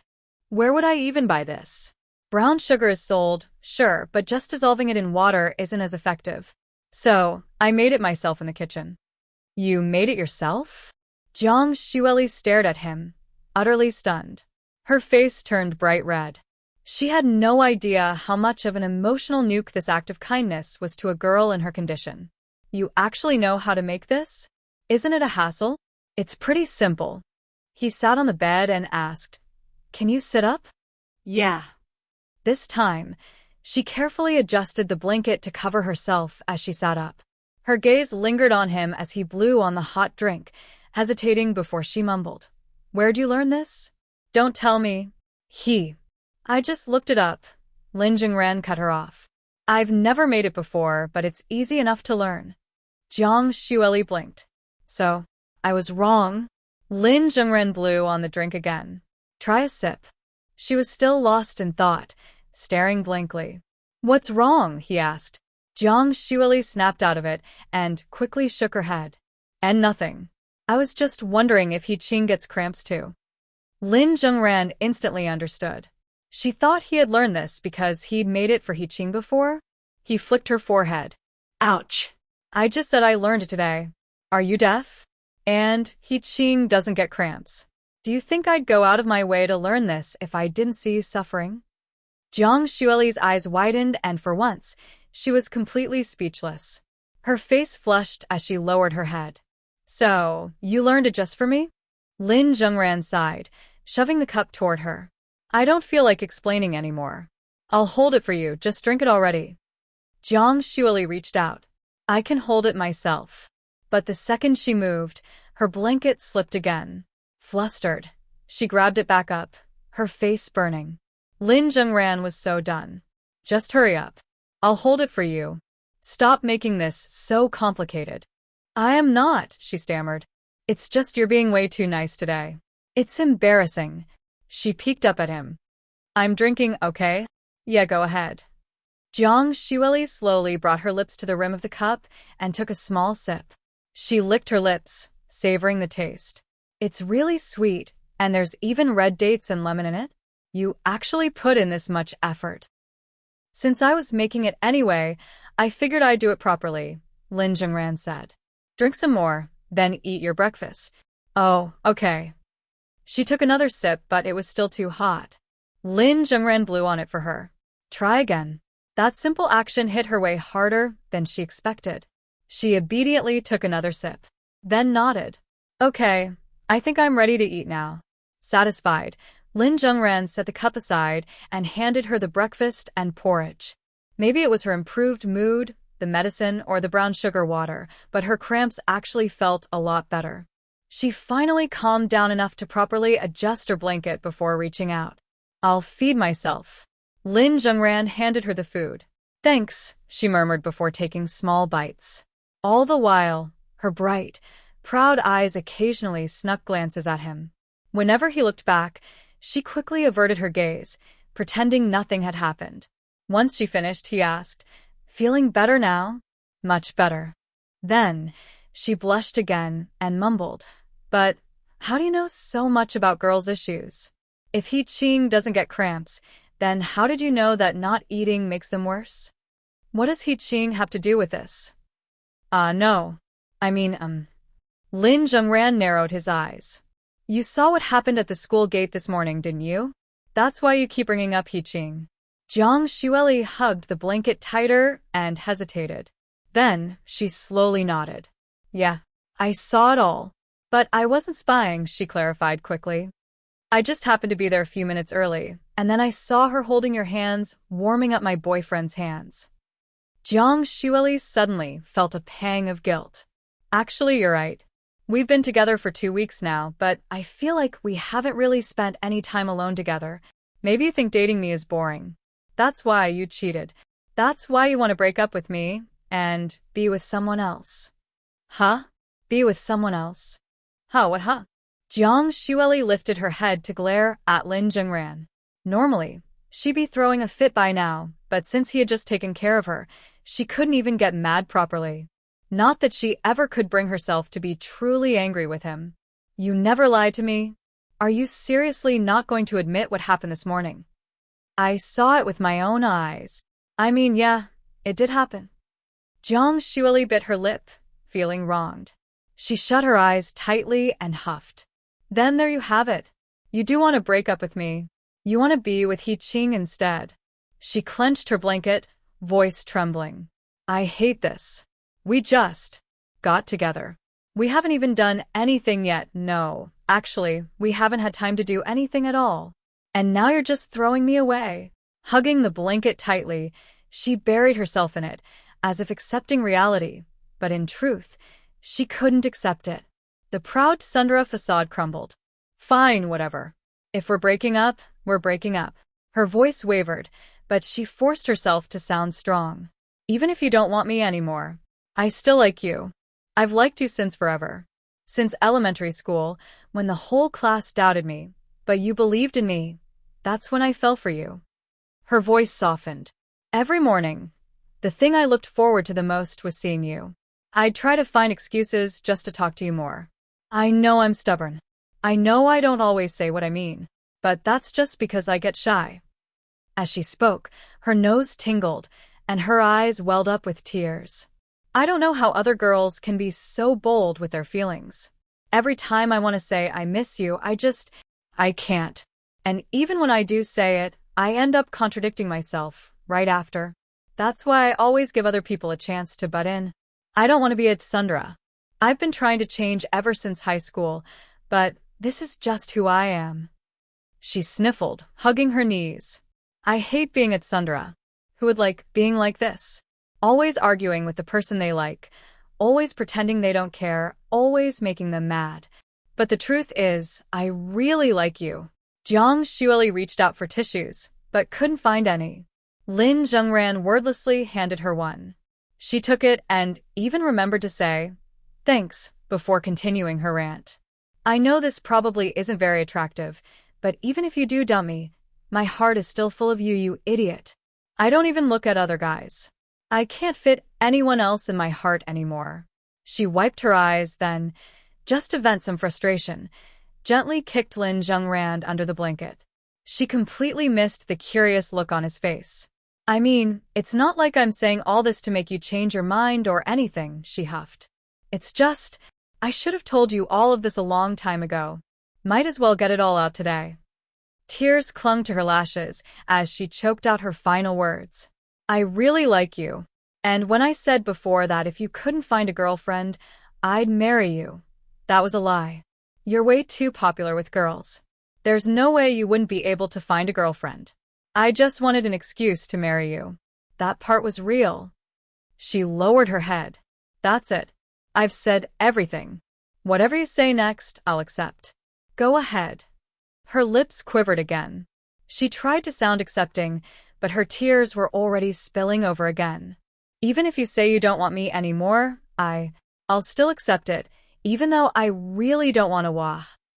Lin Zhengran stared at her, speechless. This was probably the longest, most heartfelt speech she had ever given him. You seriously think I don't want you anymore? He sighed. How many times have I told you before? I don't just leave people. So, of course, you're still mine.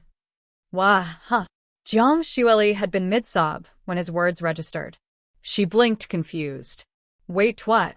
She had braced herself for the worst, but he was keeping her. She quickly wiped her tears. Then, what about He Qing? Lin Zhengran answered casually. Oh, He Qing? She's mine too, of course. I'm not letting go of either of you. What?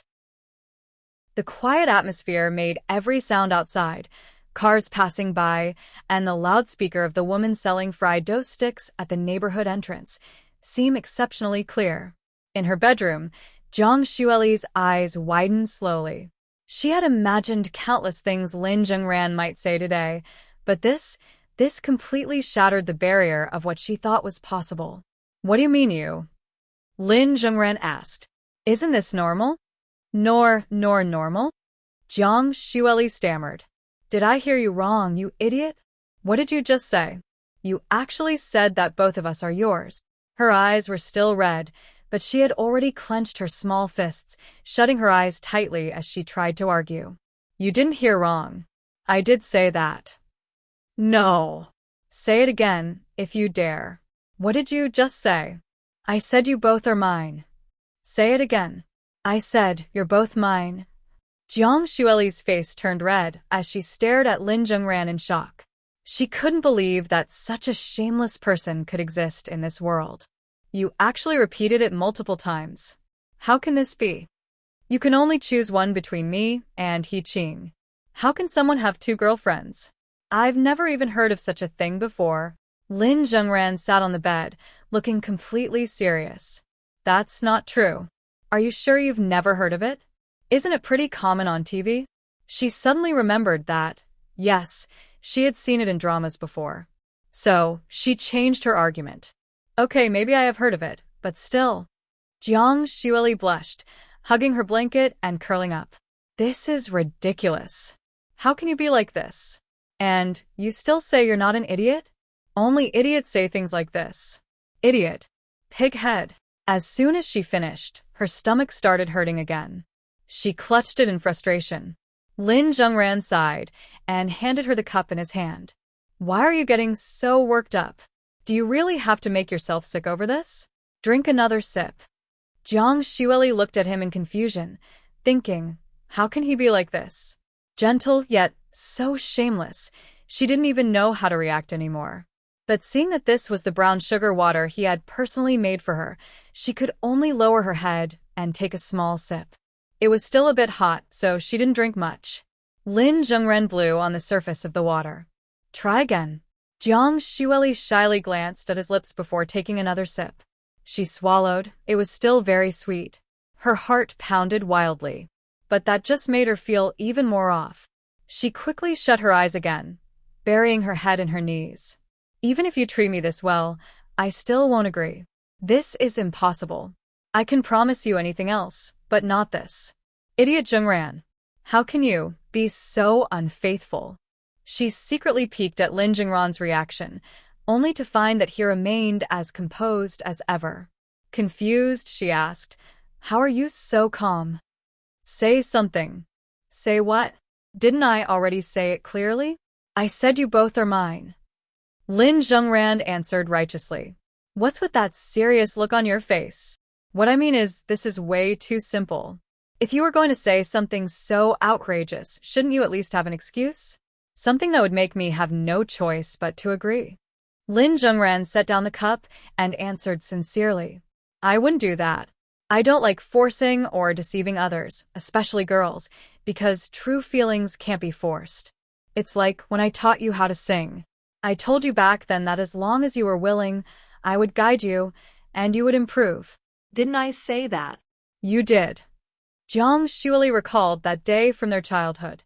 "And I agreed, but—" She tightened her grip on the cup, letting the sweetness of the brown sugar water linger on her tongue. "But having a girlfriend is different. Although I do appreciate that you won't lie to me." She turned away, mumbling to herself, "Unless you're really serious about this, I won't agree. But if you really insist, then I guess I don't have a choice." "You gave in so fast." "What do you mean, gave in?" Jiang Shuili hugged her head, suddenly realizing. Did I just agree?" Her blanket slipped again, and she quickly grabbed it, her face still flushed as she muttered. "What else can I do? You know I like you. I've liked you for so many years. Even knowing how unfaithful you are, I still stay by your side every day." But She clenched her fists and questioned him. "Tell me, answer me this. Do you even have the determination to take care of 2 girlfriends? Having 2 means twice the jealousy, twice the effort. You have to comfort both of us." Lin Zhengran. "I know. I knew that from the start. You." Jiang Shuili buried her face in her knees again and let out a deep sigh. "I'm speechless." "Do whatever you want, idiot." "I must be crazy for being this obsessed with you." Lin Zhengran handed her the cup again. "Drink a little more, and then lie down. Even if your stomach doesn't hurt now, your period is still going to make you uncomfortable for a couple of days." Jiang Shuili looked at him again, pursing her lips before taking the cup and gulping down the rest. Then she narrowed her eyes at him suspiciously. "Wait, don't tell me you planned this from the start? That you wanted everything? You never intended to let go of either of us." Lin Zhengran took the empty cup from her. "Of course. I've never changed my mind." "You really are." Jiang Shuili started smacking his arm with her small fists. "You're seriously the most shameless person ever." As she kept hitting him, she suddenly lost her balance, her face landing against his arm. But she didn't pull away. Instead, she rested her forehead against him, her lips pressing together as she sniffled softly. Lin Zhengran was surprised. "What's wrong now?" Jiang Shuili shook her head and softly muttered. "Nothing. It's just even though you're so shameless and openly saying all this, I actually feel a little happy inside. Maybe it's because you've always been like this, and I've gotten used to it. But what matters most to me is that you still care about me."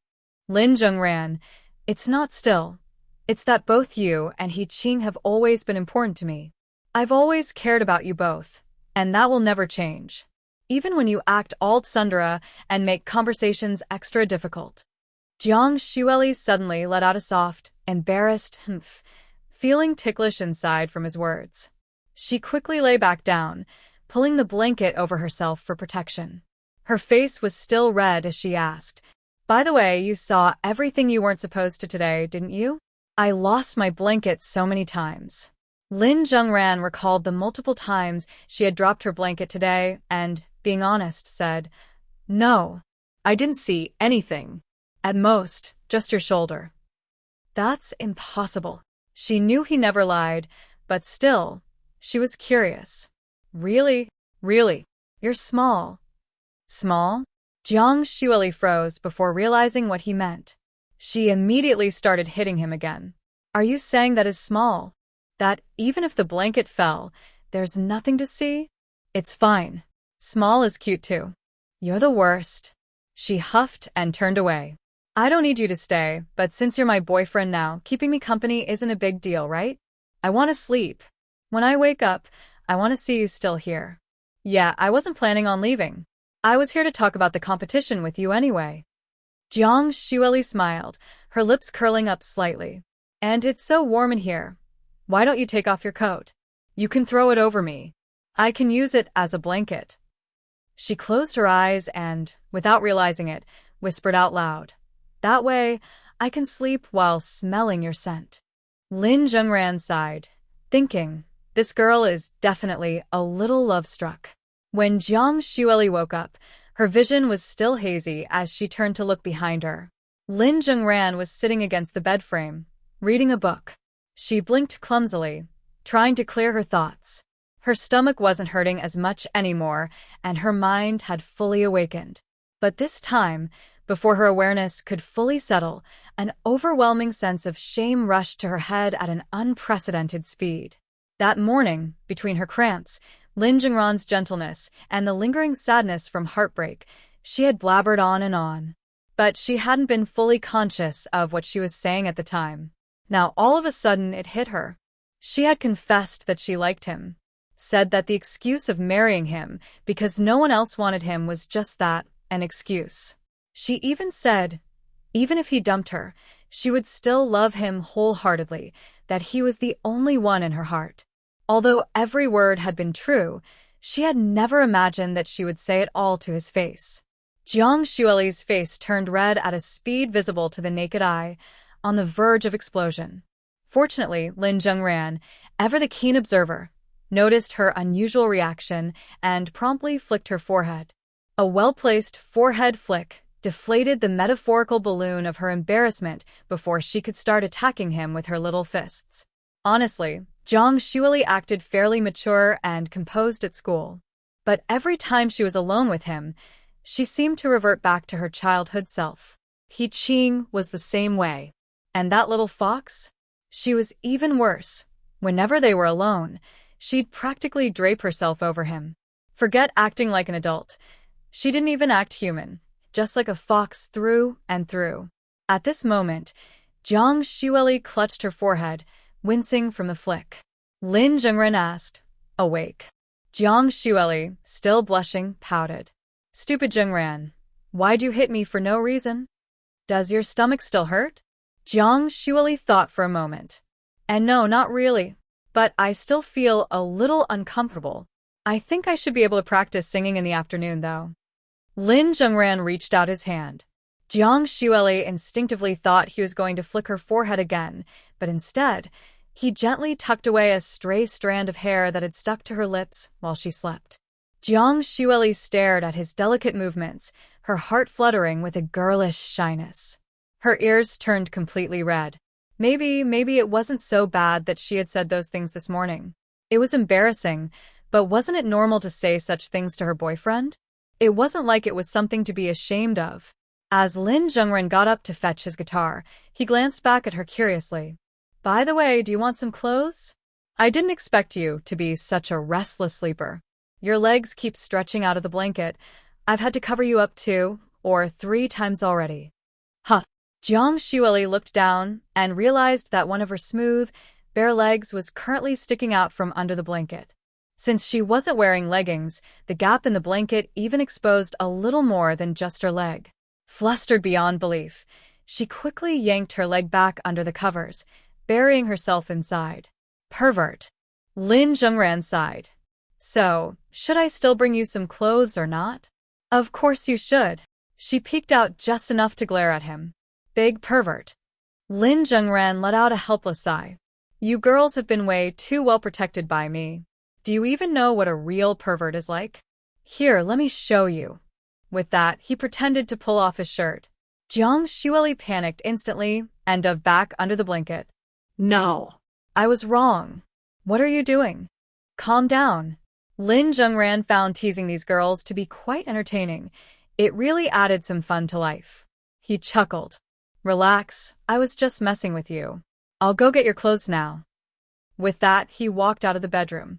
Jiang Shuili only peeked out again when she heard the door close. She huffed softly, then let out a little giggle. Zhengran is kind of cute sometimes, even if he is a bit of a flirt.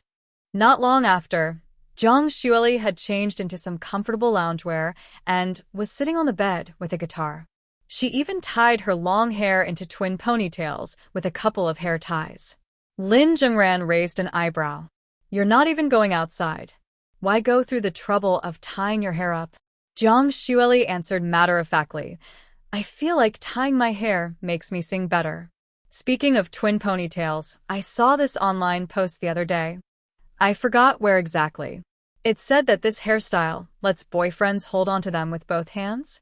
What does that mean? Hold on to what? I checked the comments, but they all just said, if you know, you know. Lin Zhengran smiled knowingly. He instantly understood what those netizens meant. You really want to know? Jiang Shuili nodded. Yeah, so what does it mean? Do you get it, Zhengran? Oh, I get it, he replied with a smirk. I'll tell you, since you're grown up now. Even if I don't explain it, you'll probably figure it out sooner or later from the internet. Come closer, and I'll whisper it in your ear. Jiang Shuili was intrigued. So mysterious?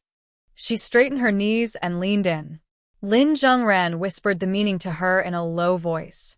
Jiang Shuili completely froze for a second. Then, her face turned beet red.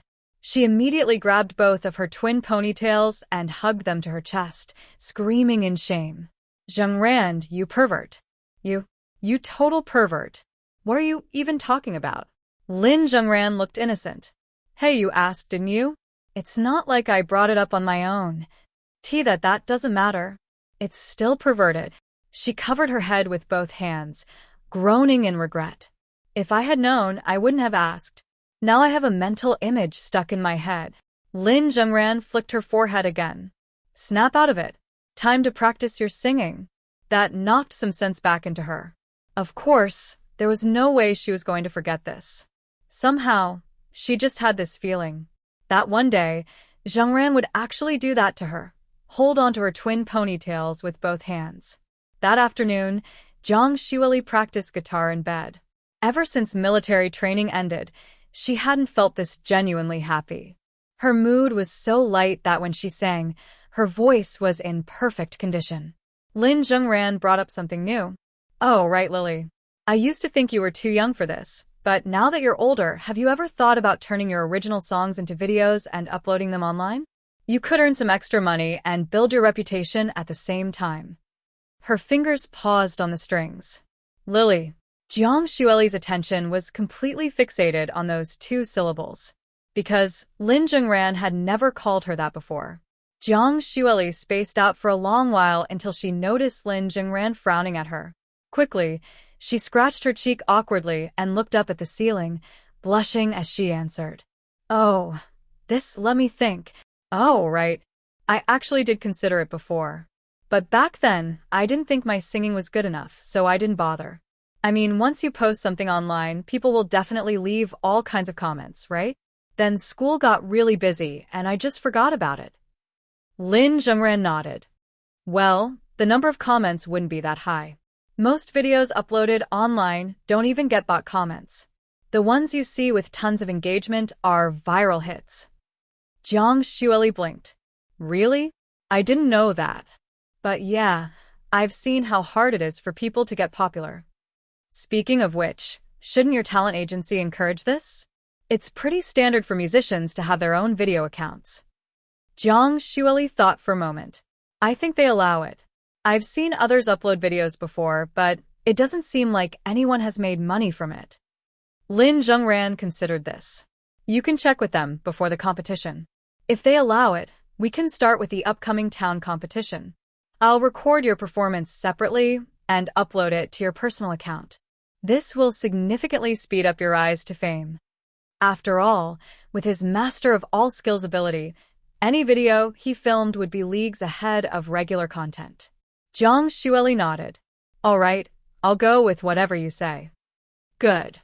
Then, As if suddenly remembering something, Zhang Xueli perked up. Oh, right. Zhengran, you didn't forget, did you? You promised me, if I win the championship, we'll go to the zoo and then watch a movie together. Of course, I didn't forget. Zhang Xueli grinned in excitement. Good. A zoo date. Now that she and Zhengran were officially boyfriend and girlfriend, wouldn't that mean? Wouldn't they be able to do couple-like things while walking around? Holding hands, hugging, maybe even… Zhang Xueli let her thoughts wander into a dreamy fantasy. As autumn evenings darkened quickly, Lin Zhengran said goodbye and headed home.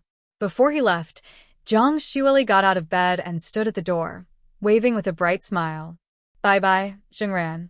Come over again tomorrow.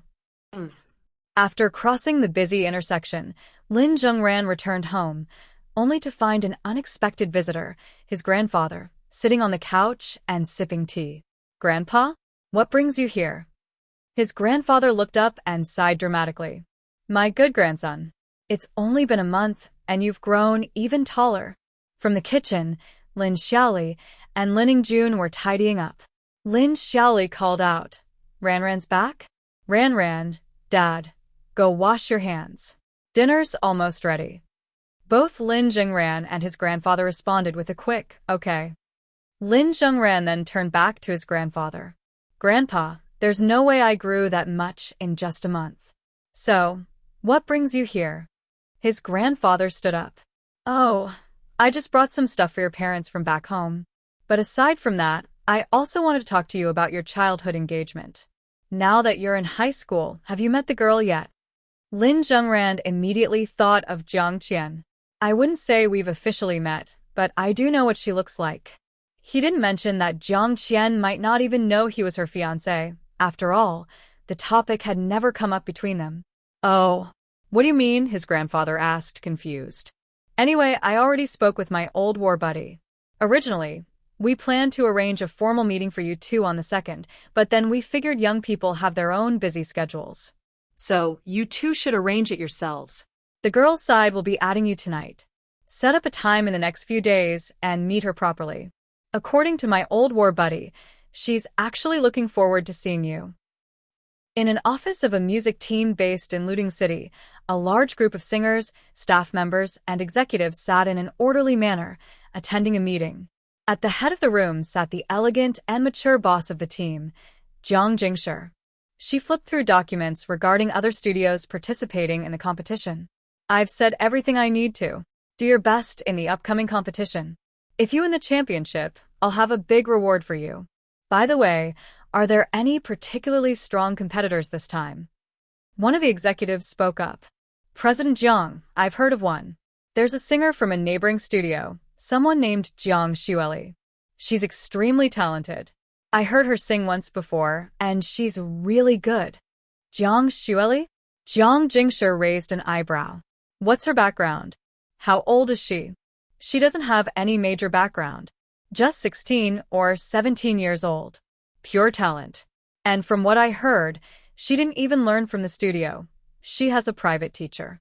A boy around her age. Jiang Jingshi's hands froze as she flipped through the documents.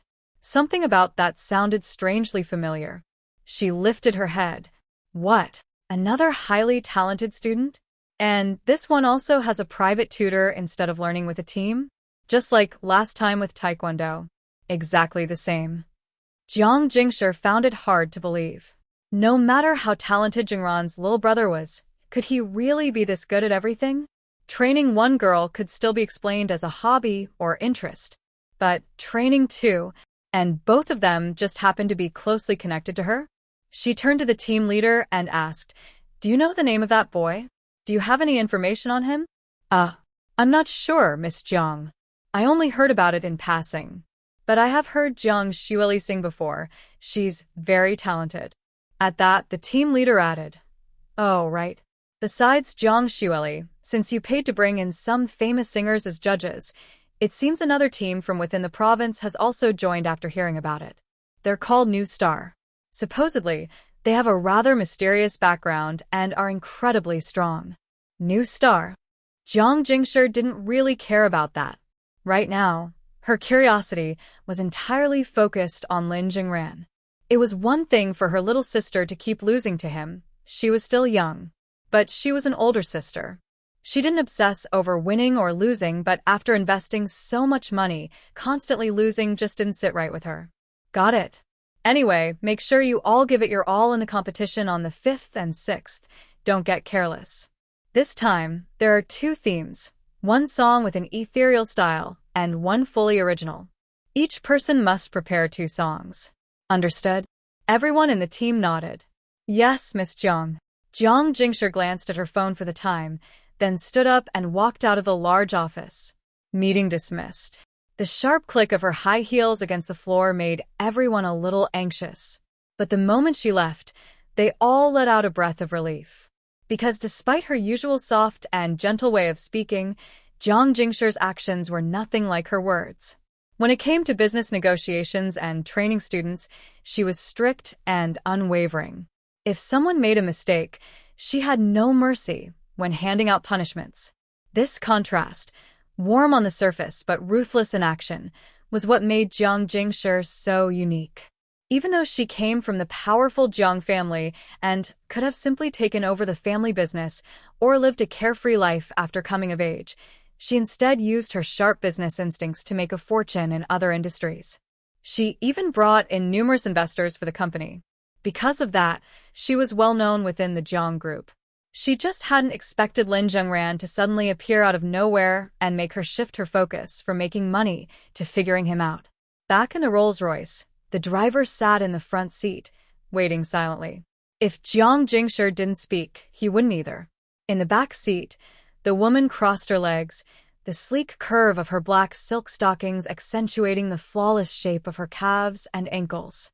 She found a certain someone's WeChat ID and sent a friend request from her alternate account. A teasing smile played on her lips, lightly glossed with nude lipstick. The note on her friend request read, "Your fiancé." Meanwhile, in his bedroom, Lin Zhengran was browsing something on his phone when a friend request popped up. He often received requests from juniors and seniors alike, so he usually ignored them. But today, after what his grandfather had told him, he happened to check it. And when he saw the words, "Your fiancé," he froze. Fiancé? What the hell?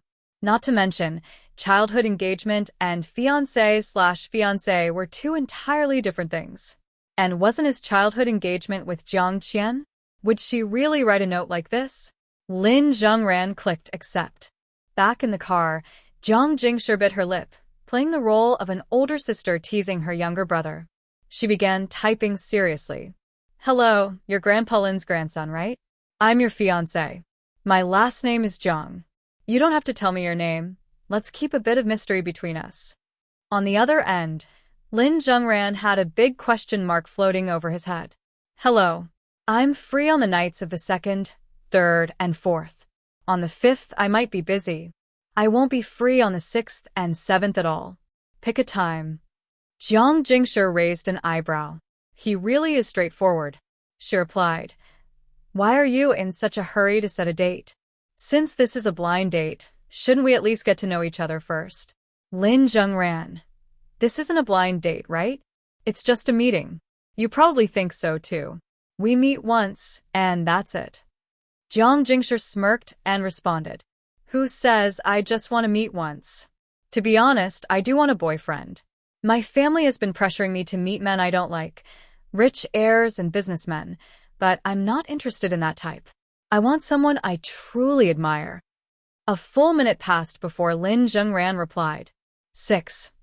Jiang Jingshi couldn't help but burst out laughing in the car.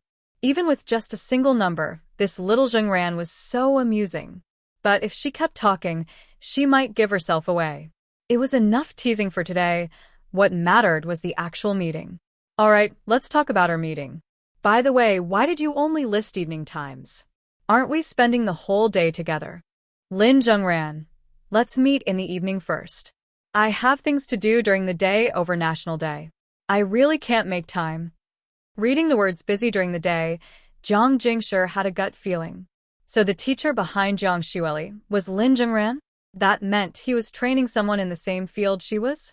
What a strange coincidence. Fine, then. The 5th at night. I'll come find you. The 5th? I really might not be free that night. You will be. We'll definitely meet. That's that. I have things to do. So, let's end the chat here. I'm looking forward to it. Lying in bed, Lin Zhengran finally gave up trying to figure it out. He picked up the photo Grandpa Lin had given him of Jiang Qian, looked at it, then glanced back at the chat. This is Jiang Qian? Then why did he feel like? He sighed, staring at the photo again. He really couldn't tell who his childhood engagement was with anymore. But whatever. It didn't matter. It was just a meeting to trigger a fortunate encounter, event reward anyway. Lin Zhengran woke up early as usual and headed to Jiang Xueli's house. The talent agency had issued a new announcement about the competition on the 5th and 6th. Sitting on Jiang Xueli's bed, Lin Zhengran scrolled through the details while Jiang Xueli sat cross-legged beside him, curiously reading over his shoulder. Lin Zhengran, they just posted a new notice about the competition. And it's kind of long. Jiang Xueli read aloud. New notice. The competition on October 5th to 6th has undergone some changes. Instead of an elimination system based on cover songs, the competition will now use a little new star, ranking alongside professional judges' votes. Each contestant must compose 2 original songs. The top 10 will receive prize money and an additional mystery reward. Jiang Xueli's eyes widened. 2 original songs? And this new star ranking, it's the one I'm thinking of, right? But there's a little in front of it. Lin Zhengran. New star? You mean the ranking for rising music talents? Jiang Xueli nodded. It has to be that new star ranking, right? The one for top music candidates at the festival in Magic City. As long as you make it into the top 100, you can join the music candidate show, and every singer who gets on that show becomes famous. The only difference is how big their fame gets. Lin Zhengran had looked into this music candidates show before. It was similar to The Voice from his past life, a massive, high-profile music competition. It was, without a doubt, a top-tier stage for musicians. Jiang Xueli frowned. But this competition has the word little in front of it. Does that mean it's different? Lin Zhengran. Let's keep reading. Still in shock, Jiang Xueli nodded and continued. This time, for the judging panel, we've specially invited famous music stars Steady and Chang Jie to participate. Wait, what? Those 2 are huge names. Even Lin Zhengran knew them. In this world, they were incredibly influential music icons. The kind whose net worth exceeded billions. He hadn't expected such big names to show up for a small-town competition. Normally, judges of this caliber only appeared in high-level competitions. Yet here they were. Jiang Xueli, now fully hyped, kept reading. Each contestant must create 2 original songs, one with an ethereal theme and one completely freestyle. The judges will determine who gets eliminated. Anyone who isn't eliminated will be listed on the little new star ranking. The final winner will be decided by online voting. Prize money has also been increased from the original 1,000 to 10,000 range to 10,000 to 70,000 yuan. These are all the updates. We encourage every contestant to take this competition seriously. Jiang Xueli was so worked up by the end that she couldn't sit still. Wasn't this supposed to be just a small competition? Why did they suddenly make it so huge?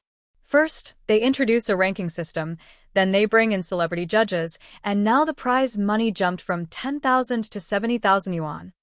What the heck? Lin Zhengran skimmed through the competition details again. That's when he noticed a familiar name among the list of investors, Jiang Jingshi. He sighed inwardly. So, this whole expansion was probably Jiang Jingshi paving the way for her music team. Still, even though she had a lot of money, this level of investment was overkill. The only explanation was that her funding had created a snowball effect, attracting other wealthy investors who wanted in on the action. Lin Zhengran opened the talent agency's group chat. As expected, it was blowing up. The singers in the agency were freaking out. Holy sh*T. Did you guys see the new announcement? Steady and Chang Jie are coming to our town's competition. Those 2 are my idols. Yeah, I saw it.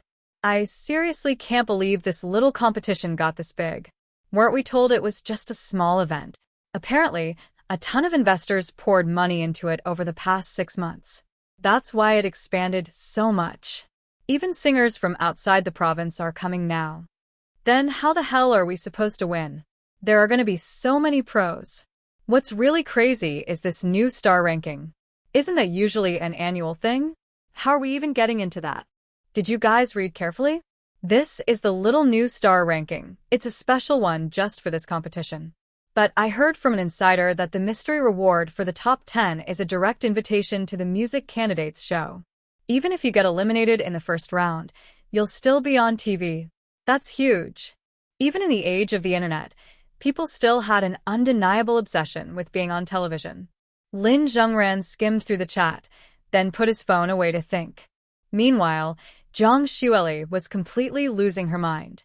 She sat there in a daze before snapping out of it, then grabbed Lin Zhengran's arm and started shaking him wildly. This competition just got huge. What do I do, Zhengran? Can I even win now? Lin Zhengran watched her panic. Why are you freaking out? Even though the competition is bigger than we expected, your music level is already high. Plus, I've been teaching you for so long. I seriously doubt many of these newcomers can beat you. Zhang Xueli's eyes sparkled. Really? Really? She was so excited, she kept shaking his arm, eyes squeezed shut. But I'm so nervous. And I have to write 2 original songs. The competition is only a few days away. The songs I wrote before don't feel good enough for a stage this serious. Lin Zhengran sighed and flicked her forehead with his knuckles. Thwack. Zhang Xueli let out a yelp and instantly quieted down, holding her head. Why do you always hit me? Lin Zhengran knew she was just panicking because she was young. The moment she heard small stage turn into big stage, she lost her composure. Why are you freaking out? Sure, the competition got bigger, but it's actually easier now. There's no elimination round. You just go on stage, sing your 2 songs, and the judges cut the filler contestants. After that, the real competition is decided by online voting. Zhang Xueli hugged her head. That sounds easy, but this is my first big competition. Of course I'm nervous. She clenched her tiny fists. Lin Zhengran flicked her forehead again. Ow. She winced, but quickly calmed down. She was always getting hit. Lin Zhengran spoke seriously.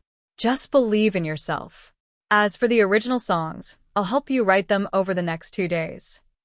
The moment he said that, Zhang Xueli's confidence soared. Really? You'll help me write them? Then I won't be nervous anymore. I said I'll help, but mostly I'll just give you suggestions and edits. That's more than enough. Let's start now. It's already the 2nd, and the competition starts on the 5th. We don't have much time.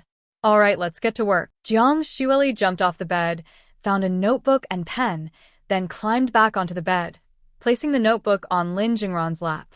She sat cross-legged, thinking hard. And then, 30 minutes passed. Still no words on the page. She turned to him with a sheepish smile. Zhengran, do you have any ideas? How do you even write an ethereal-style song? My mind is completely blank. Lin Zhengran. Zhang Xueli rarely acted this soft. She pouted, her big eyes staring at him with pure helplessness. Lin Zhengran sighed. All right, listen. I'll explain how to compose it. For the next 3 days, he barely left Zhang Xueli's room. Thanks to his deep understanding of music and his natural talent, he grasped the essence of ethereal almost instantly. Sitting on the bed, he broke it down for Zhang Xueli. Zhang Xueli's eyes lit up as she listened. Her tiny fangs peeked out when she spoke, her gaze filled with excitement. I get it. So we should base the song's theme around the ocean. Anything works. Deep sea, forests, even a quiet city at night. All of them can evoke an ethereal feel, Lin Zhengran explained. Then let's go with the deep sea. I've got it. After 3 days of brainstorming, tweaking, and way too much playful arguing, they finished writing. Whale, an ethereal theme song. You Are My Star, a reworked version of a song Zhang Xueli had written long ago. With those 2 songs, she was ready for the competition on the 5th and 6th. On the afternoon of the 4th, she raised her notebook triumphantly. I'm definitely getting into the top 10 with these. Lin Zhengran smirked. Not aiming for first? Jiang Xueli grinned. Gotta set a small goal first. But of course, my real goal is first place. If I win, I get to go on a date with you after all. The next day, the music competition finally began. On the morning of the 5th, Lin Zhengran and Jiang Xueli met up and took the talent agency's car to the competition venue together. Before they left, the female boss of the agency gave one final serious reminder. Asterisk, listen up, everyone. This competition wasn't supposed to be this formal. It was just a small-town event at first. But after a series of changes, the scale has grown significantly. If you can avoid elimination by the judges today and get your original songs onto the little new star ranking, you might have a chance to step onto the stage of the Music Candidates show in the future. This is a rare and invaluable opportunity. Asterisk. She looked at the singers from her agency. I won't say more. I saw all your discussions in the group chat, so I know you understand the stakes. Now, give it your all. Her words made the already nervous contestants even more tense. On the way to the venue, the others in the car kept chatting nervously. Jiang Xueli, gripping her knees tightly, took deep breaths over and over. Lin Zhengran reached into his pocket and handed her a candy he'd brought from home. Jiang Xueli turned to look at him. Their eyes met. She was shocked. No matter the situation, this guy never seemed to get nervous. Lin Zhengran smiled. Here. Jiang Xueli hesitated for a moment, then took the candy. Thanks. She unwrapped it and popped it into her mouth. Immediately, the tension in her chest eased by more than half. The competition venue. The venue was a massive indoor stage with a wide-open space. At the very front, there was a large elevated platform, and below it, rows and rows of audience seats. From the setup, it looked like this place was originally meant for stage plays, but had been remodeled into a music competition venue. The moment Jiang Xueli and Lin Zhengran stepped in, they were greeted by a packed crowd. 400 to 500 people, all squeezed together, the noise filling the air. At first, everyone from the talent agency assumed most of them were audience members. Then, after asking around, they realized there were no audience members today. Every single person here was a contestant. Jiang Xueli was stunned. The other singers were just as shocked. I thought I signed up for some kind of super festival. Even the agency boss felt the pressure. Looks like a lot of contestants came from outside the province too. This competition really is massive. As discussions heated up, the back door opened, and from inside, two celebrity judges stepped out, Steady and Chang Jia. And alongside them was today's biggest investor, Jiang Jingshi. The two judges walked while casually chatting with Jiang Jingshi. Their conversation seemed polite and professional. Jiang Jingshi responded with a graceful smile. Thank you both for your hard work over the next 2 days. I hope we can select contestants that even you find impressive. The two celebrity judges nodded in agreement. A familiar face. In the crowd, Lin Zhengran casually glanced toward Jiang Jingshi. Beside him, Jiang Xueli stared curiously at the beautiful woman. Wow, that really is Steady and Chang Jia. But who's that lady? She's so pretty. The agency boss answered, That's Miss Jiang, the biggest investor in this competition. She may look young, but she manages a professional music team, and she's the toughest competitor you'll face in this competition. That voice. That face. Jiang Xueli frowned slightly. Something about this woman felt strangely familiar, but she couldn't quite figure out why. The boss clapped her hands. All right, let's head to our seats. When the judges call your name, just go up in order. We have 20 singers from our agency, and at least 10 of you need to make it past today's elimination. Everyone responded in unison. Got it. Lin Zhengran was about to follow the group to the seating area. But at that moment, from a distance, Jiang Jingshi turned her head. Her gaze landed on him. For a second, she was surprised, but then she let out a small, knowing smile. Her eyes shifted slightly to the little girl standing beside him. Curious, she started walking toward them. Jiang Xueli and the agency boss noticed Jiang Jingshi approaching and instinctively moved aside, assuming she was passing through. But, to their surprise, Jiang Jingshi walked directly to Lin Zhengran and stopped in front of him. Her heels clicked softly against the floor. With a warm yet appreciative gaze, she spoke. "Zhengran, we meet again. Looks like we really are fated to cross paths." The agency boss was stunned. Wait, Miss Jiang knows Lin Zhengran? Jiang Xueli was also dumbfounded. Why does this lady know Zhengran? Lin Zhengran grinned. "Miss Jiang, we meet again." Jiang Jingshi lowered her gaze slightly, looking at Jiang Xueli. Jiang Xueli, usually confident, found herself caught off guard. But unlike He Qing, who would stay silent in such situations, Jiang Xueli took the initiative. "Zhengran, who's this?" Lin Zhengran leaned slightly toward her and whispered, "She's Jiang Qian's older sister." Oh. That's why she looked familiar. Jiang Xueli's eyes widened in realization. "Miss Jiang. No wonder." Jiang Jingshi smiled gently. "So you're Jiang Xueli? I've heard about you. You have excellent musical talent. You might just be this competition's biggest dark horse." Jiang Xueli let out a small laugh. She didn't think of herself as a dark horse, she was just giving it her all. "You're too kind, Miss Jiang." But Jiang Jingshi wasn't just being polite. She knew, if Lin Zhengran was personally guiding this girl, that meant she had enough talent to take seriously. The sting of losing to him in last week's Taekwondo competition was still fresh in her mind. She wasn't going to underestimate him twice. Jiang Jingshi turned back to Lin Zhengran. "There are too many people here for a proper conversation, but we'll have time to talk later." Then, in a lower, more personal tone, she added, "Just a heads up, today's elimination round is brutal. Out of 530 contestants, after 2 rounds of cuts, only 50 will make it onto the little new star ranking for voting. Do your best." Lin Zhengran nodded. "Thanks for the warning, Miss Jiang." Jiang Jingshi glanced at him meaningfully before turning and walking away with her group. Jealousy incoming. Jiang Xueli blinked. She stared at Jiang Jingshi, then at Lin Zhengran, then back at Jiang Jingshi, then back at Lin Zhengran. "What's going on here?" "Zhengran," she whispered urgently. Lin Zhengran tilted his head. "What? How do you know her?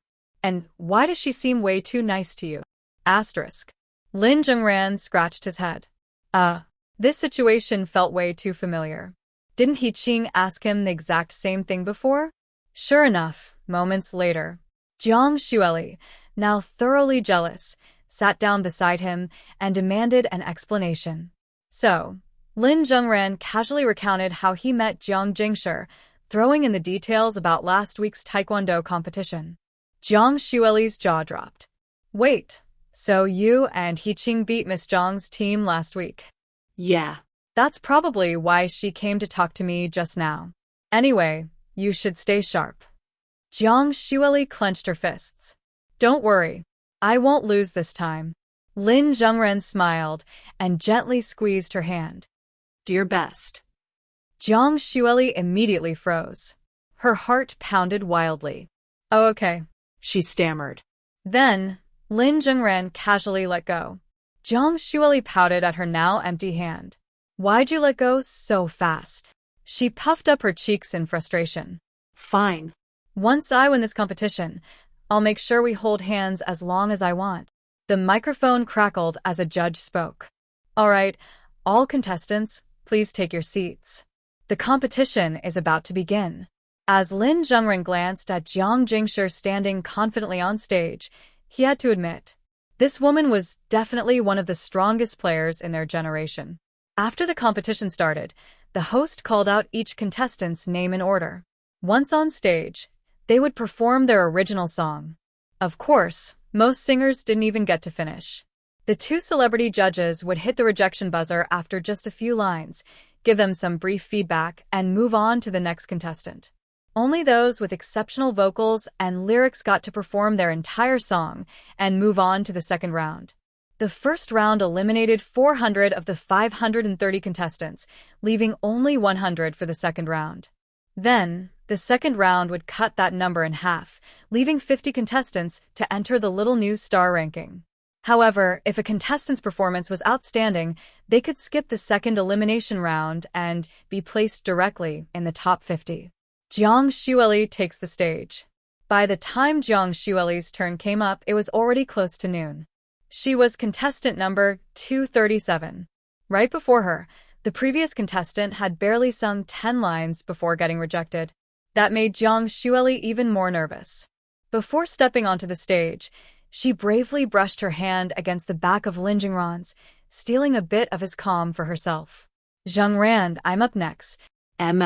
You got this. The host's voice rang out.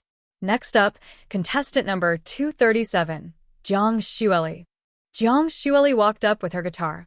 The two judges examined her and said, "Another pretty girl. What's the name of your ethereal song?" Jiang Xueli gripped the microphone. Whale. Short and simple.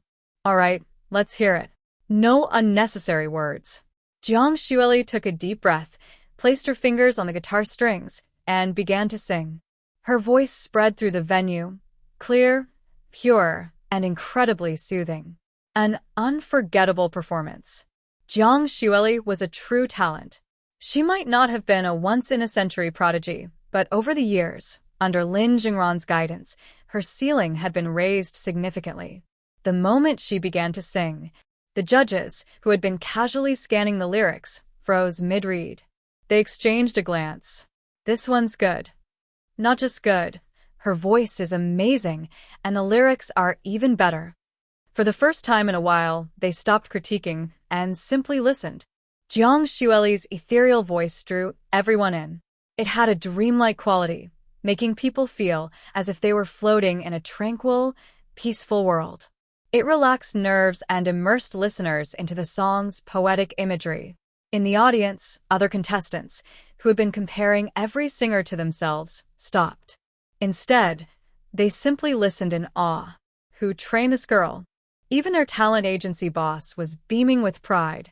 Jiang Xueli hadn't been personally trained by her, but there was no denying that under Lin Zhengran's guidance, her voice had become more mature, stable, and refined than it was in middle school. At the front row, Jiang Jingshi, seated with a steel pen spinning in her fingers, had been focused on Jiang Xueli the moment she stepped on stage. But when she actually heard her sing, her eyes widened in shock. She turned slightly, gaze landing on Lin Zhengran. Jiang Jingshi gripped her pen tightly. No way. I invested way more money into this music competition than I did into Taekwondo. She let out a small, self-deprecating laugh, her red lips curving. Zhengran, you're really making things tough for me, huh? Direct advancement. As Jiang Xueli finished her performance, she gave a small bow. Judge Chang Jie and Steady immediately applauded. Even the other contestants clapped, though their faces were full of frustration and admiration. Not bad, not bad. You passed. Judge Chang Jie smiled. What's your name, little sister? Jiang Xueli's face lit up. Jiang Xueli. Chang Jie pointed at her. You don't need to go through the second elimination round. You're moving directly to the top 50. I can't wait to see your ranking on the little news star chart. Jiang Xueli gasped. Really? Thank you, judges. Thank you so much. As she walked off the stage, she could feel the envious stares. Even her fellow agency members were speechless. Xueli, you're insanely good. How are we supposed to compete with that? Yeah, you might even win the whole thing. These lyrics, did you write them yourself? Jiang Xueli blushed at all the praise. She sat next to Lin Zhengran. You guys can do it too. Keep pushing forward. But by the end of the competition, her entire talent agency got eliminated. After the competition, the agency boss rubbed her temples in frustration. The other girls, who had some even started doubting their entire careers. Jiang Xueli didn't even know how to comfort them. Instead, she turned to look at Lin Zhengran, only to see him staring at the rankings, deep in thought. The final 50 contestants were displayed on screen. Out of them, 20 were from Jiang Jingshi's team. Another 15 were from an unfamiliar new star music studio. The rest were a mix of independent contestants. On stage, the host made the announcement. The results are in. These 50 contestants will perform their second song tomorrow, after which they will be ranked on the Little New Star leaderboard for public voting. Thank you all for participating. Jiang Xueli nudged Lin Zhengran. What are you thinking about? Nothing much. I expected Jiang Jingshi's team to do well. They have real talent. But this new star music studio, have you heard of them? Jiang Xueli shook her head. Nope. They're a new team, apparently. Lin Zhengran narrowed his eyes. Their singers are decent, but out of the 15, maybe 5 or 6 actually deserve to be in the top 50. The others. Jiang Xueli leaned in, whispering. Are you saying there's foul play? Lin Zhengran sighed. Hard to say. We'll find out tomorrow. Just make sure you're ready for your second song. This leaderboard might be tough. Jiang Xueli nodded seriously. Got it. Oh, by the way, do you have plans tonight? Let's go out for dinner. Lin Zhengran blinked. Dinner? Jiang Xueli blushed and looked away. Why, yeah. I made it to the top 50. And my lyrics were great. I should at least thank you, right? A quiet dinner, alone, in a romantic setting. Wouldn't something interesting happen? But then. Maybe next time. I have something to do tonight. Jiang Xueli. Something to do? What could possibly be more important? A meeting. I scheduled it a while ago. With who? I have no idea. Huh. Anyway, don't worry about it. Get some rest and be ready for tomorrow. I'll come watch your ranking with you. That evening, they parted ways. Just as Lin Zhengran arrived home, his phone lit up with a message. Mystery contact. I've sent you the address. Meet me there at 7 p.m. It's close to your house. Lin Zhengran replied. Got it. Inside a 2-story villa in Zidong City. Jiang Qian sat on the sofa in her pajamas, her long black hair draped over her shoulders. Her gaze was cold as she sipped her coffee, watching the scene unfold in front of her. In the middle of the living room, Fong Meng held a deadly weapon, a freshly peeled carrot, and had a suited man pinned against the wall. Miss Qian, Miss Fong, I swear I don't know anything. The man pleaded, sweating nervously. Jiang Qian lazily lifted her coffee cup and took another sip. Keep questioning him. Fong Meng, seemingly out of nowhere, pulled out a vegetable peeler and started shaving the carrot into thin strips. The man gulped hard in fear. Despite Fong Meng's usual plain and harmless appearance, she was far from ordinary. As Jiang Qian's assistant and part-time bodyguard, she had more than enough skill to handle situations like these. I'll give you one more chance, she said coldly. Tell us everything about the eldest Miss Zhang's schedule, or else. She carved the carrot into a sharp dagger shape, its tip gleaming under the light, and held it just inches from the man's throat. Hurry up, or it's N.I.E.Zute for you. The man was so terrified that he nearly blurted everything out, except, Miss Fong? What does N.I.E.Zute even mean? I don't understand school slang. Fong Meng retracted the carrot knife and said in the scariest tone imaginable. It means that this month, Miss Qian has decided to give everyone a bonus, except you. NOO. Please, Miss Qian. I'm a hard worker. I'll talk. I'll tell you everything. But I really don't know much. Jiang Qian wasn't surprised. She knew her sister, Jiang Jingshi, wouldn't be careless enough to reveal her schedule to random employees. In fact, she often spread false information on purpose, just to keep people guessing.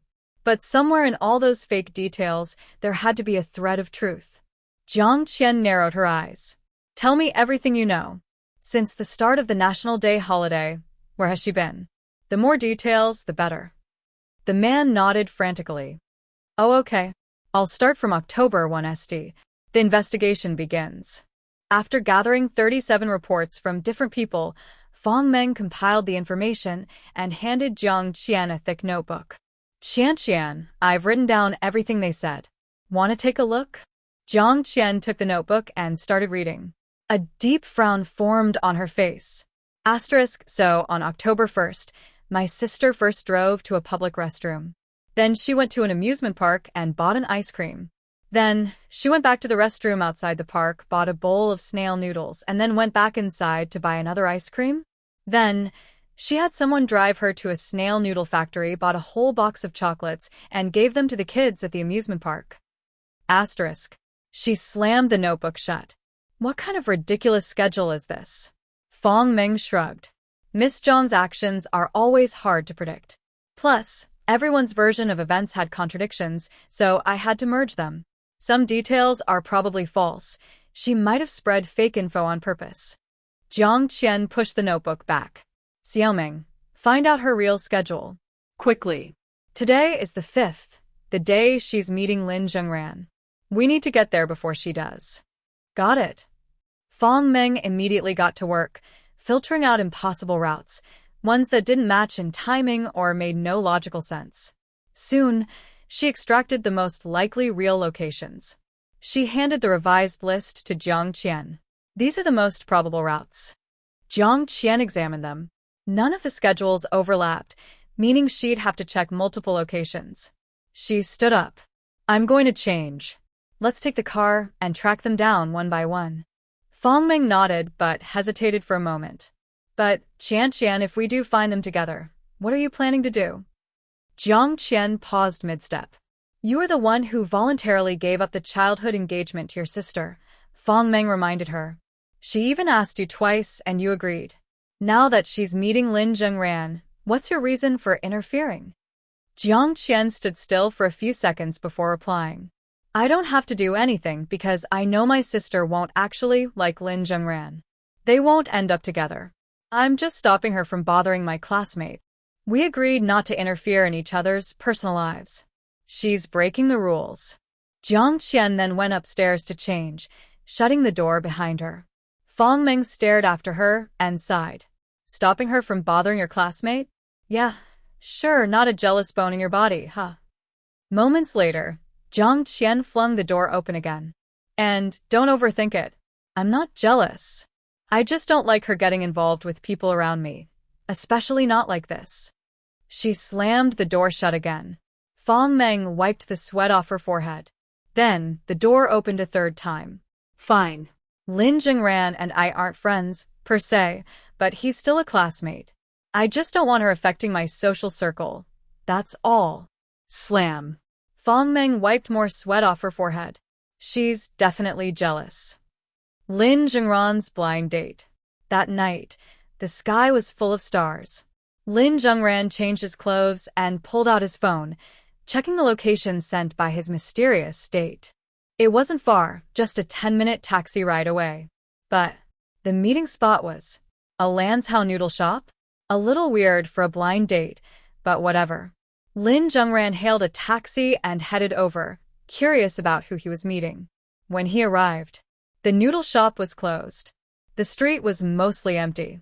Just as he was about to take out his phone to text, the neighboring cat cafe suddenly opened its door. A young woman in a work uniform stepped out. She looked nervous but polite. Excuse me, are you Mr. Lin? You're here for a meeting, right? Lin Zhengran raised an eyebrow. Yeah, that's me. And you are? The girl blushed slightly and pointed to the cat cafe. Your meeting is inside. I'll take you there. Inside the cat cafe, Lin Zhengran followed her through the cozy guest area, temporarily closed to customers, and into a hidden backroom. Unlike typical cat cafes, which had small backrooms for feeding and cleaning, this one had a massive, luxurious space, even bigger than the guest area. The walls were decorated with artistic pink cat-themed murals, and tiny star-shaped lights hung from the ceiling. Over 20 cats lounged around the room, napping, stretching, yawning. And in one corner, a woman in silver heels and an elegant white gown sat gracefully, feeding a few cats by hand. Her long, wavy silver hair cascaded over her shoulders. Her long lashes fluttered as she looked down at the cats. Her red lips curved slightly, even from the side. She looked like a work of art. Then, she turned her head and smiled. Zhengran, you're here? Jiang Jingshi. Lin Zhengran laughed helplessly. Yeah, I had a feeling it was you. The cat cafe and a subtle ambush. The kittens in the cafe seemed to be naturally drawn to Lin Zhengran. They meowed at him in their soft, high-pitched voices, squeezing closer as if trying to get his attention. Jiang Jingshi observed this and glanced around at the other cats in the room. To her surprise, nearly every single one was curious about Lin Zhengran. Some even approached him on their own. She chuckled and said, "Zhengran, animals really seem to like you. You know what they say, guys who attract animals are usually kind-hearted. The type of man a girl can entrust her life to." Lin Zhengran smirked as he gently stroked the large cat beside him. "You believe everything you read online, Jiang Jia?" Jiang Jingshi moved a little closer, her tone soft. "Not everything. Only what I choose to believe. And in my eyes, Zhengran, you really are the kind of guy girls dream about." She paused, then added slowly, "Do you know how many girls at the competition today were talking about you? Even though you weren't on stage?" "I lost count." Jiang Jingshi let her words linger, watching his reaction.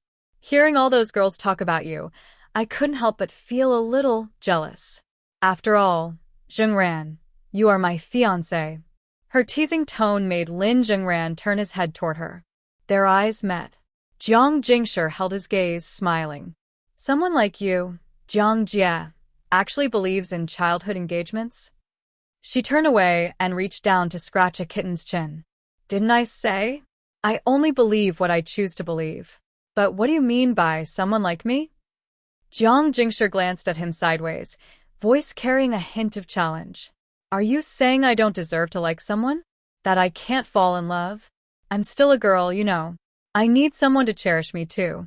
Lin Zhengran shifted his gaze to the cats. "Of course you can. But judging from how you usually handle things, love has never been your priority. You always come across as gentle and kind, but your ambitions are written all over your face. You care about business more than romance." Jiang Jingshi laughed and gave him a playful glare. "You really do understand me, huh? It's true, I've thought about love before, but I never took it seriously. Maybe it's because I never met anyone worth my time until I met you, Zhengran." She smiled meaningfully. "There's just something about you that makes people curious. Even I can't help but be intrigued." Her tone was unreadable. "Ever since I met you, my career has been full of setbacks. Take today's competition, for example.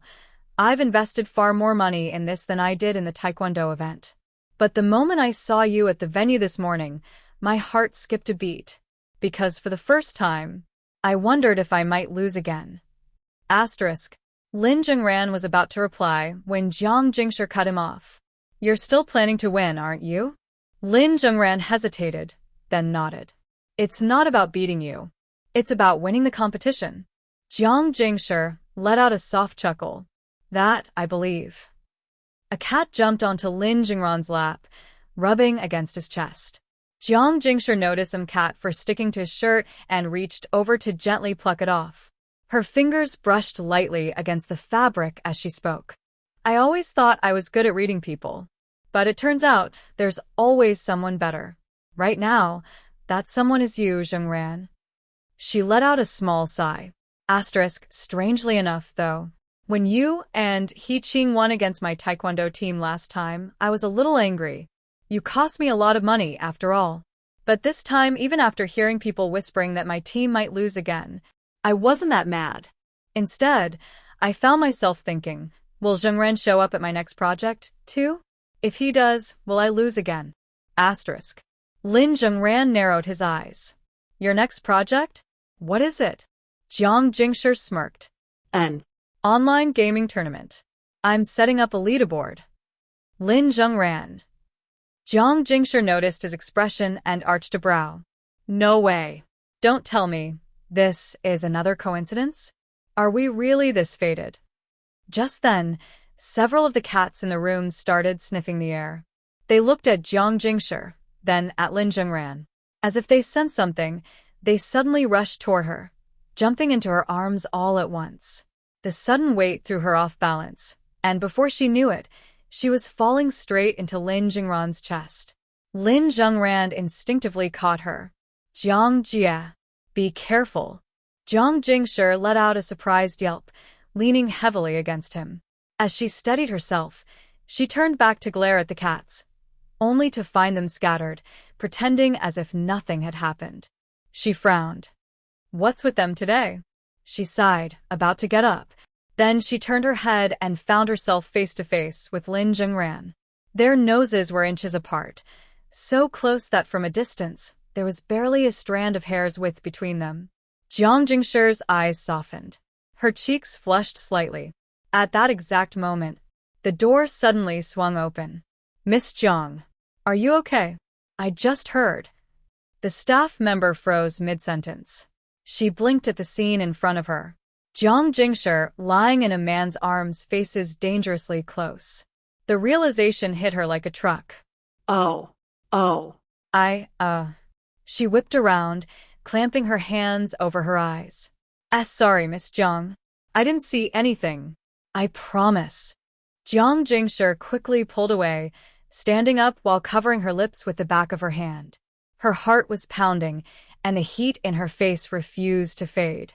To regain composure, she forced her voice into its usual firm, calm tone. "Did you knock before barging in?" The staff member nearly panicked. Miss Jiang, I was going to knock. But then I heard you yell, so I thought maybe a cat scratched you or something, so I just..." She bowed repeatedly. "I'm so sorry. I'll never enter without knocking again. Please don't be mad." Jiang Jingshi took a slow breath.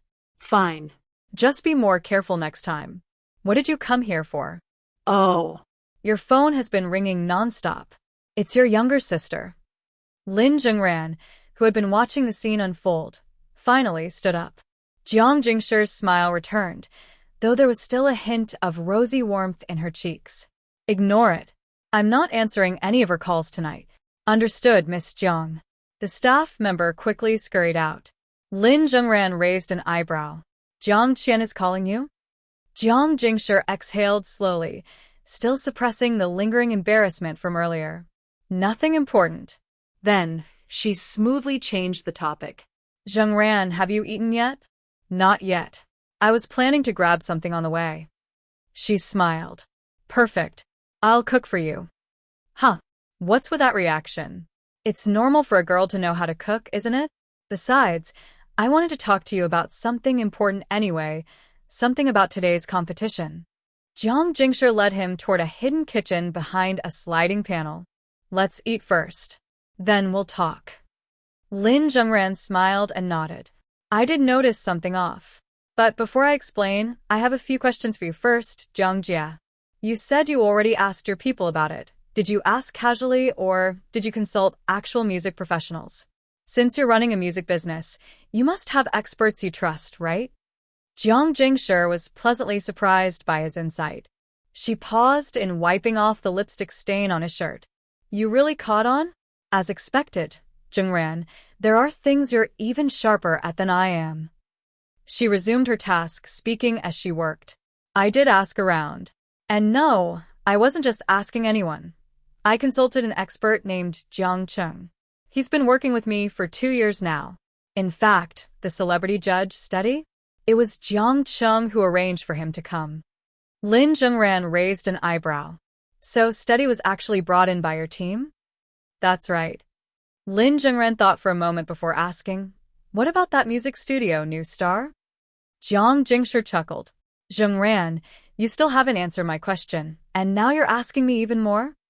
I'm just trying to organize my thoughts. Once I do, I'll have a clearer picture of what's going on." Jiang Jingshi hummed in thought, then continued wiping at his shirt until the lipstick stain was completely gone. "That studio, I hadn't heard of it before, but after looking into it, I found out it's a grassroots music team, formed independently. They seem fairly skilled." Why? "Do you think something's off about them?" Lin Zhengran nodded, without hesitation. Yes. Here's the problem. While they're talented, they aren't that talented. There are 15 contestants from New Star who made it into the final top 50. But in my opinion, at most 5 of them actually deserved it. The rest? Their skills don't even match some of the contestants who got eliminated. Jiang Jing, that's interesting. I'm no music expert myself, but even I noticed the skill gaps among the final 50 contestants. Lin Zhengran hesitated before speaking. "There's something else I need to say. I hope you won't be offended, but I need to be honest." Jiang Jingshi's expression softened. "Zhengran, I never get mad at you for speaking your mind. Say whatever you need to. Lin Zhengran took a deep breath. Asterisk, your team is strong, but I don't think all 20 of your contestants deserve to make it into the final rankings. Realistically, maybe 10 should have. But since Steady was brought in by your connections, I have to ask, was he giving your team a bit of an advantage in scoring? Asterisk. Jiang Jingshi smiled, locking eyes with him. Asterisk, no wonder you were worried about offending me. If anyone else had said this, I really would be upset. I never told Steady to favor my contestants, but you're right. Sometimes, personal relationships play a role, even if it's not openly discussed. Asterisk. She let out a sigh. Steady probably did go easy on my team. A deeper problem. Lin Zhengran glanced at his plate of beef. Asterisk, so the issue today isn't huge. The final rankings will be determined by public voting, so even if the elimination rounds were biased, it shouldn't impact the results too much. However, while coming here, I had a thought. Jiang Jie, what if New Star ends up merging into your company? Asterisk. Jiang Jingshi blinked. Then she laughed. Asterisk, that's not happening. Why would you think that? If a merger was happening, I'd be the first to know. I'm busy managing multiple businesses, and my music division is usually handled by Jiang Cheng. But something that big, he would definitely tell me. Asterisk. Lin Zhengran's gaze sharpened. Then let me ask you this. What would happen if Jiang Cheng betrayed you? Jiang Jingshi froze for a moment, connecting the dots. Lin Zhengran continued. Asterisk. I'm just thinking, hypothetically. This competition unexpectedly became massive. Celebrity judges, public voting, major investments. Even for you, Jiang Jie, this went beyond your initial plans, didn't it? Now, if New Stars secretly merged into your company, it would mean that out of the 50 finalists, 35 of them would technically belong to you. Essentially, your contestants wouldn't have faced elimination at all. Asterisk. Jiang Jingshi's frown deepened. That does sound problematic. Lin Zhengran nodded. Asterisk, exactly. Think about it, 30-plus music studios participated in this competition. But in the end, almost all the independent singers got eliminated, leaving only your team and New Star. If someone were to leak this information to the public, doesn't it scream corruption? Asterisk. Jiang Jingshi's face darkened as she thought it through. Asterisk, if that's the case, even without a full merger, just having so many of my contestants in the final round already looks suspicious. And if we add New Star's 15 contestants on top of that, the entire competition would be labeled rigged. Worse still, if Jiang Cheng was bribed, he could have given Steady money, too. If Steady later claims that I paid him to manipulate the competition, it wouldn't just ruin my reputation, it could damage my other businesses, even hurt the Jiang group itself. Asterisk. Lin Zhengran folded his arms. Asterisk, exactly. If someone wanted to take you down, even a small incident like this could be blown out of proportion. It could trigger a chain reaction. Asterisk. Jiang Jingshi picked up a piece of beef with her chopsticks, deep in thought. Asterisk. I knew something felt off today, and now I realize what it was. My team's success rate was too high. Even I found it unnatural. Asterisk. She lifted the piece of beef and fed it to Lin Zhengran. Without thinking, he took a bite. She smiled as she gently wiped his mouth with a napkin. Lin Zhengran chuckled. Jiang Jie, you really don't need to feed me so carefully. Jiang Jingshi blinked, realizing what she'd done. Her cheeks turned slightly pink, but she still finished wiping his mouth. Asterisk, thank you for telling me all this, Zhengran.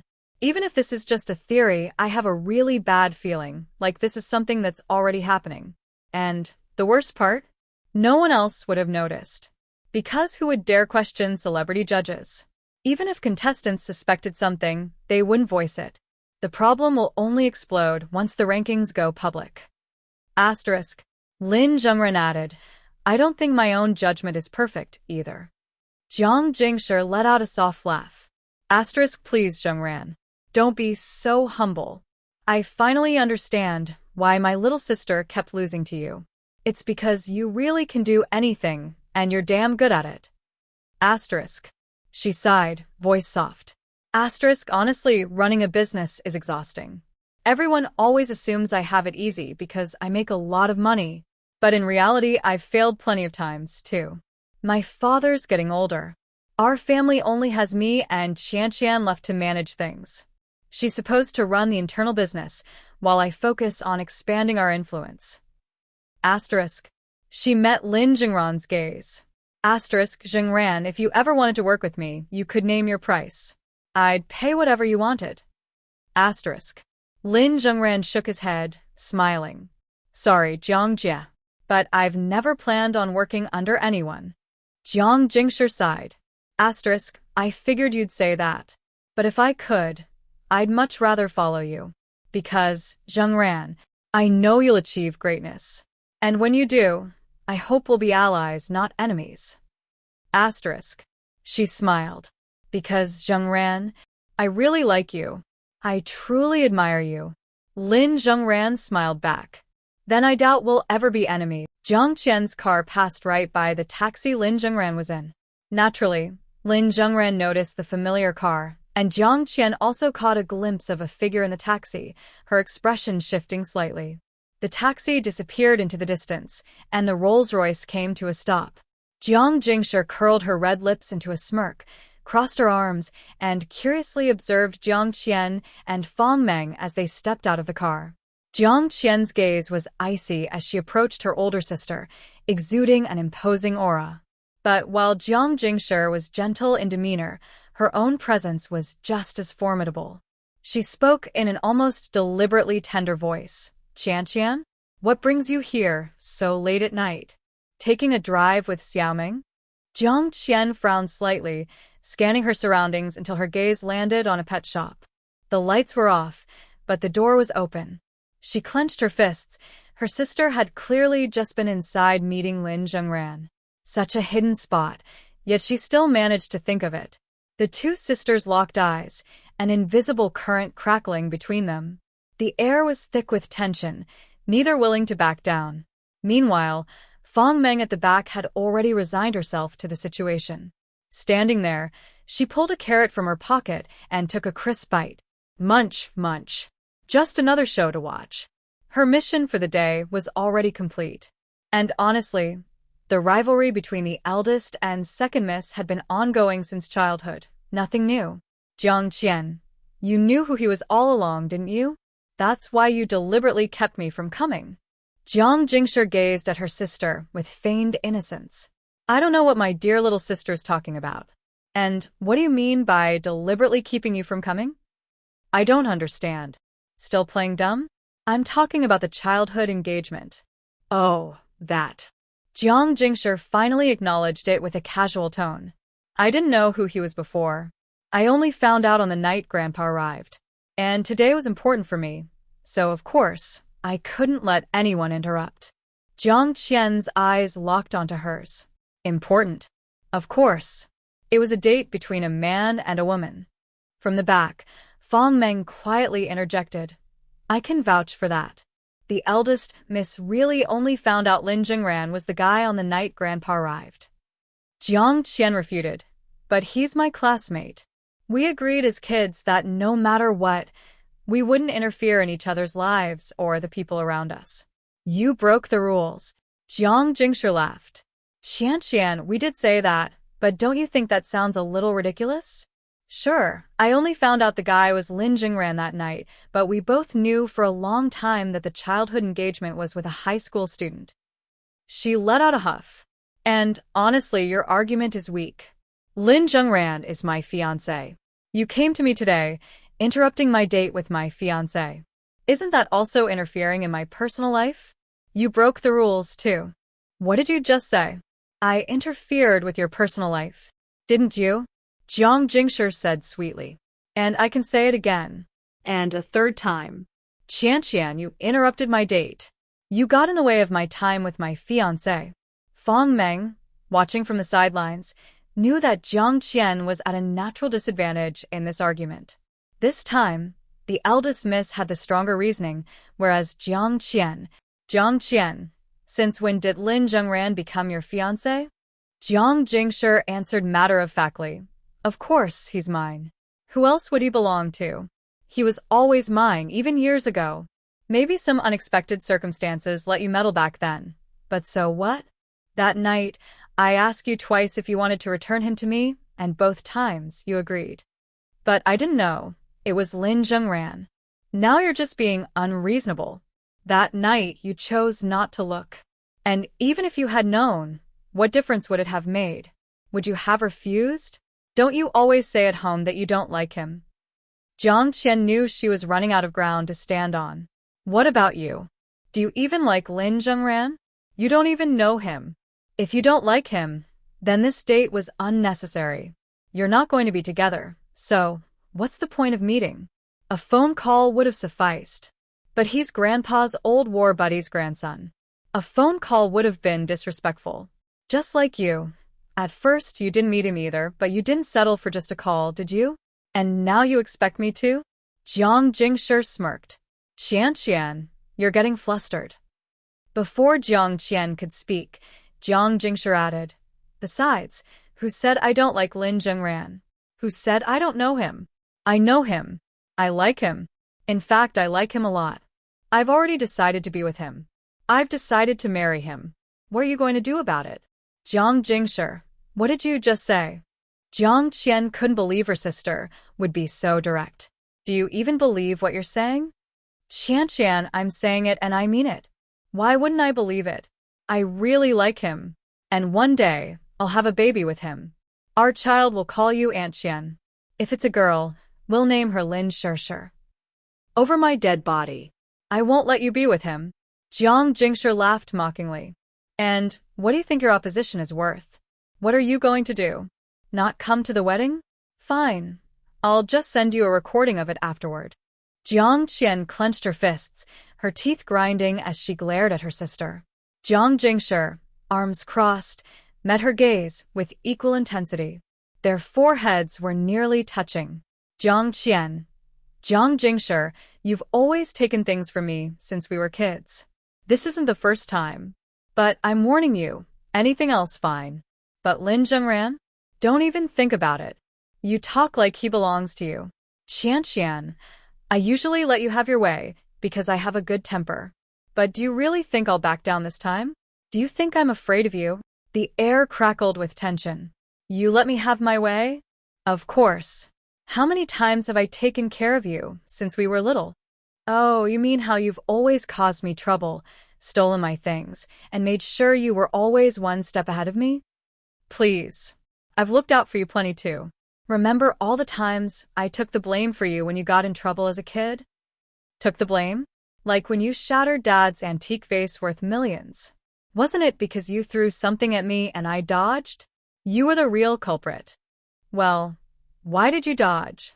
And why did I throw it? Because you were eating my snacks. Your snacks? Dad bought those. When did they become yours? Dad bought them for me. I liked them. Ridiculous. Dad started buying those before you were even born. Feng Meng, still munching on her carrot, listened to them. After a full 30 minutes, their fight came to a temporary halt, though both remained unwilling to back down. Jiang Qian, still fuming, tried to put an end to it. Fine, you met him tonight. But from now on, stay away from Lin Zhengran. The engagement is over.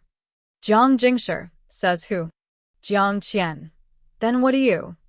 She suddenly stopped mid-sentence, stepping closer. Her eyes narrowed as she wiped a faintly smudged spot on Jiang Jingshi's lipstick. Why is your lipstick so light as if? Jiang Jingshi's face flushed. As if it got smudged on something? You're right. My lipstick rubbed off on my fiancé's shoulder when he hugged me just now. Jiang Qian's eyes widened in shock. Hug, she clenched her jaw. Jiang Jingshi. Feng Meng was shocked when she heard those words. Was this for real? A hug. That seemed a bit too much, didn't it? Although the eldest miss always spoke gently and amiably with those around her, she had always been extremely disciplined when it came to matters between men and women. The fact that she had gone out of her way to dress up and meet Lin Zhengran for this childhood engagement had already been surprising enough. But a hug? Even if Jiang Jingshi was lying about that, didn't it still prove that her feelings toward Lin Zhengran weren't just about messing with Jiang Qian anymore? if she actually liked him. Fong Meng let out a quiet sigh. Listening to the sisters argue again, she had a feeling life was about to get a lot more complicated. These two were actually fighting over a guy, something Fong Meng never would have imagined before. As the night grew deeper, no battle, no matter how intense, could last forever. Exhaustion would always set in eventually. Tonight's clash between the sisters had lasted longer than usual, but in the end, it still came to a close. Like two feuding sisters giving each other the silent treatment, the two Rolls-Royces sped off in opposite directions. Inside Jiang Jingshi's car, the young lady in the silver-white gown, who had been at each other's throats with her sister just moments ago, was now perfectly composed. Far from being angry about what had happened, she actually found it amusing. So Qianqian really is starting to care about Lin Zhengran. Otherwise, she wouldn't have argued with her for so long. Though, Jiang Jingshi had to admit that when she first met Lin Zhengran at the supermarket, she had been curious about him because of her sister. But by now, she understood that their connection was no longer about anyone else. She was genuinely drawn to him. Thinking back to earlier at the cat cafe, when she had been pushed by the cats and ended up in his arms, she didn't feel embarrassed at all. If anything, just remembering it made her heart race a little. Staring out at the night sky, she suddenly recalled something important and pulled out her phone to call someone she absolutely trusted. The call connected quickly. "Hello, President Jiang?" Jiang Jingshi looked out the window. "Investigate everything Jiang Cheng has been up to recently. I want a full report, who he's met, where he's been. Also, check if he has any connections with today's new star music competition." "Understood. And prepare a fake version of tomorrow's music rankings for me. Get some online users to create fake votes, but make it look as convincing as possible." She reminded them, "Do it quickly. I need it done tonight." The other person, though unsure of her intentions, was absolutely loyal. "Understood, President Jiang. I'll gather people to work overtime and get it done tonight." Good. "Once this is finished, I'll have finance issue bonuses for you and your team." After exchanging a few more words, she ended the call and dialed Chang Jie next. While Stiddy was a big name, he wasn't quite on the same level as Chang Jie in the music industry. Stiddy might have been bribed, but Chang Jie had worked with Jiang Jingshi before. If there was any behind-the-scenes manipulation in today's competition, he would have noticed. The call connected. Jiang Jingshi smiled. "Chang Jie, are you still awake?" "Not yet." "What's up, President Jiang?" "I want to talk to you about today's competition. It's important. I'll send someone to pick you up." As long as she could figure out what Jiang Qing was planning, she could handle it with ease. That night, Jiang Jingshi met Chang Jie in an office. After a brief conversation, he handed her a list of names he had secretly noted down. "These are the contestants I believe should have advanced. I heard Stiddy repeatedly saying certain people had to pass, which already felt off to me. But I figured you wouldn't usually bother with this kind of thing, since rigging a music competition is pretty pointless." Turns out, I was right to be suspicious. Jiang Jingshi chuckled, taking the list. "Thanks for keeping an eye out. This makes things a lot easier." Later that night, she sent the competition footage of these contestants to Lin Zhengran, asking him to confirm if everything looked right. For some reason, she trusted his judgment more than anyone else's now. She couldn't explain why. Only after Lin Zhengran confirmed there were no issues did she finally relax. Lin Zhengran met up with Jiang Xueli, and the two headed to the competition venue together. Compared to yesterday, the number of contestants had drastically decreased. At a glance, there were barely 60 people left. And that was including the cameraman and staff. Standing beside Lin Zhengran, even Jiang Xueli was surprised. Why are there so few people today? Did the eliminated contestants just not bother showing up? The moment Lin Zhengran saw the situation, he knew exactly what Jiang Jingshi was up to. Sure enough, the back doors of the music competition venue soon opened. Just like yesterday, Jiang Jingshi stepped out alongside two judges, chatting and laughing as they walked. But amidst her casual conversation, she glanced into the distance, spotted Lin Zhengran, and flashed him a smile. Lin Zhengran smiled back. A few minutes later, the competition officially began as the host made the announcement. For today's round, the judges didn't have to do much. The 50 contestants would simply take turns performing while being recorded. The videos would then be uploaded to the new Star Music ranking board, where online users could vote.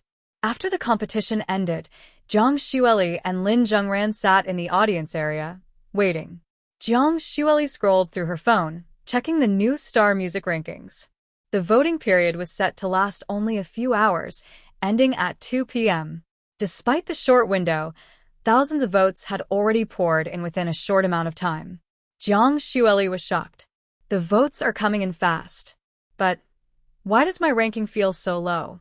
Zhengran, look. She anxiously handed her phone to Lin Zhengran. He glanced at it. Zhang Xueli had only received around 100 to 200 votes, while the contestants under New Star Music and Jiang Jingshir's management already had 300 to 400. Leaning in close to her ear, Lin Zhengran whispered, "Don't worry about it. This ranking is fake, and so are the voters. I'm guessing the real rankings will be released tonight or tomorrow, and the contestant list will change too." Huh? Why? Lin Zhengran briefly explained what Jiang Jingshir had told him about the behind-the-scenes manipulation. Zhang Xueli was stunned. Seriously? So that's where you went yesterday? You met with Jiang Qian's sister? She suddenly felt like she had been caught up in something big. Looking at the 50 or so other contestants in the resting area, all anxiously staring at their vote counts, she swallowed nervously and leaned closer to Lin Zhengran, whispering, "So today's rankings are just a trap Jiang Jingshir set up to catch a traitor? That's what it looks like. So don't worry about the rankings. The real ones will probably be posted tonight or tomorrow." Whoa, so this is what business warfare is like. This is my first time seeing it up close. It's intense. Lin Zhengran. As expected, at exactly 2 p.m., the rankings were finalized. The top 35 contestants all belonged to Jiang Jingshir and New Star Music. At the same moment, the internet was suddenly flooded with posts and videos exposing Jiang Jingshir for rigging the competition. These posts quickly gained traction, accumulating high view counts and engagement. It was clear that someone had pre-recorded the videos, purchased traffic, and had been waiting for the exact moment to release them. However, instead of sparking outrage, the posts didn't seem to have much of an effect. In fact, the comment section was filled with confusion. User, if my mom had a chicken, she'd be my dad. What rankings? What scandal? I don't see anything suspicious. User, my dog looks like me, I look like my dog. Yeah, if you're gonna expose a rigged ranking, shouldn't there actually be rankings to compare? I don't see them anywhere. User, I shot my Sunday off, so today's Monday. Wow, this video has so many views? But wasn't the official ranking supposed to be released at 2 p.m.?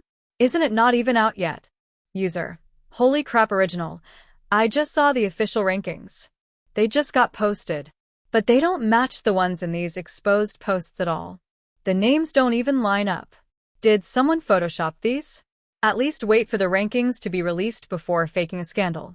The sudden reversal left netizens completely bewildered. For them, it was just confusion. But for Jiang Cheng, the person managing Jiang Jingshir's music team from behind the scenes, it was a total disaster. This was not how things were supposed to go. According to his plan, the internet should have erupted in outrage. But now it was as if the people commenting were an entirely different group from the ones voting before 2 p.m. Before the deadline, the users had been actively voting and occasionally asking if the rankings were rigged. Jiang Jingshir had even responded in the comments, denying any wrongdoing. But after 2 p.m., it was as if none of them had ever seen the rankings before. And what did they mean by the official rankings were only released at 2 p.m.?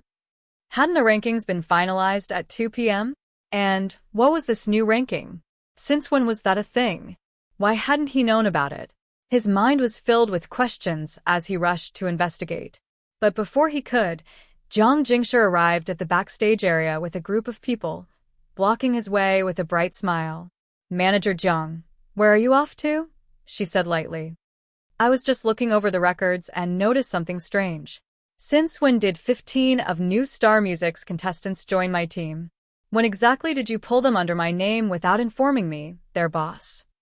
Jiang Cheng instantly broke out in a cold sweat. His eyes darted toward the group she had brought with her. President Jiang I. Jiang Jingshi pulled out a few photos and handed them to him. Taking my money while secretly colluding with another company to set me up. Impressive. Just a reminder, spreading false rumors and defamation is a criminal offense.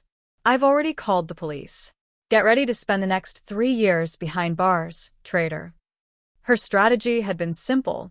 Since Jiang Cheng wanted to make it seem like the competition was rigged, he would naturally hire people to manipulate the votes when the rankings were released.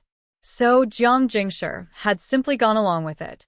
She fabricated a fake ranking, planted fake voters, and instructed her team to mislead Jiang Cheng into believing it was real. Then, after 2 p.m., she published the real rankings, the same ones that Chang Jie had secretly recorded and Lin Zhengran had verified. With that, the setup was flawless. Of course, because of all this maneuvering, the competition had to make some adjustments. The actual 50 finalists were called back on the afternoon of the 6th to re-record their performances, properly securing their places in the real new star music rankings. The voting period was extended to 2 full weeks. After that, public voting would determine the final winner. That afternoon, after finishing her recording, Jiang Xueli stood beside Lin Zhengran, excitedly checking the real new star rankings.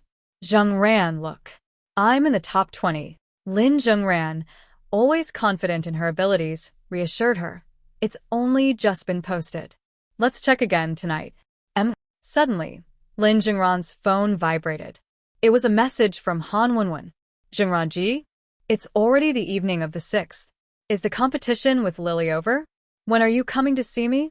He replied briefly, still busy. I'll call you when I'm done. Han Wenwen sent a sulky fox emoji. Fine, but you haven't called me even once these past few days. Jiang Xueli, noticing him texting, asked curiously, Who are you messaging? Lin Zhengran answered honestly, my girlfriend. Jiang Xueli instantly pouted, turning away. She assumed he was texting He Qing. Fine, I did agree that you could have 2 girlfriends, but can't you at least wait until we're home? Doing this in front of me. Lin Zhengran put away his phone and looked at her, amused. He reached out and patted her head. You've worked hard these past few days. Once the rankings are out, I'll take you to the zoo. Jiang Xueli blushed, her voice turning soft. The rankings aren't out yet. I might not even win. You'll definitely win. But even if you don't, I'd still take you. Jiang Xueli wavered for a moment, then clenched her small fists confidently. What do you mean even if? If I don't win, I'd be too embarrassed to go. Just wait. I'll definitely win first place. Not far away, Jiang Jingshi approached with a group of people. Seeing Lin Zhengran and Jiang Xueli chatting happily, she felt a strange emotion stir within her.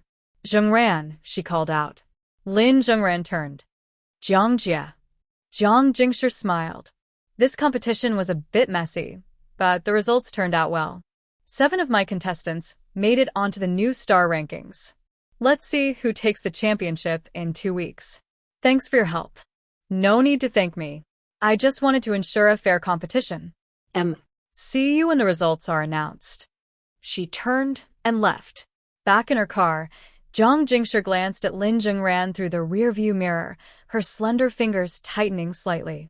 A faint blush colored her cheeks. I really don't feel like saying goodbye to you at all. Lin Zhengran and Jiang Xueli took a car back to the talent agency and then walked home together. On the way, Jiang Xueli kept checking the new star music rankings. Originally, this competition didn't have much attention.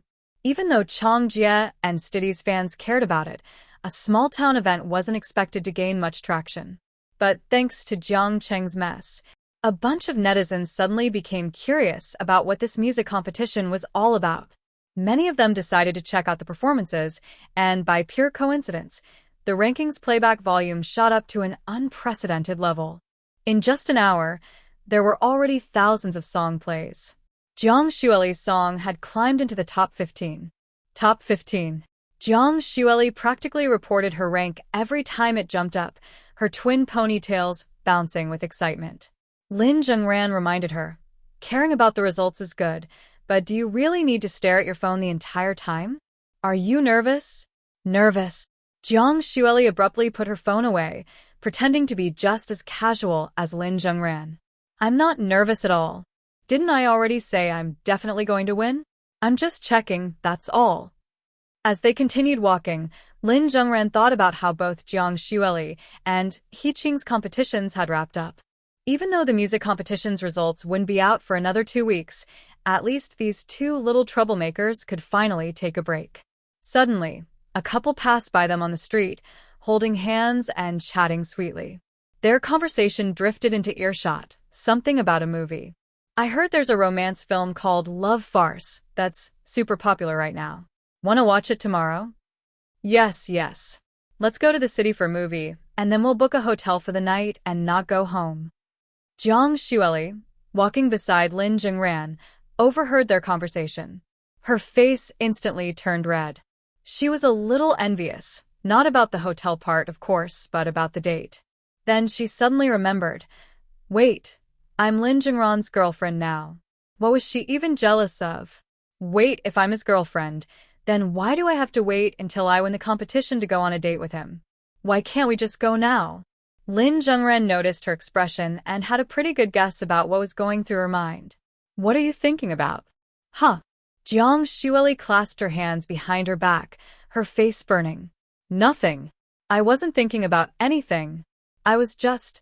She hesitated, then finally mustered up the courage to say, the competition results won't be out for another 2 weeks, but tomorrow is still part of the national holiday, right? Technically, tomorrow should be my time too. We're not still practicing music tomorrow, are we?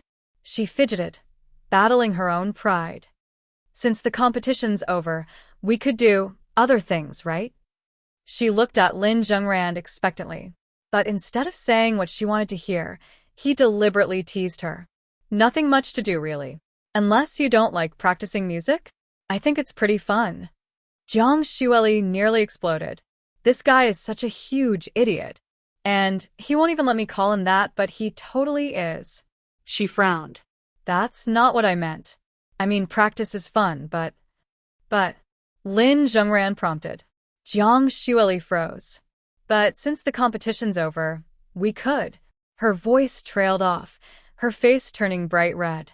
We could go on a date? We can't practice music every day. I want to go on a date. I didn't catch that. Say it louder. Jiang Xueli's face burned even hotter. Ack. I said I want to go on a date, she shouted. I want to go on a date with you, you idiot. I finally became your girlfriend, so we can't just keep acting the same as before. Lin Zhengran stared at her. She had mustered up all that courage, but after shouting, she immediately lowered her head in embarrassment. But it's up to you, she mumbled. Even if I want to, you have to be free first, right? Lin Zhengran was straightforward. Let me think. Okay, how about this? I promised you 2 things before, so let's split them up. In 2 weeks, I'll take you to the zoo. But for now, to celebrate you making it onto the new Star Music rankings, I'll take you to a movie tomorrow. How about that? Huh. Jiang Xueli's conflicted expression instantly turned into excitement. Her eyes sparkled. Really? Really? You'll take me to a movie tomorrow? Yeah, let's watch that romance film those two are talking about. Yes. I'll buy the tickets. My treat. She beamed. What time are we meeting tomorrow? 8 in the morning. You've been exhausted these past few days, so you should sleep in a little. Okay. I'll call you at 8 sharp. Jiang Xueli laughed happily, practically skipping as she walked. At the crossroads near their homes, Lin Zhengran waved her goodbye. Jiang Xueli literally bounced home, humming to herself. Movie, watching a movie with Zhengran. She was way too excited. System commentary. In the past few days, you accompanied Miss Jiang in a grand martial arts sect competition. Under your guidance, she dominated the event and achieved a top-ranking victory. However, during the competition, you discovered that a sinister force was attempting to sabotage the event. By chance, you also learned that the Empress of the Imperial City was secretly involved in the competition. Having a prior connection with her, you had a brief conversation and swiftly eliminated the villains, ensuring the competition proceeded fairly. During the competition, you also took the opportunity to meet the fiancé your family arranged for you. You originally thought she was Princess Jiangqian, but to your shock, the person who arrived was none other than the Empress herself. It turned out that she was the wife your family had chosen for you.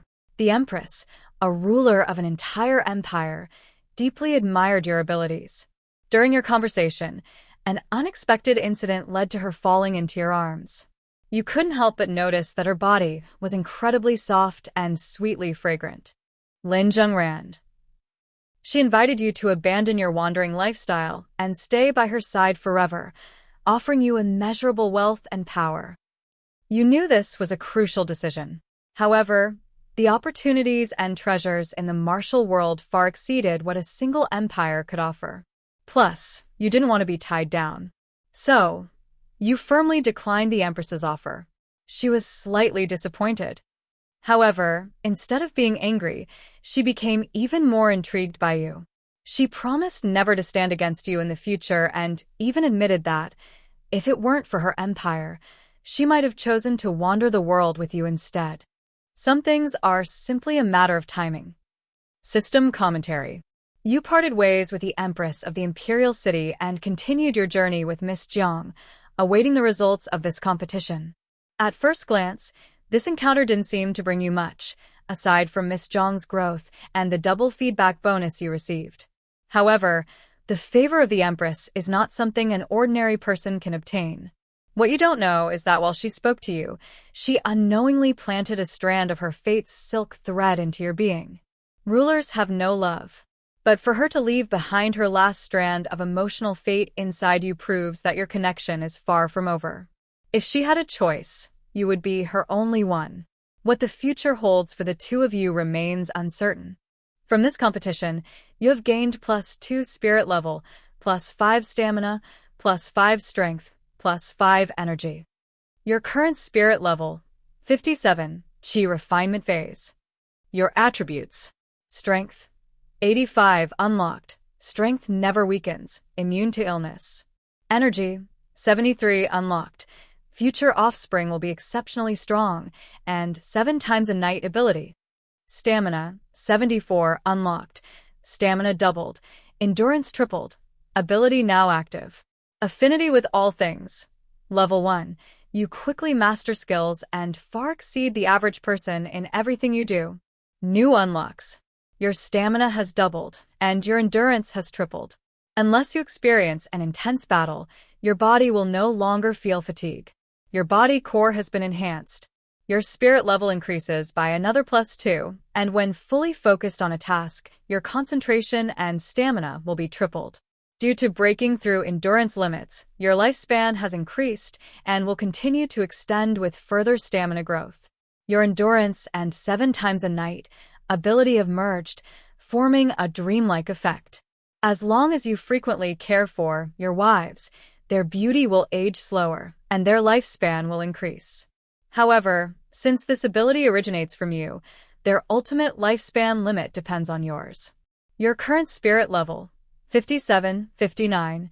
Lin Zhengran listened as the system rattled off a flood of messages. He could clearly feel his physical strength increasing once again. Level 57 now, just 3 more levels until 60. At that point, he'd unlock another new talent skill. He was only a high school freshman, yet he was progressing way faster than expected. By the time he got to university, his level might be far beyond what he had originally envisioned. Just as he was thinking about this, his phone buzzed. A message from Han Wenwen. This fox is getting impatient. From the moment today's competition ended, she had already sent him 3 or 4 messages. To be fair, he had been super busy these past 2 days and hadn't had time to check in on her. Without any further delay, Lin Zhengran headed to Han Wenwen's apartment. He arrived at the familiar residential complex and walked up to her rental unit. Knocking on the door, he heard an excited yet sulky voice from inside. "Zhengranji, you don't need to knock, just come in."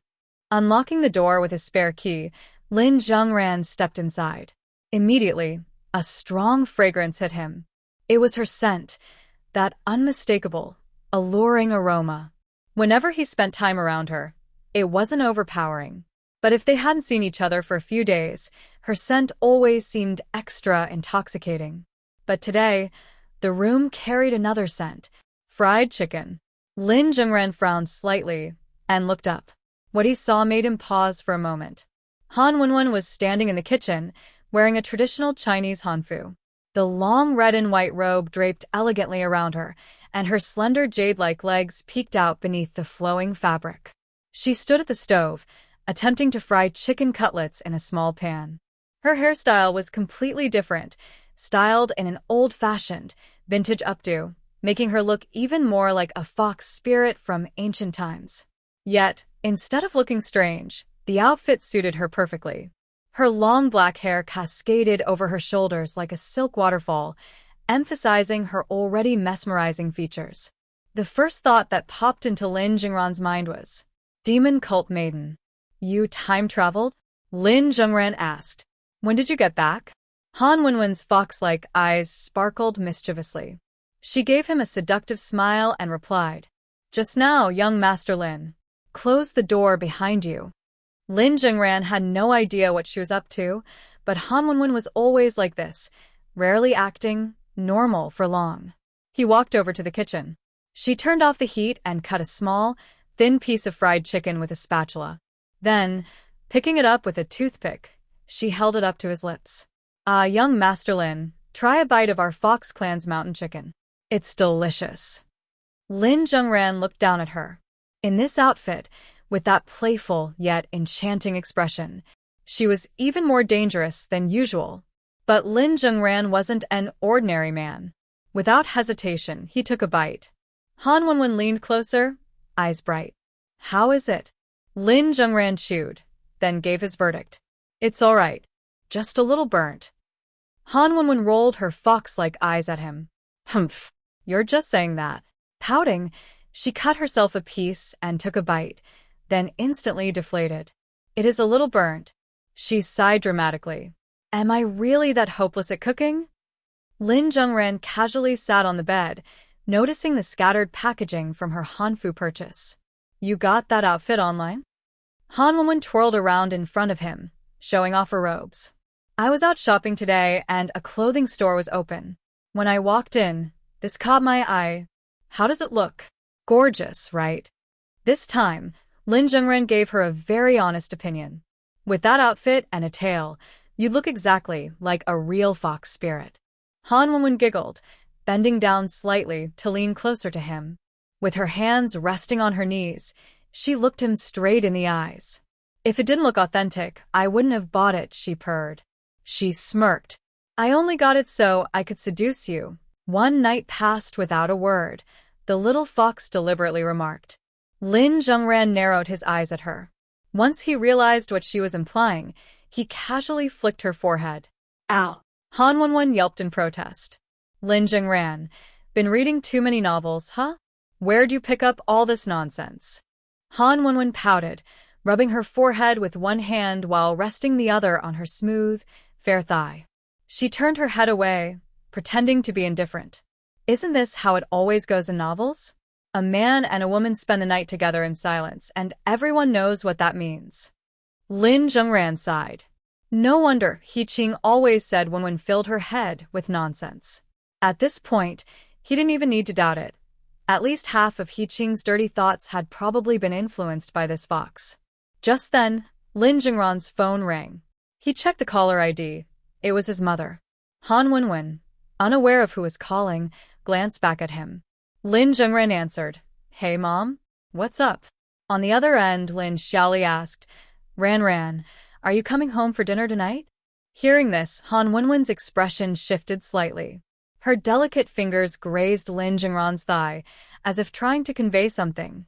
Lin Zhengran immediately understood her meaning and replied, I won't be home for dinner tonight. I'm eating out with someone, and we'll head back later. Lin Xiaoli sighed, already used to it. Not coming home again? All right then, your dad and I won't wait up. Stay safe, okay?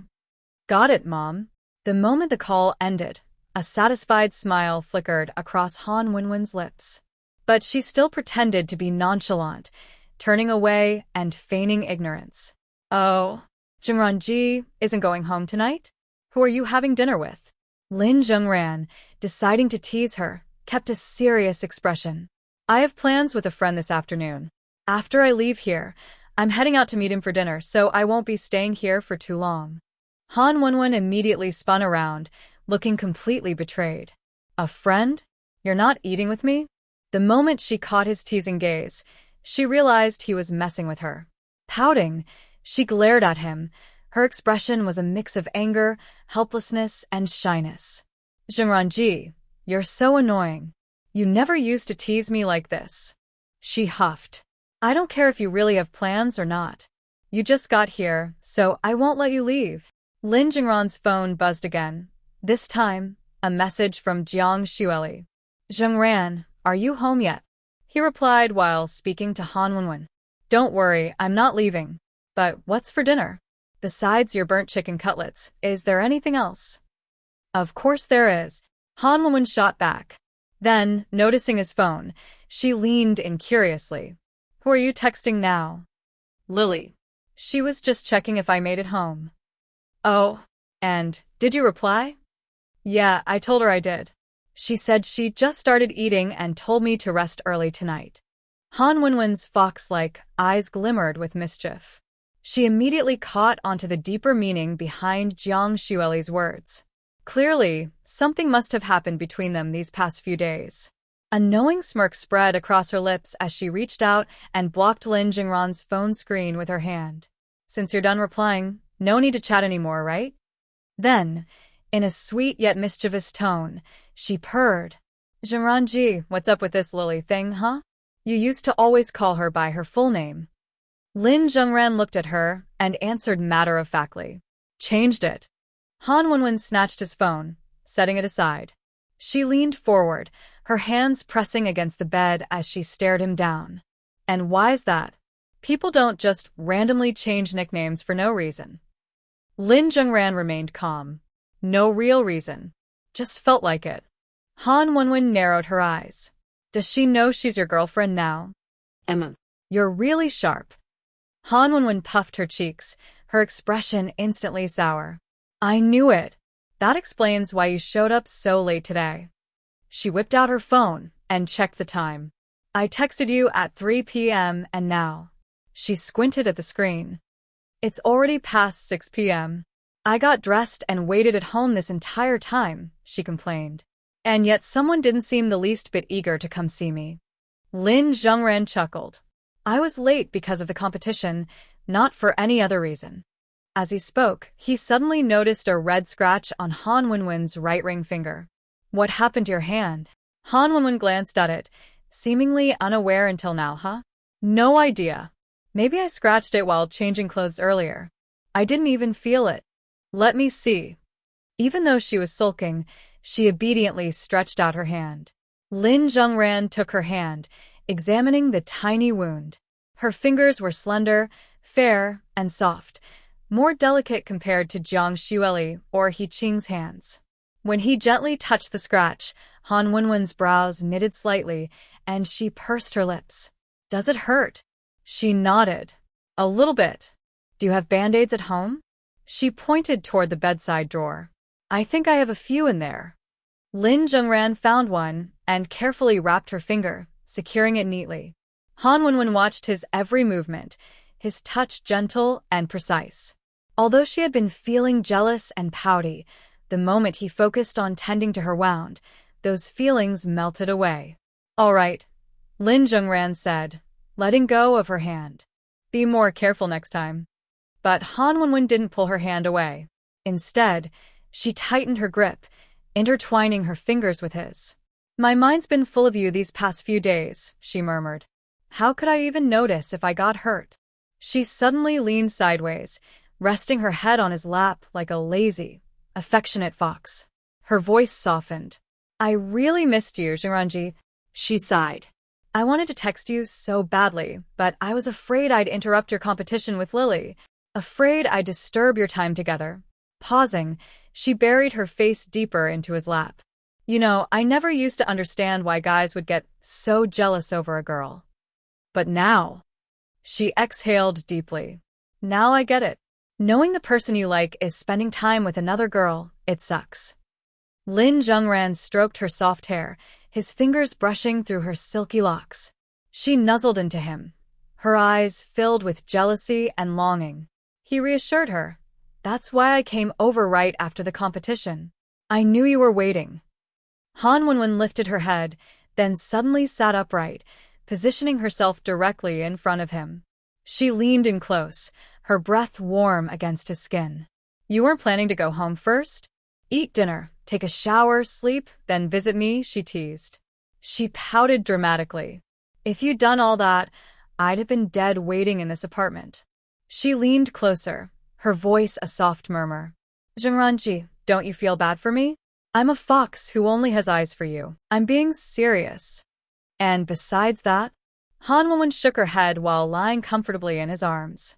Her long, smooth legs were already up on the bed, bent slightly beside Lin Zhengran's. But her restless feet kept rubbing against his leg from time to time. Then I've just been gaming, recording some videos. But I feel like when I play alone, my skill improvement is so slow. Whenever Zhengran is with me, I learn so much faster. It's like magic. Oh, by the way, I hit master rank these past few days. Master?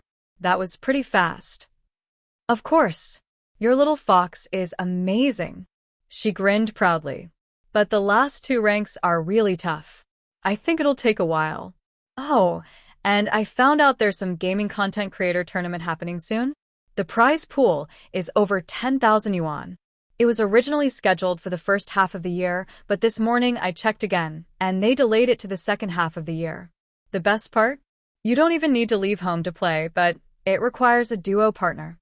She looked at Lin Zhengran, gently placing a finger on his lips. Zhengran, are you busy in the second half of the year? Will you team up with me? If I have you, that money is basically ours already. I don't even know how to answer that, Lin Zhengran said, chuckling. Second half of the year is a pretty vague time frame. But the tournament is still in its early stages, so I don't even know the exact date yet. Lin Zhengran thought about it. This must be Jiang Jingshi's tournament. After all, he had looked it up last night, and this was the only high-prize competition happening anytime soon. Let's wait for the actual date first. If it works with my schedule, I'll join you. Han Wenwen's eyes lit up as she nodded enthusiastically. Then it's a deal. You'll stay home and duo with me for the tournament. All right. Just as Lin Zhengran finished speaking, Han Wenwen's red sash slipped down from her waist. It revealed the lace lining of her underwear, dangerously close to the hem of her hanfu. Lin Zhengran raised an eyebrow. Wenwen, where's your safety shorts? Are you just wearing this? Han Wenwen realized his gaze and immediately covered herself, her face turning crimson. Ah, of course. Why would I wear safety shorts at home? She then smirked, lowering her voice teasingly. Zhengran, what's with that reaction? Didn't I already say this outfit was meant to seduce you? I'm your person. Why would I be embarrassed? But the moment she said that, she couldn't hold it in anymore. Leaning in close to his ear, she whispered the truth. Actually, I forgot. I thought I was wearing them. But don't worry, Zhengran, I'd never wear this outside. Only at home, just for you. Lin Zhengran was speechless. Suddenly, Han Wenwen sniffed the air. Like a little pup, she nuzzled closer, inhaling the scent on Lin Zhengran's shirt. Her expression shifted. Zhengran, what's that smell on you? What smell? I don't think I smell like anything. He sniffed himself, but didn't notice anything unusual. Han Wenwen let out an "oh," suddenly remembering. I forgot. You don't know about this. Let me tell you a little secret. She grinned mischievously. Ever since I was a kid, I've had a special ability that I never told anyone about. I have an extremely sharp sense of smell. Oh. Lin Zhengran wasn't particularly concerned. Yeah. And I don't just mean normal smells. If I really focus, I can even detect scents from things you touched days ago. Is that so? You don't believe me, do you? Han Wenwen smirked. Let's test it then. Go ahead. The little fox sat up, pressing her entire body against Lin Zhengran as she sniffed. She nuzzled into his chest, sniffing his shirt, his arms, and even his hand. Then, her expression darkened. She glared at him for a moment before suddenly leaning in and sniffing his neck, and then his lips. Lin Zhengran found it amusing. Well, What did you pick up? Han Wenwen's lips curled into a sly smile. A lot. She tapped his right shoulder. For example, Lily leaned on your shoulder recently, didn't she? And I don't mean just hooking arms. I mean resting her head on your shoulder. Lin Zhengran blinked. He recalled that the day before Jiang Xueli's competition, she had buried her face against his shoulder out of nervousness. Not only that, Han Wenwen continued, and she hugged you, too, right? Lin Zhengran exhaled. Your sense of smell is insane. That was 2 days ago, and you can still tell? Impressive, huh? Han Wenwen beamed. But that's not all. She sniffed the front of his shirt again, her expression turning serious. At first, I wasn't completely sure. But now that I've checked thoroughly, I'm certain there's another woman's scent on you. Lin Zhengran. Han Wenwen bit her lip, tapping her chin. This scent is very faint, but mixed with high-end shampoo. Based on the smell, I'd say you didn't hug her. More like she accidentally bumped into you or something. She picked up his hand, examining it. And you helped her up with this hand, didn't you? For once, Lin Zhengran was genuinely impressed. You really have an overpowered ability. You've had this since you were a kid? Han Wenwen nodded. yep. But I can't smell everyone this accurately. I've known you for so long, and foxes are most sensitive to their master scent. That's why I can read you so well. What if I changed my shampoo? It wouldn't matter. I'm not sniffing the shampoo, Zhengranji. I'm smelling your scent. No matter what soap or perfume you use, I'd still recognize you. Then, she tilted her head, her smile growing sly. That aside, who's this new girl, Zhengranji? She pretended to be open-minded, but there was a dangerous undertone in her voice. You're not thinking about for girlfriends, are you?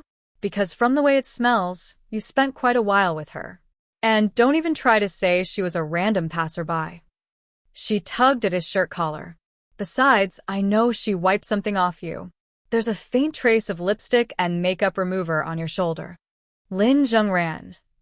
Han Wenwen huffed, unable to hold back her jealousy anymore. Zhengranji. Who is she? No one special. She just tripped, and I helped her up. That's why her lipstick smudged on me, and she wiped it off. Really? Of course. Was she pretty? She was okay. Han Wenwen clicked her tongue. Okay means she was stunning.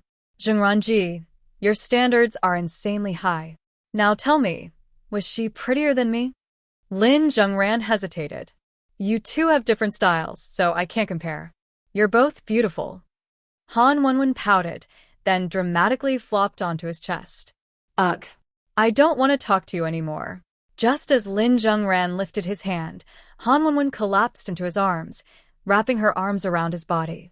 She lowered her head deliberately. The meaning was clear, Zhengranji, hurry up and pat my head. I'm ready.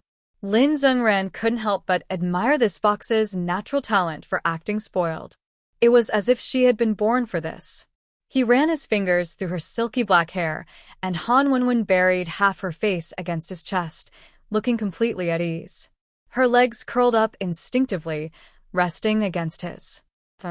Zhengranji's hands are so big, she murmured, her fingers trailing along his toned chest.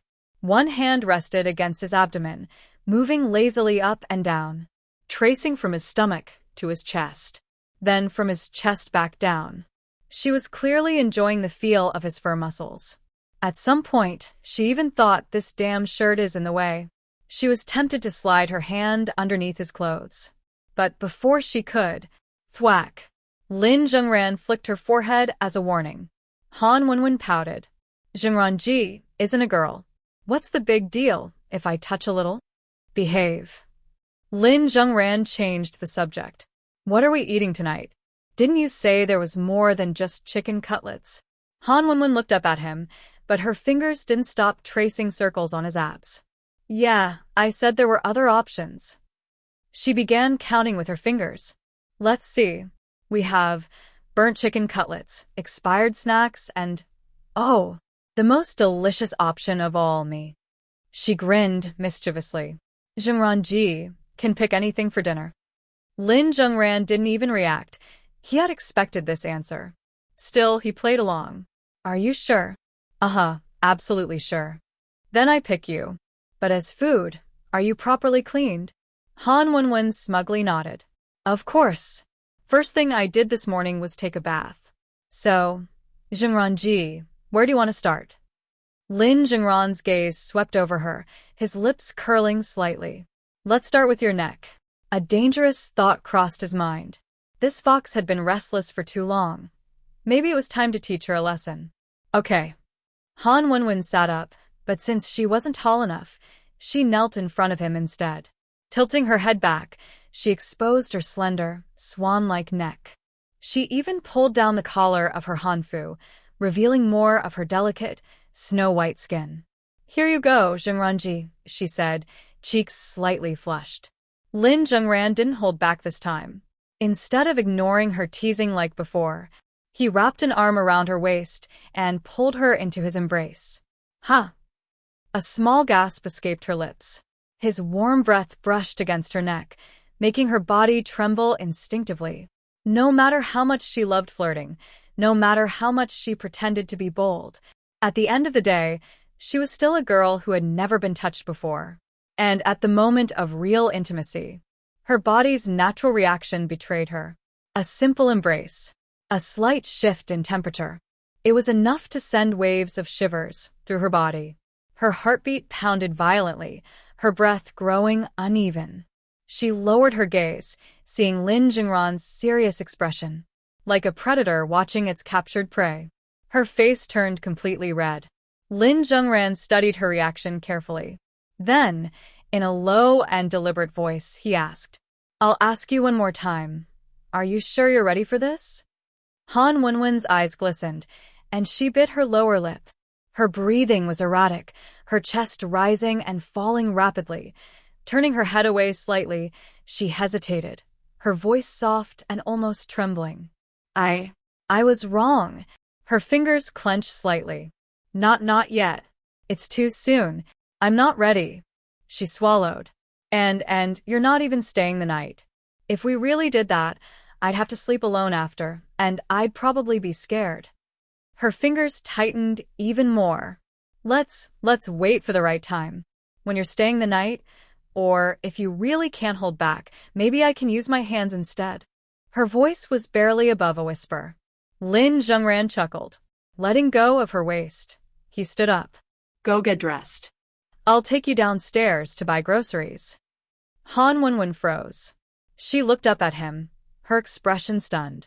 For a split second, she had actually worried that he might be angry at her rejection. Of course, if Lin Zhengran really wanted to, she wouldn't refuse. But then she saw his amused expression. Slowly, he exhaled. You're so bad at this. That's when she realized. He had been messing with her the entire time. He had never actually intended to do anything. Her face turned scarlet. You. She couldn't even find the words. Covering her face with both hands, she collapsed onto the bed, curling up into a ball. Zhengranji, you're so mean. You used to be so serious. Why are you like this now? Her heart was still racing. Her fingers clutched the blanket tightly. Even her breathing was uneven. She had actually mentally prepared herself just now. Thinking back to her own thoughts earlier, she wanted to hide forever. Wenwen. Hearing him call her name, Han Wenwen's body jolted slightly. She turned around slowly, her face still flushed red. What? Lin Zhengran tilted his head. Still flustered? Hurry up and get changed. We're going grocery shopping. Han Wenwen stared at him for a moment. Then, pouting pitifully, she opened her arms. Hug me. Lin Zhengran blinked. She really was shaken up, huh? With a small sigh, he walked over. The moment he got close, Han Wenwen shot up, kneeling on the bed, and immediately wrapped her arms locked around his shoulders, and she nuzzled against his chest. She stayed like that for a long time. Only when she finally calmed down did she reluctantly let go. Later that night, with her face still slightly flushed, Han Wenwen went shopping with Lin Zhengran. On the way back, Lin Zhengran asked Han Wenwen, "Do you want to eat out instead? That way, we don't have to deal with cleaning up at home." But Han Wenwen loved the feeling of home. If she could stay at home with Lin Zhengran, then there was no reason to go out, unless other people were involved. Nope, let's eat at home. That night, the two of them carried some vegetables, noodles, and a whole roasted chicken back to her apartment. Han Wenwen sat close to Lin Zhengran, looking soft and delicate beside him. They sat on a blanket spread on the floor, using a simple folding table to hold their food. She tore off a chicken leg and fed it to Lin Zhengran. Zhengran ji, take the first bite." Lin Zhengran took a big bite. As he chewed, Han Wenwen asked, "By the way, how's Lily's competition going? Did she win the championship yet?" "Last time, Xiaoqing won first place. She was so excited about it when we were chatting in the dorm last week." Thinking about the past few days, Lin Zhengran replied, "Lily made it to the final rankings, but the final result won't be announced for another 2 weeks." 2 weeks? That's so slow. Yeah. The results should have come out sooner, but because of some issues, they extended the voting period to make sure everything is fair. Han Wenwen nodded in understanding, then asked, "So, what's Zhengranji's plan for tomorrow?" "I'm taking Lily to the movies. We already made plans." Han Wenwen froze mid-chew. Then, without a word, she yanked back the chicken leg from Lin Zhengran's hand and started biting into it aggressively. "I knew you wouldn't have time for me tomorrow," she muttered. "Well, this week is Lily's turn. Next week, I'll properly spend time with you." Han Wenwen chewed her chicken leg angrily, but knew she couldn't really complain. After all, with 3 girlfriends, things had to be fair. And honestly, the fact that he came to see her today was already a special treat. Still, she reminded him yet again, "Then don't forget. Next week you have to stay over. You promised no backing out." "I won't back out." Han Wenwen smiled and leaned against his shoulder. Lin Zhengran frowned. "Can you eat properly? Last time I took you to the snack street, I came back to the dorm and found oil stains all over my clothes." "No way. I'll be careful this time. I'm just leaning while eating. There's no way." Drip. A drop of chicken grease fell onto Lin Zhengran's pants. He stared at her wordlessly. Han Wenwen froze, blinked, and then quickly wiped it with her hand. But instead of fixing the problem, she just smeared more oil on his pants. Her face went blank. It's fine. I'll wash it for you, okay?" Then, as if suddenly getting an idea, she beamed. "Actually, Zhengranji, you should just leave some extra clothes at my place. I mean, my home is your home, right? You should at least have a change of clothes here." Lin Zhengran actually considered it for a moment. He really did come over here a lot. It wouldn't hurt to leave a few things here. Maybe I'll buy some and leave them here. Han Wenwen lit up instantly. "Really?" Yay. "I'll make a special spot just for your clothes." After dinner, Lin Zhengran chatted with Han Wenwen for a while. Time passed without them realizing it, and before they knew it, it was already 9 p.m. Under Han Wenwen's reluctant gaze, Lin Zhengran finally got up to leave. She even walked him downstairs, watching him until his figure disappeared into the night. Only then did she slowly head back inside. Meanwhile, in a nearby apartment, a certain twin ponytailed girl was wide awake in her bedroom. Last time, she couldn't sleep because she was upset. This time, she couldn't sleep because she was too happy. Tomorrow, she was going on a movie date with Lin Zhengran. Jiang Xueli tossed and turned on her bed, unable to contain her excitement. Her big, lively eyes stayed wide open, staring at the ceiling even at 3 a.m. She hummed to herself, "Tomorrow is movie day, tomorrow is movie day." Her heart was full and content. The next morning, as the sunlight streamed in, Jiang Xueli sat up in bed and clutched her head. I pulled another all-nighter?" But after checking the time, she realized it was too late to go back to sleep. Instead, she jumped out of bed, rushed to the bathroom, and started washing up. She put on the outfit she had spent all of yesterday picking out. After brushing her teeth and fixing her hair, she examined herself in the mirror. Her eyes were a little tired, but overall, she still looked full of energy. "I should be fine, right? This is different from last time." This time, I lost sleep because I was excited, not because I was upset.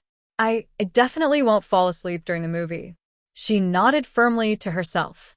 At 8 a.m. sharp, Jiang Xueli called Lin Zhengran. The two met up at their usual spot, the crossroads near their homes. Jiang Xueli waved happily, flashing a playful smile. Zhengran, good morning. So, where are we watching the movie? Her small tiger teeth peeked out as she grinned. Lin Zhengran hailed a taxi and opened the door for her. We're going to the city. You haven't had breakfast yet, right? Let's grab something to eat first. As the taxi moved along, Jiang Xueli sat stiffly, her face flushed as she stared out the window. She looked really nervous, probably because this was her first official date. Her small hands were tightly clasped together. But while it was technically their first date, it wasn't the first time she and Lin Zhengran had hung out alone. Lin Zhengran glanced at her tense posture and wondered, was she like this because it had been too long since they last went out together? The taxi didn't head all the way to the city center, as it was too far. Instead, it stopped at a large mall on the outskirts. This place was always lively, with plenty of entertainment and shopping options. And since it was still the National Day holiday, even though it was the last day, there were still lots of people coming and going, including many couples. It was bustling. Lin Zhengran asked Jiang Xueli what she wanted for breakfast. Jiang Xueli looked around and spotted a fast food restaurant nearby. After thinking for a moment, she said, "A burger? Let's go."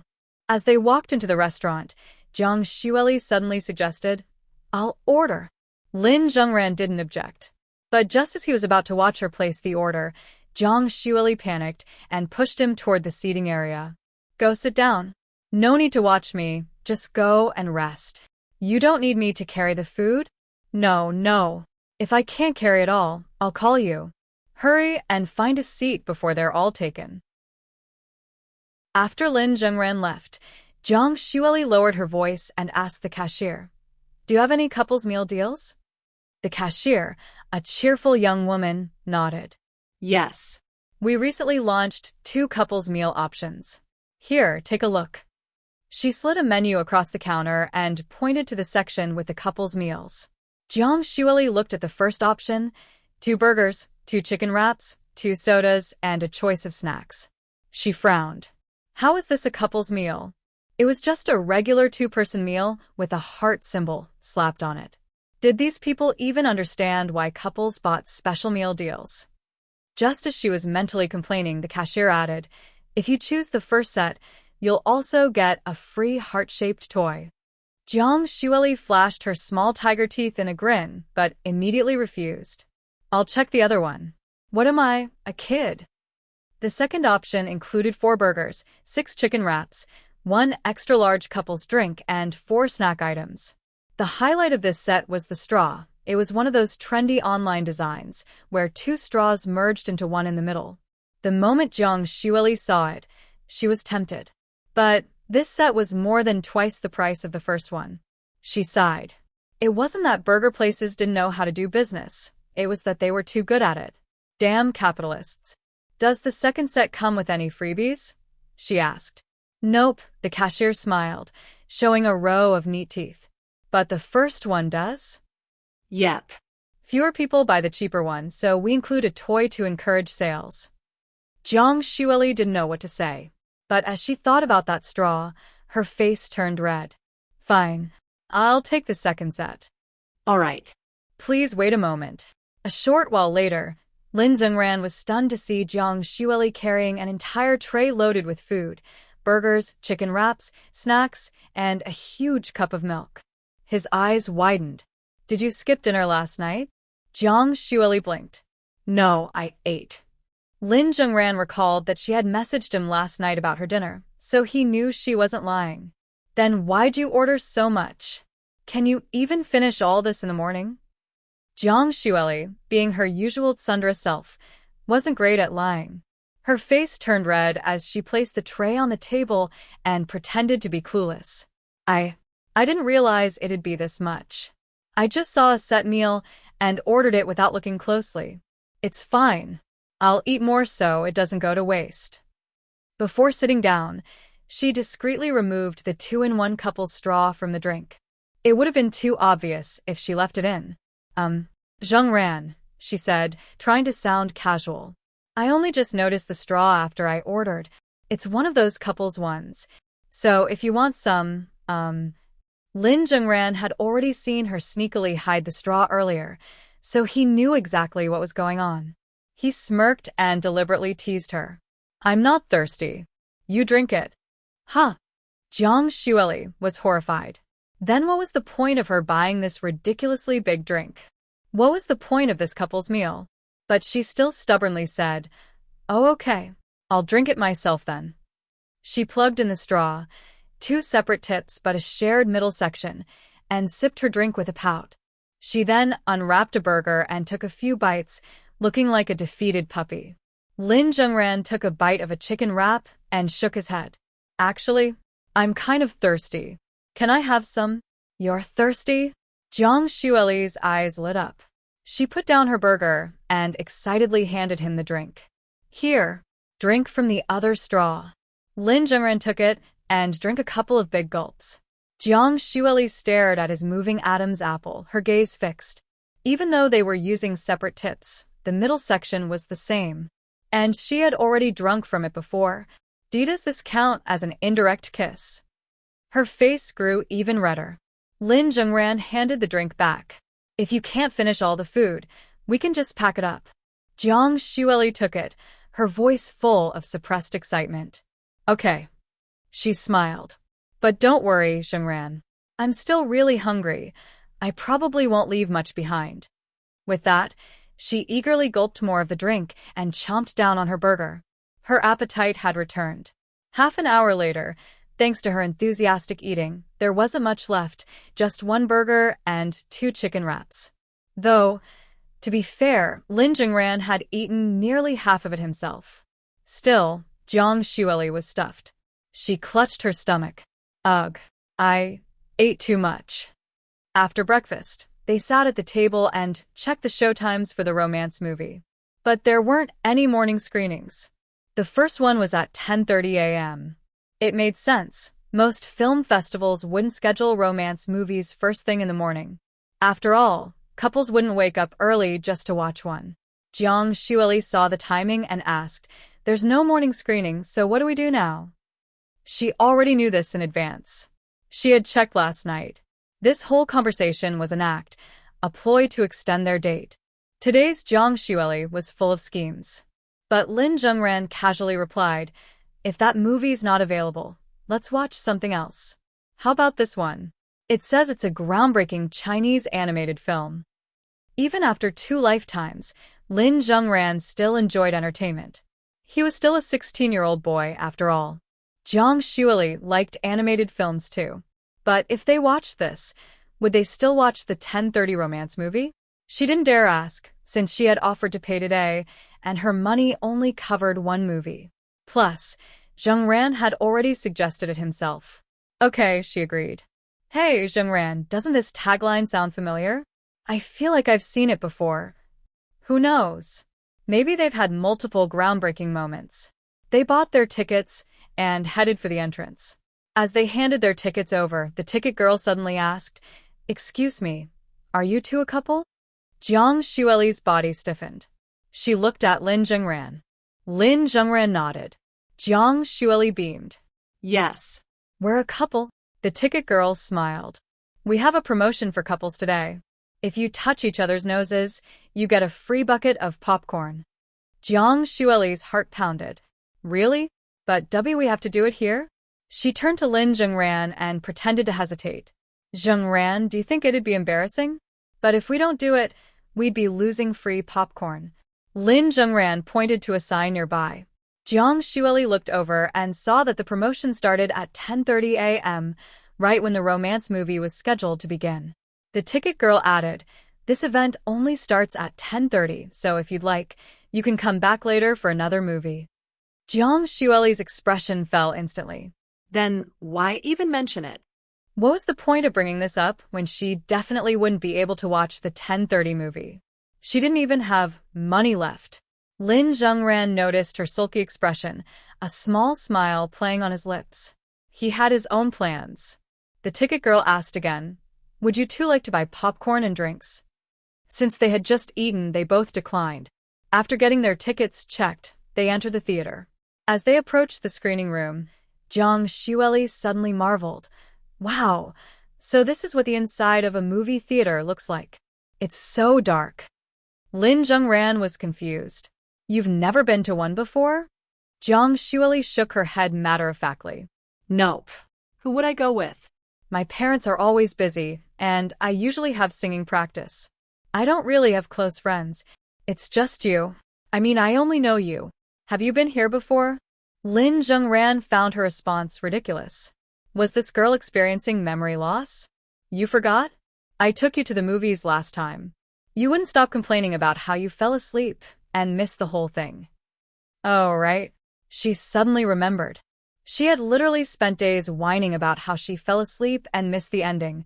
So how did she forget this? But then, I really don't remember much about that movie, she muttered blankly. I just remember watching it with you, and then falling asleep. Lin Zhengran thought for a moment. Probably because you were too tired. You were half asleep the whole time. Maybe you were even sleepwalking. That's possible. But this time, I'm gonna pay attention. She clenched her tiny fists determinedly. They pushed open the door. Darkness.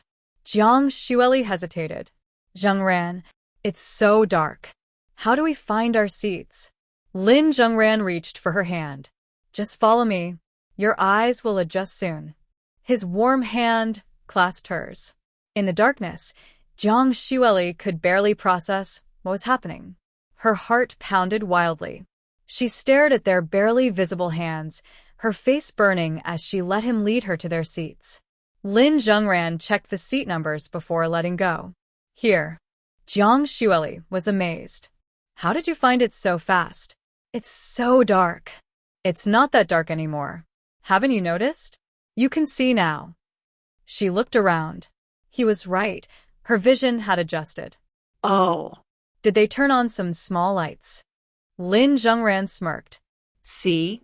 You really don't study enough. Your eyes just adapted. Jiang Xueli sat down, still marveling. I know that, but it's still kinda cool. She really did seem like it was her first time in a theater. They sat side by side. Jiang Xueli glanced around. Besides a couple sitting far away, the theater was almost empty. Not a lot of people. We came too early. But hey, it's like we rented out the whole place. Pretty nice, right? Since she had never properly been to a movie theater, everything felt new to Jiang Xueli. Everything except the armrest between them. Why did they design this thing? It kept people apart. Wait. Had this armrest been here last time? She swore it wasn't. Lin Zhengran noticed her confusion and demonstrated. It moves. He lifted the armrest up. Jiang Xueli was shocked. Wait, what? This thing can move? I was just thinking. How do couples even watch movies comfortably with this thing in a way? Lin Zhengran turned to the screen. The movie's starting. Focus. Jiang Xueli followed his gaze, thinking, even if it's not a romance movie, it's still the second time I'm watching a movie with Zhengran. This time, she was determined. She wouldn't fall asleep. And maybe, just maybe, her cheeks flushed. She remembered how he held her hand when they walked in. Would he do it again? His hands were so big and warm. Stay awake. Hold hands. The movie began. 3 minutes later, Jiang Xueli's eyelids started fighting each other. Her head tilted slightly, and soon, she was fast asleep, leaning against Lin Zhengran's shoulder. Lin Zhengran wasn't surprised at all. He had already guessed this would happen. Even though she had been energetic in the morning, anyone who pulled an all-nighter looked different from someone who had a full night's sleep. She might have been fine while walking, but after stuffing herself with food? No chance. And with the comfy theater seats? She was doomed. In fact, this was exactly why Lin Zhengran picked this early morning movie.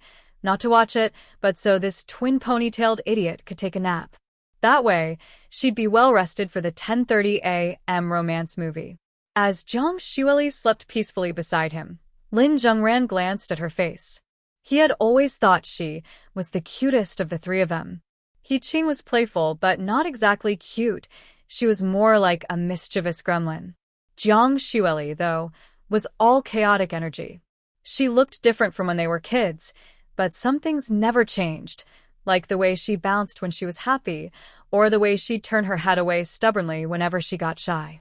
Watching her always made Lin Zhengran smile.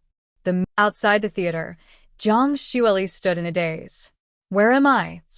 Lin Zhengran crossed his arms. The theater entrance. The movie's over. Not that you watched it, you fell asleep. Jiang Xueli froze. Slowly, she turned to him. Over? I fell asleep. Lin Zhengran laughed. I'm guessing you barely slept last night? Jiang Xueli clutched her head in despair. Why? I fell asleep again. That's 2 dates completely wasted. What was I even doing? She sniffled dramatically, wiping away imaginary tears. Lin Zhengran started walking. Come on, let's walk around for a bit. Jiang Xueli sighed and reluctantly followed. Despite her frustration, the nap had cleared her mind. They strolled down the lively streets outside the mall. Jiang Xueli looked around and suddenly realized it had been so long since she had aimlessly wandered around with Lin Zhengran. Back in 4th, 5th, and 6th grade, they were always together. Every day, they ate together, went to school together, left school together, for 3 whole years. At the time, she never thought much about it. But now, she could barely remember all the little moments they had shared. Lin Zhengran spoke.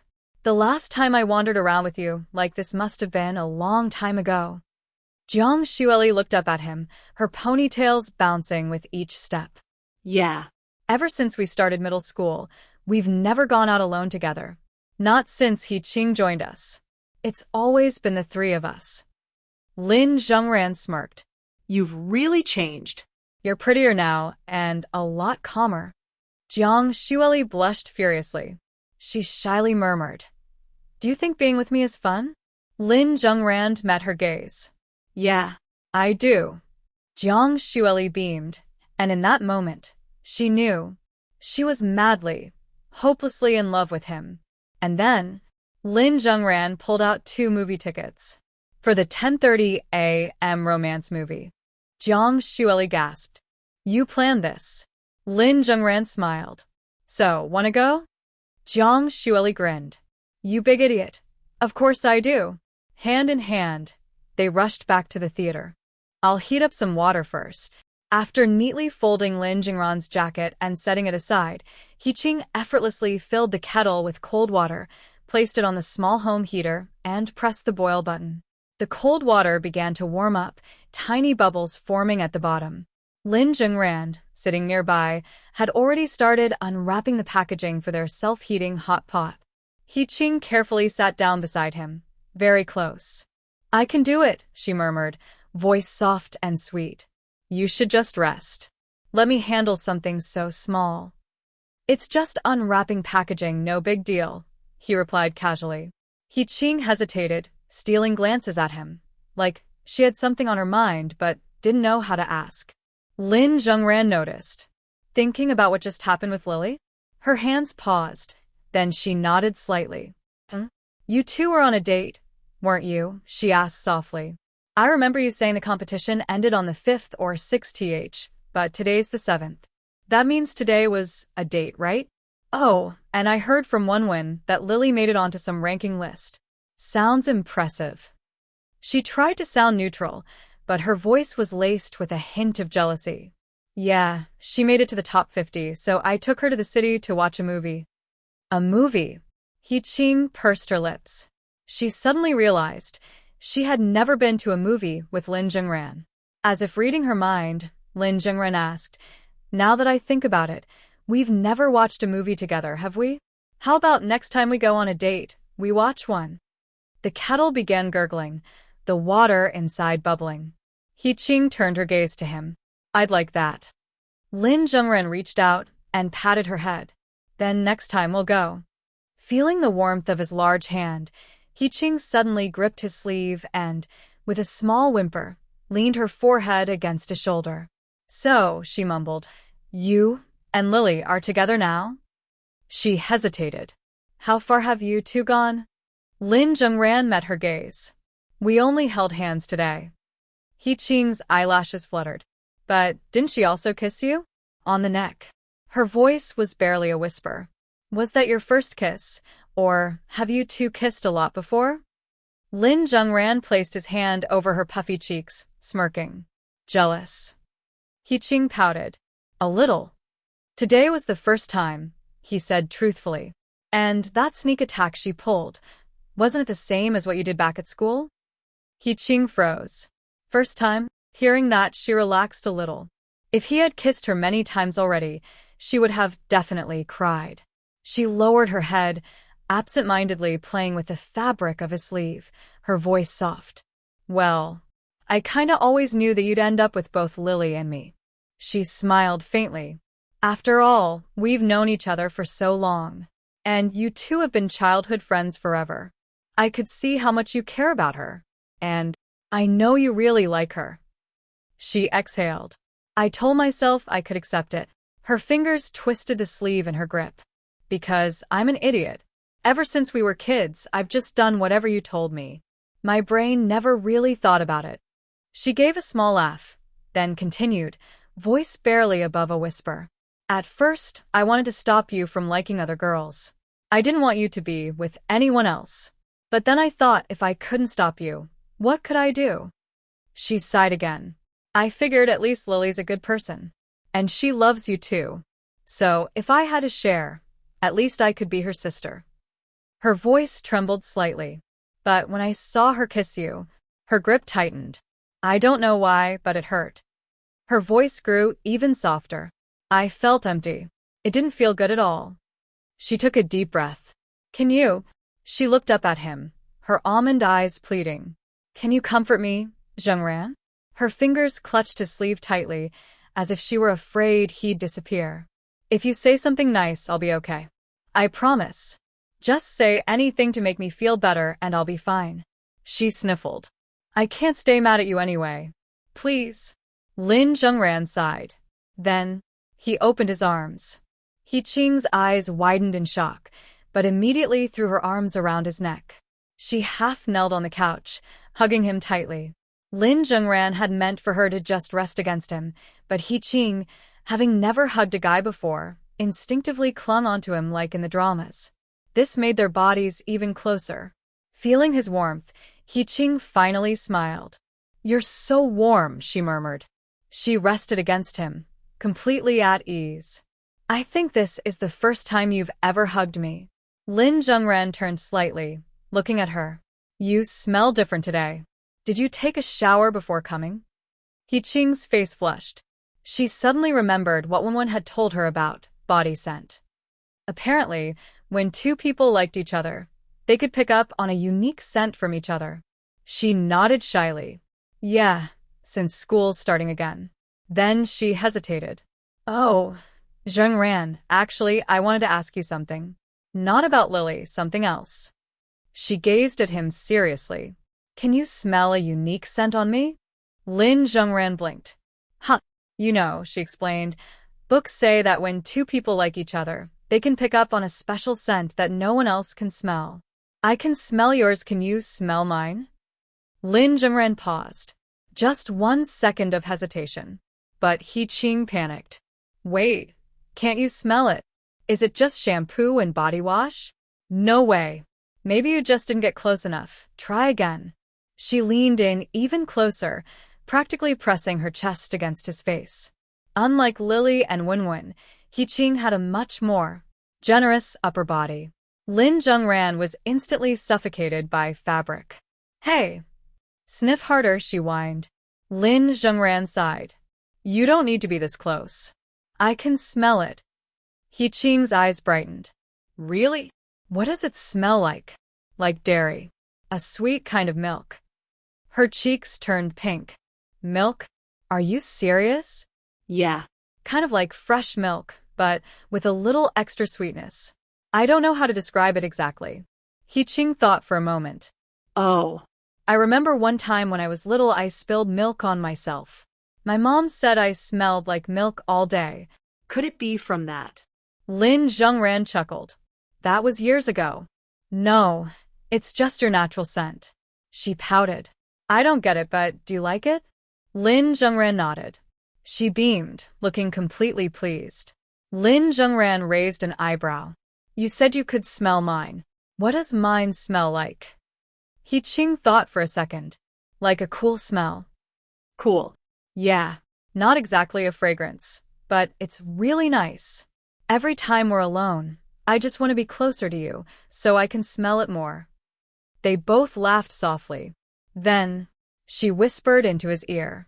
Since Lily kissed you, I want to kiss you too. She hesitated. Not just once. Twice. Can I? Lin Zhengran gently cupped He Qing's soft, fair cheeks. She blinked, her round eyes full of anticipation as she waited for his answer. When he finally agreed, she brightened instantly. All right. Where do you want to kiss?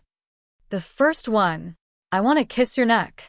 But on the other side, since Lily already kissed this one. Han Wenwen hummed in response, shifting her gaze back to the two sitting on the couch. She felt a small sting of jealousy, but didn't let it show.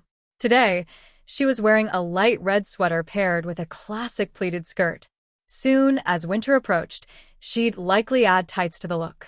Lin Zhengran always felt that girls' outfits were mostly similar, but they would emphasize tiny differences, like a new sweater or a different color scheme. He Qing peeked through her fingers, stealing a glance at Lin Zhengran. Lin Zhengran caught her gaze and smirked slightly. His eyes seemed to say, next time, when we're alone, I'll let you kiss properly. He Qing's face turned even redder, but she smiled secretly and nodded. Han Wenwen, being keenly observant, didn't miss the silent exchange. She pretended not to see it, though she could feel her own jealousy building up. She walked over to check the hot water kettle. The water's ready, she noted. Then, looking at the 3 untouched self-heating hot pots, she raised an eyebrow. Why are they still in their packaging? She grabbed a few cups, poured some hot water, and then poured cold water into the bottom compartments of the self-heating hot pots. As she worked, He Qing suddenly felt an urgent need. She had been holding it in for a while, but earlier, she had been too caught up in the moment to notice. I'm going to use the bathroom real quick, she said. Han Wenwen nodded. No rush. The hot pots take about 5 minutes to heat up anyway. He Qing quickly got up, but before shutting the door, she stole one last look at Lin Zhengran, then bashfully closed and locked the door. Inside, she sighed in relief. However, due to the thin walls of the apartment, both she and Han Wenwen had to be careful in the bathroom. Otherwise, the sound would carry outside. That also meant, for the next few minutes, Lin Zhengran and Han Wenwen were alone. The moment the bathroom door closed, Han Wenwen's expression completely changed. Her polite smile vanished, and she let out an annoyed huff, looking thoroughly jealous. She turned away from Lin Zhengran, pouting dramatically. She had been patient this entire time, letting Lin Zhengran and Jiang Xueli have their moment, then letting He Qing have her moment. But now? Her patience had run out. Zhengranji, she grumbled. So, you had your date with Lily, and now you've finished comforting Qing, huh? Lin Zhengran sighed. This fox definitely got jealous the fastest out of the 3. Feeling jealous again? Han Wenwen turned to face him, looking utterly pitiful. What do you think? She pouted. Not only did I watch you and Lily be all sweet in public, I even gave you space so you could comfort Qing. Her eyes glistened with pretend suffering. My heart hurts so much. Lin Zhengran leaned back against the bed and stretched out his arms. Come here. Han Wenwen huffed, tilting her chin up. Humph. I'm still mad at you. But before he could withdraw his arms, she immediately rushed over and buried herself in his chest. Her arms wrapped tightly around his waist as she nuzzled against him, refusing to let go. As if to make up for her sulking, she whispered, Aren't you going to pet my head? Lin Zhengran sighed fondly. You really are a fox. As his fingers gently ran through her soft hair, Han Wenwen finally started to feel better. Still, her jealousy hadn't completely faded. She tilted her head, her fox-like eyes gleaming. So, Zhengranji, How was your date with Lily? Did you have fun? Lin Zhengran, recalling the day's events, answered truthfully. Yeah, I had fun. I always enjoy spending time with you three. Han Wenwen narrowed her eyes. And what exactly did you two do? Lin Zhengran shrugged. We just watched 2 movies. 2. Han Wenwen's sharp mind immediately caught on to that. Watching 1 movie was already a long time sitting in a theater. Why would they watch 2? Then it hit her. She squinted at him suspiciously. Your heart wasn't really on watching movies, was it? Lin Zhengran looked at her calmly. You're overthinking it. We really just watched movies. She was too tired from last night, so the first movie was basically just a nap for her. Han Wenwen raised a brow. And the second one? The second movie. I thought she'd be fully awake after her nap and finally enjoy it, since that was the one we actually wanted to watch. But she fell asleep again. So even though we technically spent the entire morning on a date, she spent most of it asleep. Han Wenwen blinked her captivating fox-like eyes, looking completely skeptical. Zhengran, are you messing with me? There's no way she slept through 2 entire movies. This was a date. Does Lily really have that kind of heart? Lin Zhengran chuckled. I don't know why, but she really did. If you don't believe me, why don't you smell for yourself? You can tell how long she was leaning on me just from her scent. Han Wenwen paused, then nodded. You're right. Let me check if Zhengran is lying. She placed her hands on his shoulders and leaned in. Her fox nose twitched, as if awakening some ancient bloodline, and she carefully sniffed every part of him. From his face, to his neck, to his shoulders, all the way down his upper body. Lin Zhengran almost laughed out loud. This is getting ridiculous. You could just take a quick sniff. Why the full body investigation? Han Wenwen ignored him, continuing to inspect. If I'm gonna smell, I have to do it properly. Otherwise, I might miss some important details. She made a full round, then returned to his neck, sniffing a bit harder. Her brows furrowed, because the scent here was too strong. And not just one scent. There were 2 distinct ones, and one was particularly fresh and strong. Clearly, it was He Qing's lingering scent from earlier. Han Wenwen puffed up her cheeks in frustration. Lin Zhengran couldn't hold back his laughter anymore. So? Do you believe me now? She pouted. I do, but... You 2 held hands, didn't you? We did. For a long time? He nodded. She fell asleep while I was holding her hand, so I just kept holding it. Han Wenwen's jealousy exploded. But when I fall asleep, Zhengran never holds my hand the whole time. Lin Zhengran raised an eyebrow. Well, you've never fallen asleep around me. Han Wenwen froze. Oh, That's true. He smirked. You said it yourself, when you're with me, you treasure every second, so you don't want to waste time sleeping. She huffed, but still pouted deeply. Still, you never held my hand while I slept. That's unfair. Lin Zhengran sighed. So now you're just finding reasons to be upset, huh? Han Wenwen crossed her arms. yep. I am. What are you going to do about it? It's your fault for being such a playboy. You even let Lily kiss you in public. What if someone saw? I didn't expect her to do that either. Humph. Good thing she was the one who kissed you. If it had been you kissing her, I'd be so mad I'd probably have a stomachache and not be able to eat all day. Lin Zhengran smirked. That'll happen eventually. Han Wenwen clicked her tongue in annoyance. Ugh, Zhengran. Even if that's true, don't say it out loud. Also, did Qing kiss you just now too? He nodded. She did. And you hugged her too, huh? Your whole body smells like Qing right now. I had to comfort her somehow. Han Wenwen sighed dramatically. Having multiple girlfriends was fine when they were separated. Everyone understood their sisterhood. But the moment they were all together, it was nothing but jealousy and competition. Then I want a kiss too. Lin Zhengran raised an eyebrow. Where do you want it? Han Wenwen thought for a moment, staring at his neck. Then, a mischievous glint flashed in her eyes. Actually, I have a question first. She leaned closer, smirking. So far, everyone has been kissing you, but have you ever kissed anyone first? Lin Zhengran chuckled.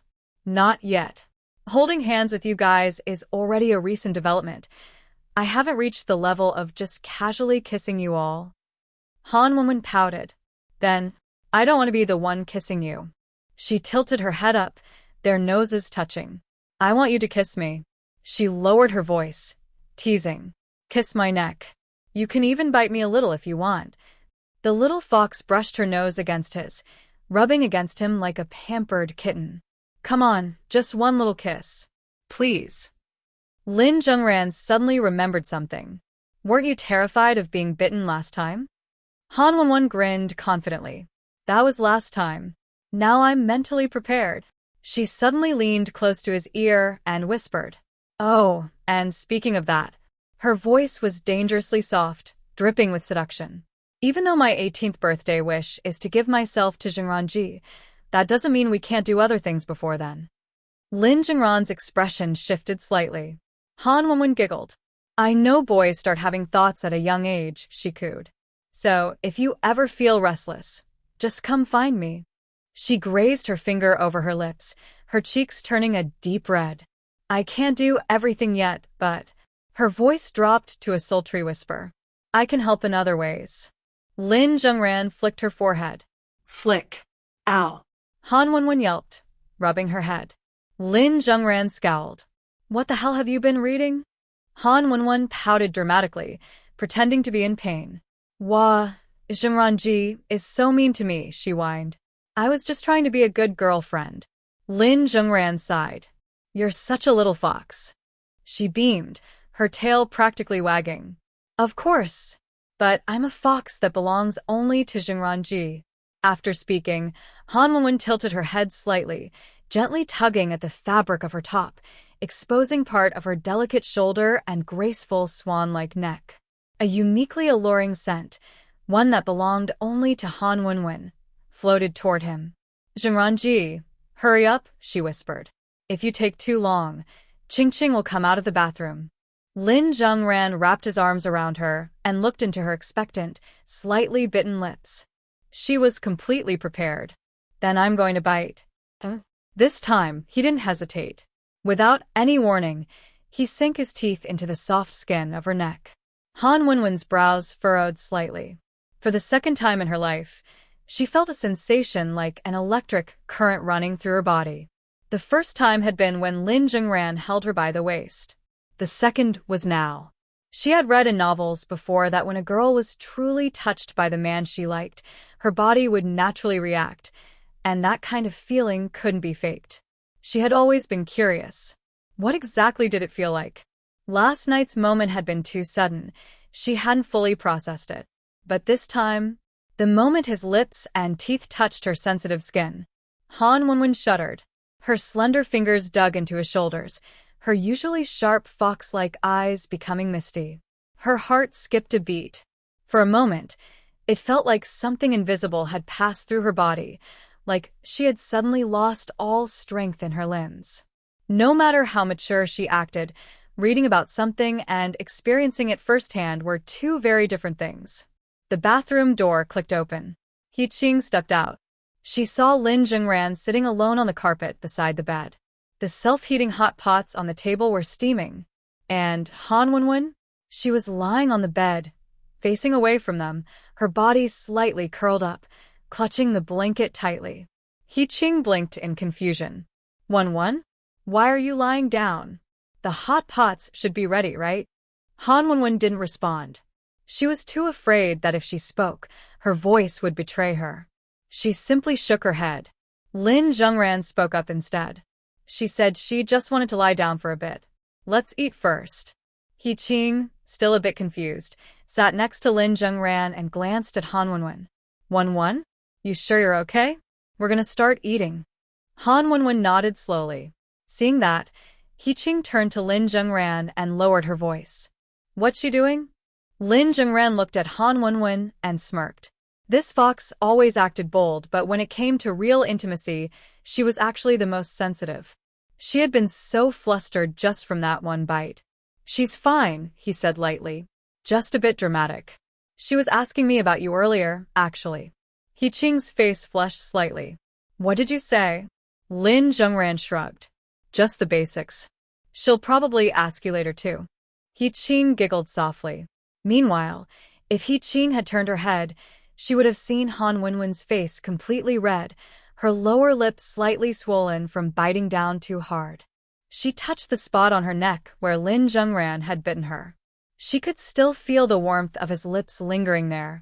Her heart was racing uncontrollably. Being bitten by Zhengranji feels so strange, so intense. She swore to herself.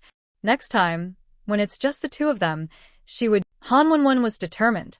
But then she thought back to last night. If he had kissed her first instead of just holding her waist, would she have even been able to say anything at all? Would she have just gone along with whatever happened next? Thinking about that made her face burn hotter. 2 minutes later, Han Wenwen finally composed herself. Since nothing had gone further, she was able to recover quickly. Otherwise, she might have curled up in Lin Zhengran's arms and refused to leave. She slid off the bed and onto the soft carpet, letting out a deep breath. He Qing immediately turned to her.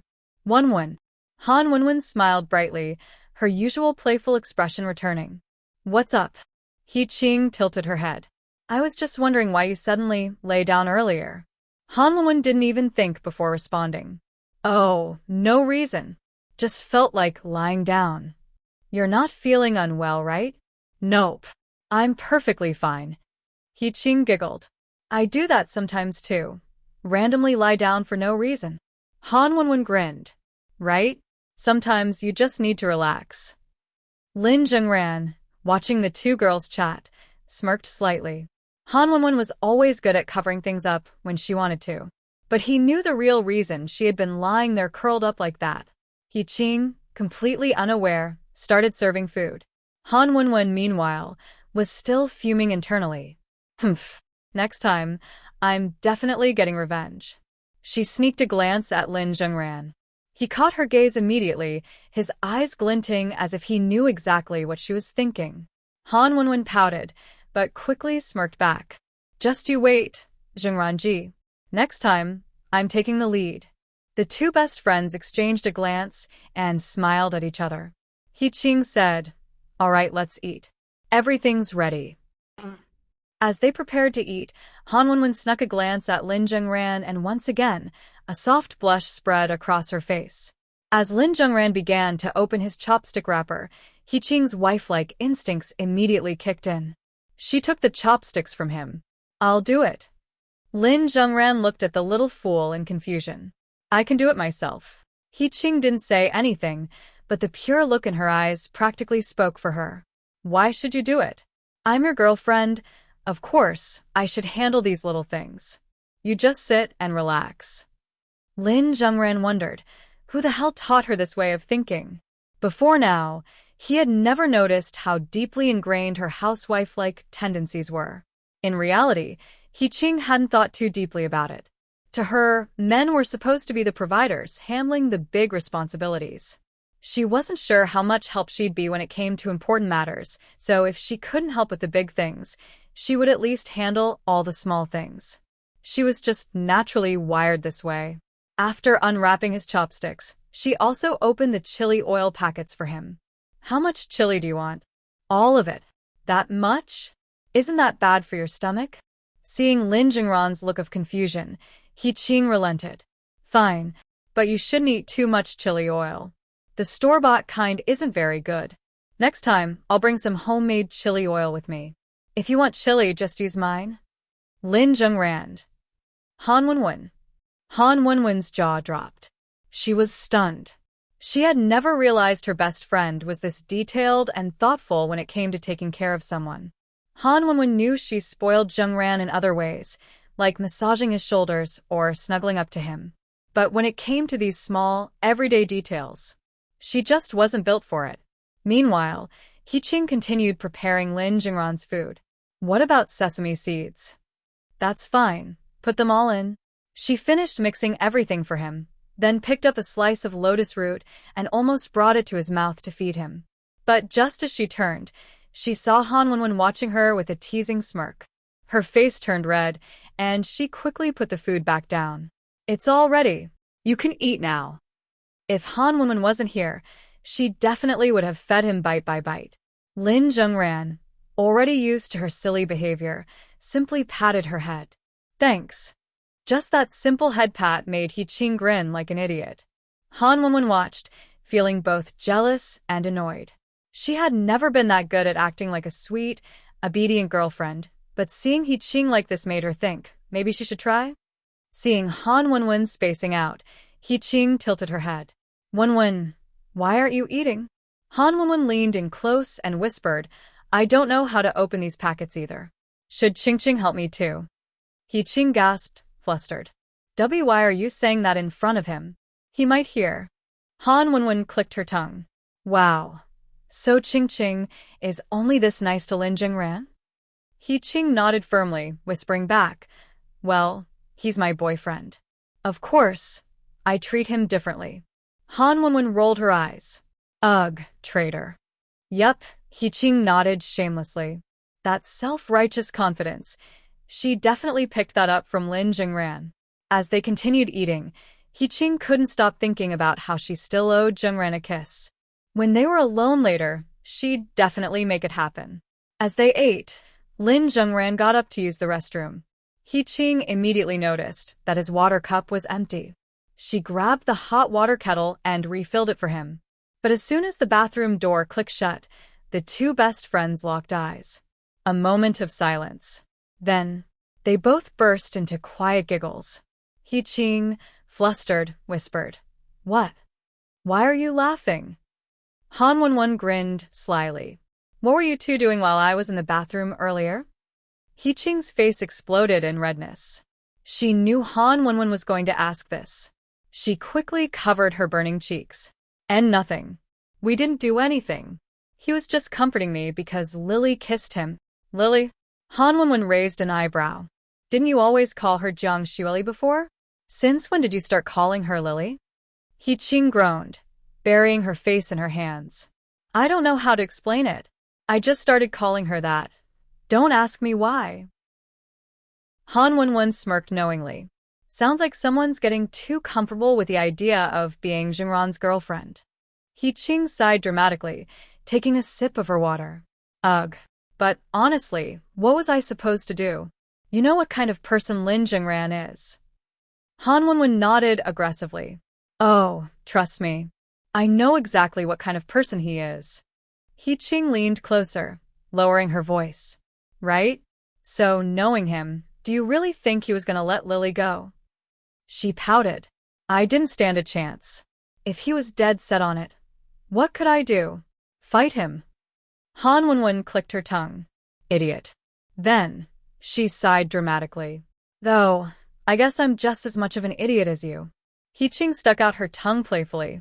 Well, when I'm with him, I am a bit of an idiot. Can't help it. He-Ching's clever brain suddenly started working overtime. I was thinking in the bathroom, even though we're both his girlfriends, there are still some things we'll have to compete for. She leaned closer to Han Wenwen's ear and whispered, Zhengran's first kiss is still untouched. I want it. Ha!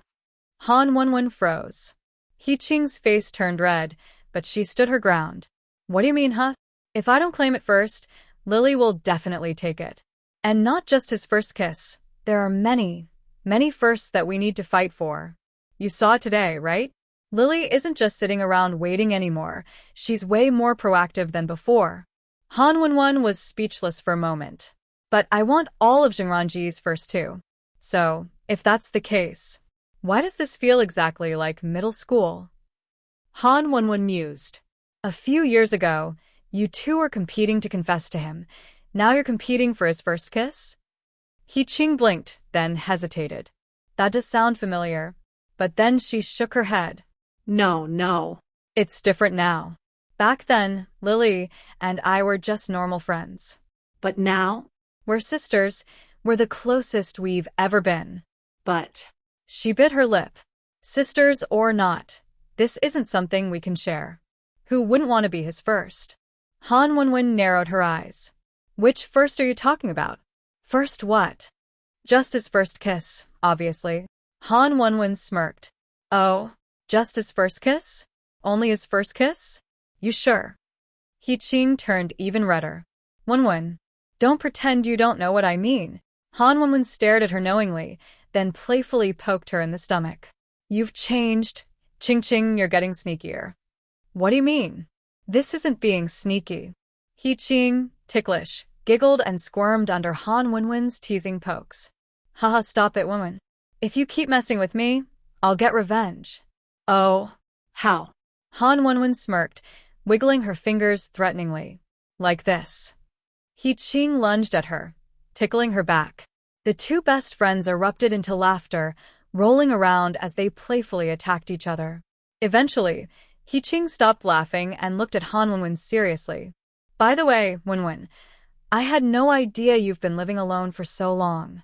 You never told me. If you needed money, I could have helped you. I could have asked my mom or even earned it myself to support you. Han Wenwen had expected this reaction and simply smiled. I knew you'd say that, Ching Ching. That's exactly why I didn't tell you. She leaned back slightly. But I'm doing fine now. I'm already making more than enough money for myself. As long as I don't spend too much, I'm actually pretty stable now. The worst part is already over. He Ching sighed. You really are amazing, Wenwen. Even though Zhengran taught me some things, I still haven't made much money yet. Han Wenwen grinned. And yet you're the town's taekwondo champion. That's way cooler than what I do. He Ching shook her head. It's not that amazing. Actually, when I saw those men's slippers in your apartment, I started thinking about something. Wenwen, have you really never met a guy you like? Are you still not planning on getting a boyfriend? Han Wenwen paused, then smirked. How about this? She leaned close to He Ching's ear and whispered. Since Zhengran already has both of you, why don't I just join in too? Wenwen. He Ching gasped, laughing as she pushed her away. Come on, you can't just pick a boyfriend for fun. You should like the person first. The two of them started playfully wrestling again, rolling around on the floor. As they were still laughing and tickling each other, the bathroom door suddenly swung open. Lin Zhengran stepped out, only to find two girls tangled together on the floor, tickling and giggling like kids. Awkward silence. The three of them stared at each other. Both girls froze. Then, they scrambled to sit up, acting like nothing had happened. Han Wenwen smiled sweetly, as if she hadn't just been rolling around the floor. Meanwhile, He Ching covered her face in embarrassment, mortified that Lin Zhengran had seen her acting so childish. After finishing their hot pot, they chatted a little longer before Lin Zhengran went home to grab his things. They had agreed to meet up later to take the bus back to school together. Of course, while he was out, Zhang Xueli naturally sent him a message and joined in. So, when the afternoon came and everyone had packed up, they all found themselves standing at the intersection. For people, Lin Zhengran, Zhang Xueli, He Ching, Han Wenwen, all at the same crossroads, just like 3 years ago. They looked at each other. Only this time, the ones feeling the most awkward were Zhang Xueli and He Ching. The two girls made eye contact for just a moment. Then, immediately, one turned away shyly. The four of them slowly walked toward the curb as Lin Zhengran hailed a taxi. He Ching stood on his left. Zhang Xueli stood on his right. As they waited for the taxi to arrive, no one spoke. The air was strangely quiet. Zhang Xueli fidgeted inside her shoes, lightly tapping her toes against the ground.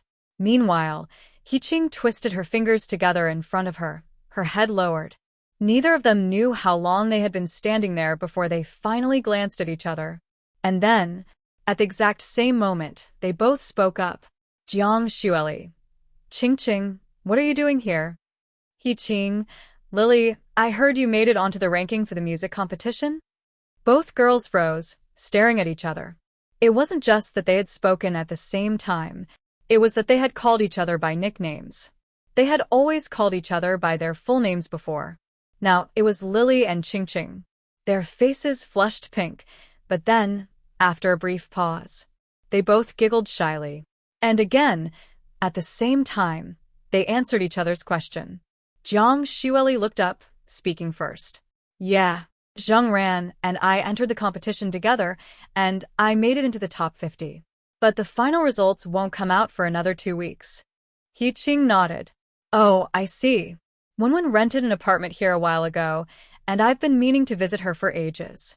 Since school is starting, I thought today would be the perfect time. Han Wenwen, watching from the side, narrowed her fox-like eyes, clearly amused by how in sync they were. Lin Zhengran, noticing this too, smirked. You guys spoke at the same time and asked each other questions. Did you even hear what the other person said?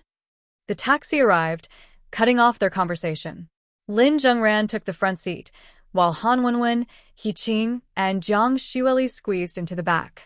Despite the change in setting, the awkward atmosphere remained. The car moved, but inside, there was still silence. Jiang Xueli stared out the window. He Qing kept her hands on her lap, staring down. Finally, Han Wenwen broke the tension. She reached into her pocket, pulled out 3 lollipops, and held them out.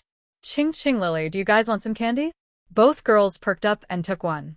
Jiang Xueli inspected the unfamiliar packaging. Why is it so black? What flavor is this? He Qing looked at hers curiously. Yeah, I've never seen this before.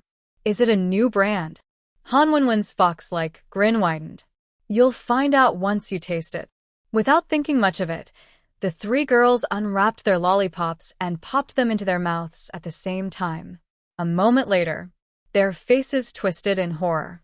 Jiang Xueli and He Qing immediately pulled the candy out of their mouths, looking betrayed. What the heck is this flavor? Jiang Xueli exclaimed. It's so bitter. He Qing grimaced, covering her mouth as she laughed through the pain. Yeah, this tastes so weird. Who would eat this? Han Wenwen, also wincing from the taste, still managed to grin. It's a newly released bitter melon and fish-flavored lollipop. Apparently, mixing these 2 flavors creates a unique chemical reaction. I thought it sounded interesting, so I bought a few to try. He Qing giggled, still struggling to get rid of the taste. But it's so strange. Who would actually enjoy eating this? Han Wenwen shrugged. Probably people who are just as curious as me. The first batch sold really well, because everyone wanted to try it. But if sales drop, the company will probably just stop making them. Jiang Xueli stared at the lollipop in her hand. So, this is a limited edition candy? In that case, I have to give it another try. She bravely put it back into her mouth, and immediately regretted it. Nope, still gross. The 3 girls burst into laughter. Before today, both Jiang Xueli and He Qing had been nervous about how they'd interact now that they were officially dating the same person. But now? Laughing together like this, they realized nothing had to change. They had been friends before, and they were still friends now. Nothing needed to be forced or awkward. Everything was fine. Han Wenwen grinned and pulled out 1 more lollipop. She leaned forward and held it out to Lin Zhengran. Zhengran classmate, do you want to try one too? Hearing their conversation, Lin Zhengran reached out and took it. Sure. Let me see what all the fuss is about. He unwrapped it, put it in his mouth, and froze. The bitter melon and fish flavor clashed in the most horrifying way possible. Wow. His expression remained calm, but internally, he was reevaluating all of his life choices. You weren't kidding. This really is a unique taste. Han Wenwen smirked. Magic Cult Special Elixir. Rarest blend. Congratulations. After eating it, you gain +1 strength. At the same time, in a grand concert hall, a piano performance was taking place. Jiang Qian sat gracefully on stage, dressed in a silver-white gown, her elegant fingers dancing across the keys. Her cold, focused gaze remained fixed on the piano as she played a captivating melody. In the audience, Jiang Jingshi and Fang Meng sat together, watching her. Jiang Jingshi, also in a long gown, wore elegant artistic earrings. She sighed. Qianqian's piano skills have improved a lot recently. She's progressing so fast. Fang Meng nodded. Yeah, she's gotten much better. But didn't she fire all of her piano teachers? What happened? Did she have some kind of epiphany? Fang Meng hesitated before answering. Well, that's a long story. She glanced back at the stage. The short version? Qianqian thinks most piano teachers aren't as good as a certain someone. Jiang Jingshi raised an eyebrow. A certain someone? Fang Meng smirked. Yeah, Lin Zhengran. Apparently, he's been helping Qian with her piano recently. After comparing her previous teachers to him, she decided they weren't worth keeping anymore. Jiang Jingshi finally understood. So, you're saying that Qian's piano skills have improved this much because of Zhengran? She laughed in amazement. That's pretty incredible. By the way, is Qian still challenging him in all sorts of random competitions? Fang Meng shook her head. Not really. Zhengran is too strong in every aspect. Qian just can't win. But she's still watching him carefully. Jiang Jingshi stared at the stage, and suddenly, a memory from the cat cafe surfaced in her mind. That moment when she had accidentally fallen into Lin Zhengran's arms. For the past 2 days, that image had been lingering in her head. Before meeting him, Jiang Jingshi had never thought she'd ever be this affected by a single guy. But after encountering Lin Zhengran, she had to admit, Fate really does exist. even if she wanted to deny it, she couldn't. Just then, a man in a suit walked up to her, bowing respectfully. Miss Jiang, I have the latest rankings for the Little Star chart, as well as the information you asked me to investigate. He leaned down and whispered in her ear. Jiang Jingshi's eyes widened slightly. She turned to Fang Meng. Xiaoming, tell Qian that I had to leave for something urgent. Let her know her performance was very good today. Fang Meng nodded. Understood, Miss Jiang. As Jiang Jingshi got up and walked out of the hall, her assistants followed. Fang Meng pressed her lips together, lost in thought. Lately, Miss Jiang seems to be paying a lot of attention to Lin Zhengran. It was starting to feel like her interest in him wasn't just about Qian anymore. It was something deeper, something more primal. A woman's curiosity about a man. Fang Meng sighed to herself. No matter how long I've been around rich people, I still don't fully understand their world. On the way back to her car, Jiang Jingshi walked in graceful strides, her heels clicking softly against the pavement. She spoke to the assistant beside her. You're saying that the girl named Jiang Xueli has already reached 3rd place? The assistant nodded. Yes, Miss Jiang. In just one night, she went from 20th place to 3rd, and she's still rising fast. It doesn't seem like she's going to stop anytime soon. Jiang Jingshi gazed into the distance. Zhengran, every time I cross paths with you, it seems I have to lose some money.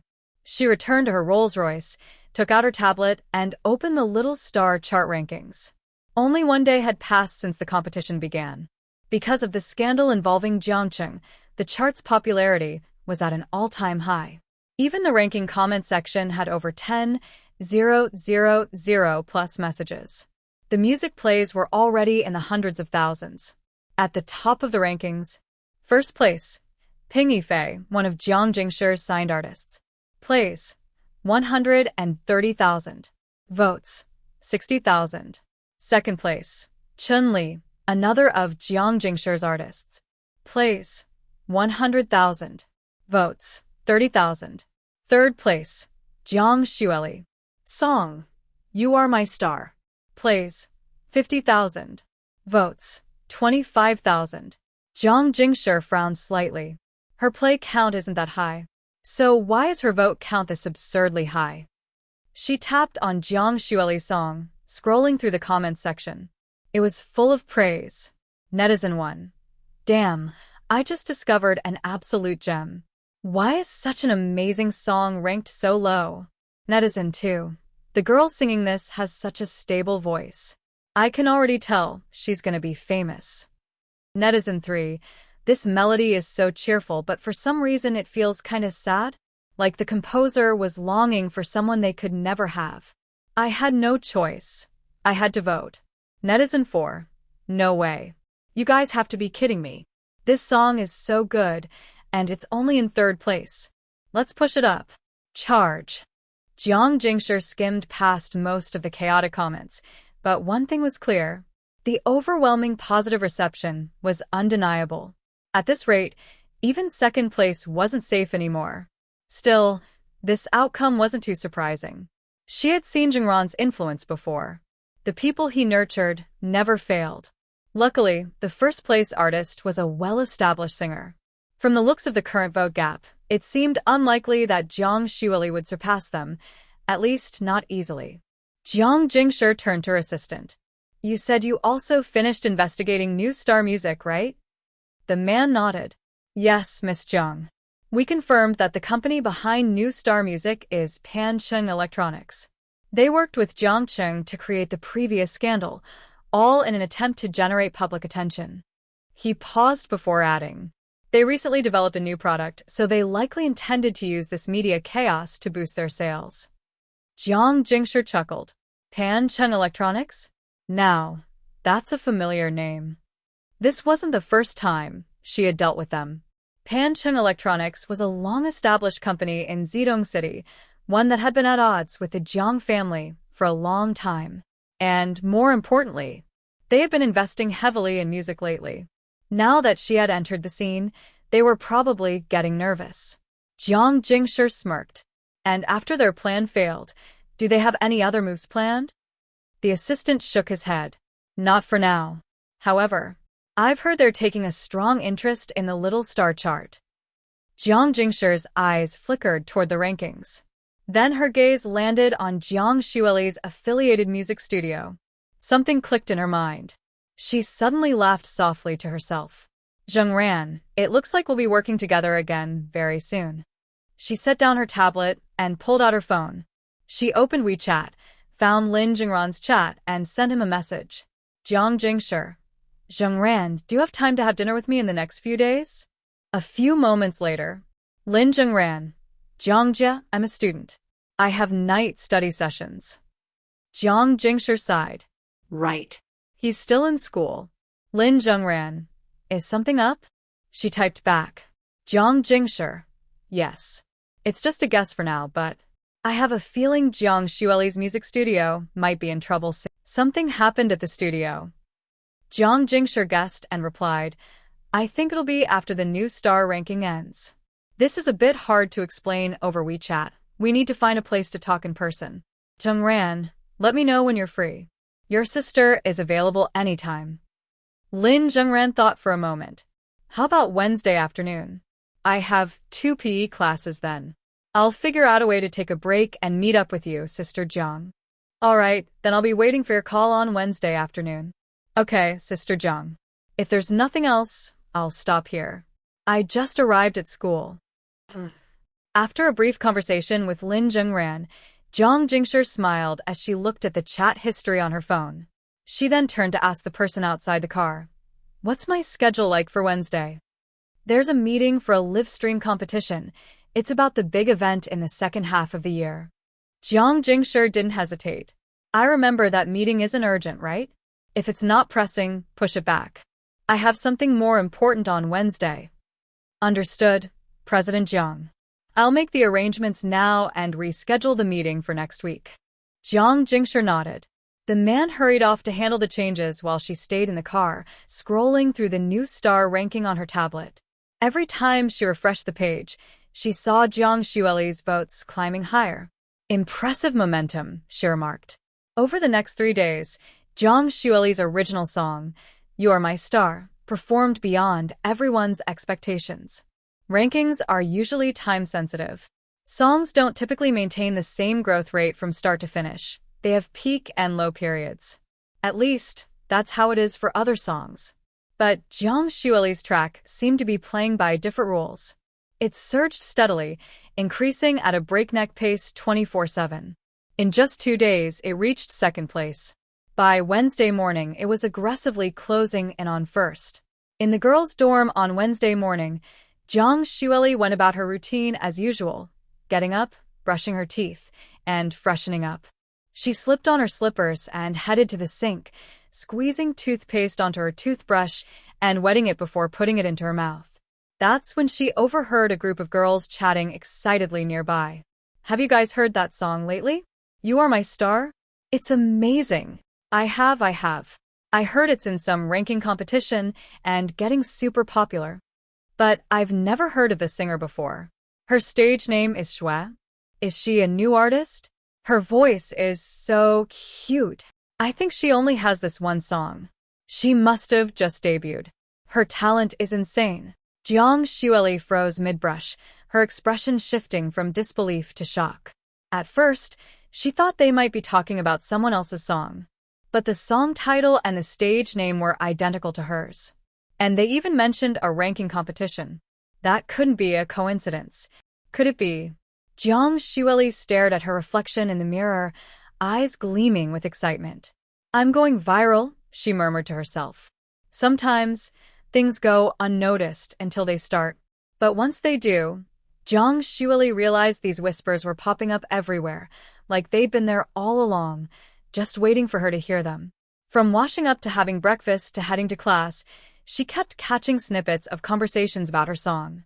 She was stunned. How did everyone suddenly know about it overnight? After all, the competition she entered wasn't even that big.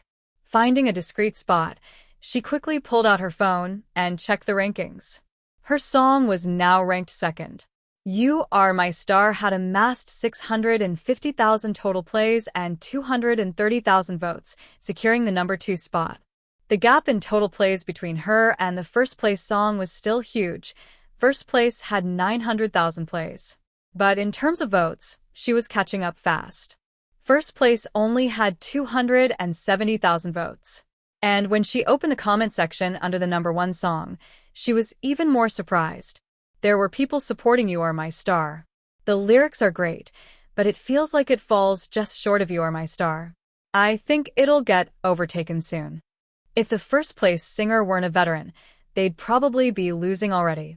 This newcomer is crazy good. I keep seeing You Are My Star pop up in short videos. This song is about to blow up. I'm betting in 2 days, You Are My Star will be number 1. If I'm wrong, I'll chop off my hand during a live stream. Damn, brutal. I'll join you, double chop. The more Jiang Xueli read, the more thrilled she became. She could hardly believe it was real. During the break, she rushed to tell Lin Zhengran the good news. It turned out he was just as invested in the song's ranking. When she pulled him aside between classes to tell him, he simply grinned and said, I saw it already. Your votes are skyrocketing. At this rate, first place is yours. Of course, not everyone was happy about this. While Lin Zhengran, Jiang Xueli, and their studio celebrated, someone else was definitely feeling the heat. Meanwhile, the artists under Jiang Jingshir's music team looked as deflated as wilted eggplants. Ever since the ranking competition began, these professionally trained singers had been living in fear. None of them expected to be completely crushed by a small independent studio's contestant. Every meeting became painfully silent as they gathered, too embarrassed to say a word. As the leader of the team, Jiang Jingshir sat at her office, staring at the rankings. She let out a self-deprecating chuckle. Looks like I'm losing again.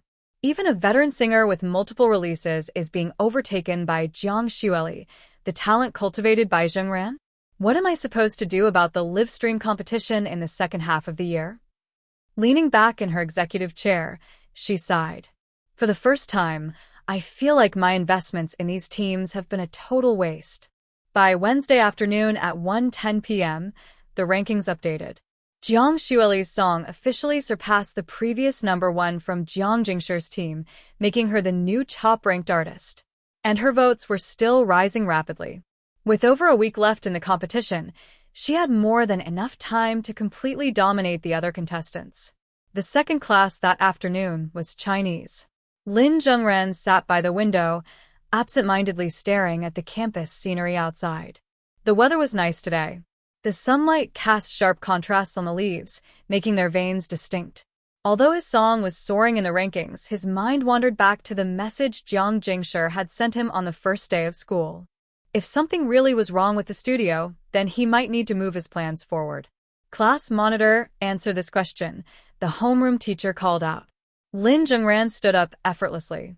Without even looking at the textbook, he answered smoothly. The female teacher raised her eyebrows, half surprised, half unsurprised.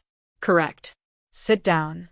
From the podium, she had seen him daydreaming earlier. But with Lin Zhengran, it didn't really matter. He always aced his exams, and no matter what she asked, he always had the right answer. If he wanted to space out, well, she wasn't going to stop him. Sitting next to him, Zhang Qian, poised and elegant, watched as he resumed staring out the window. Her cold, sharp eyes flashed with surprise. Was he really so skilled that he could listen to the lecture while daydreaming? And this wasn't even the first time she had seen him do it. After class, Lin Zhengran left the classroom and went to find his teacher. He told her he wasn't feeling well and needed to skip the next 2 PE classes to rest in the dormitory. The homeroom teacher had no doubts. He acted convincingly, and besides, good students had an easier time getting permission to leave. With little hesitation, she approved his request. After that, during the break, he went to Jiang Xueli, He Qing, and Han Wenwen's classroom to greet them.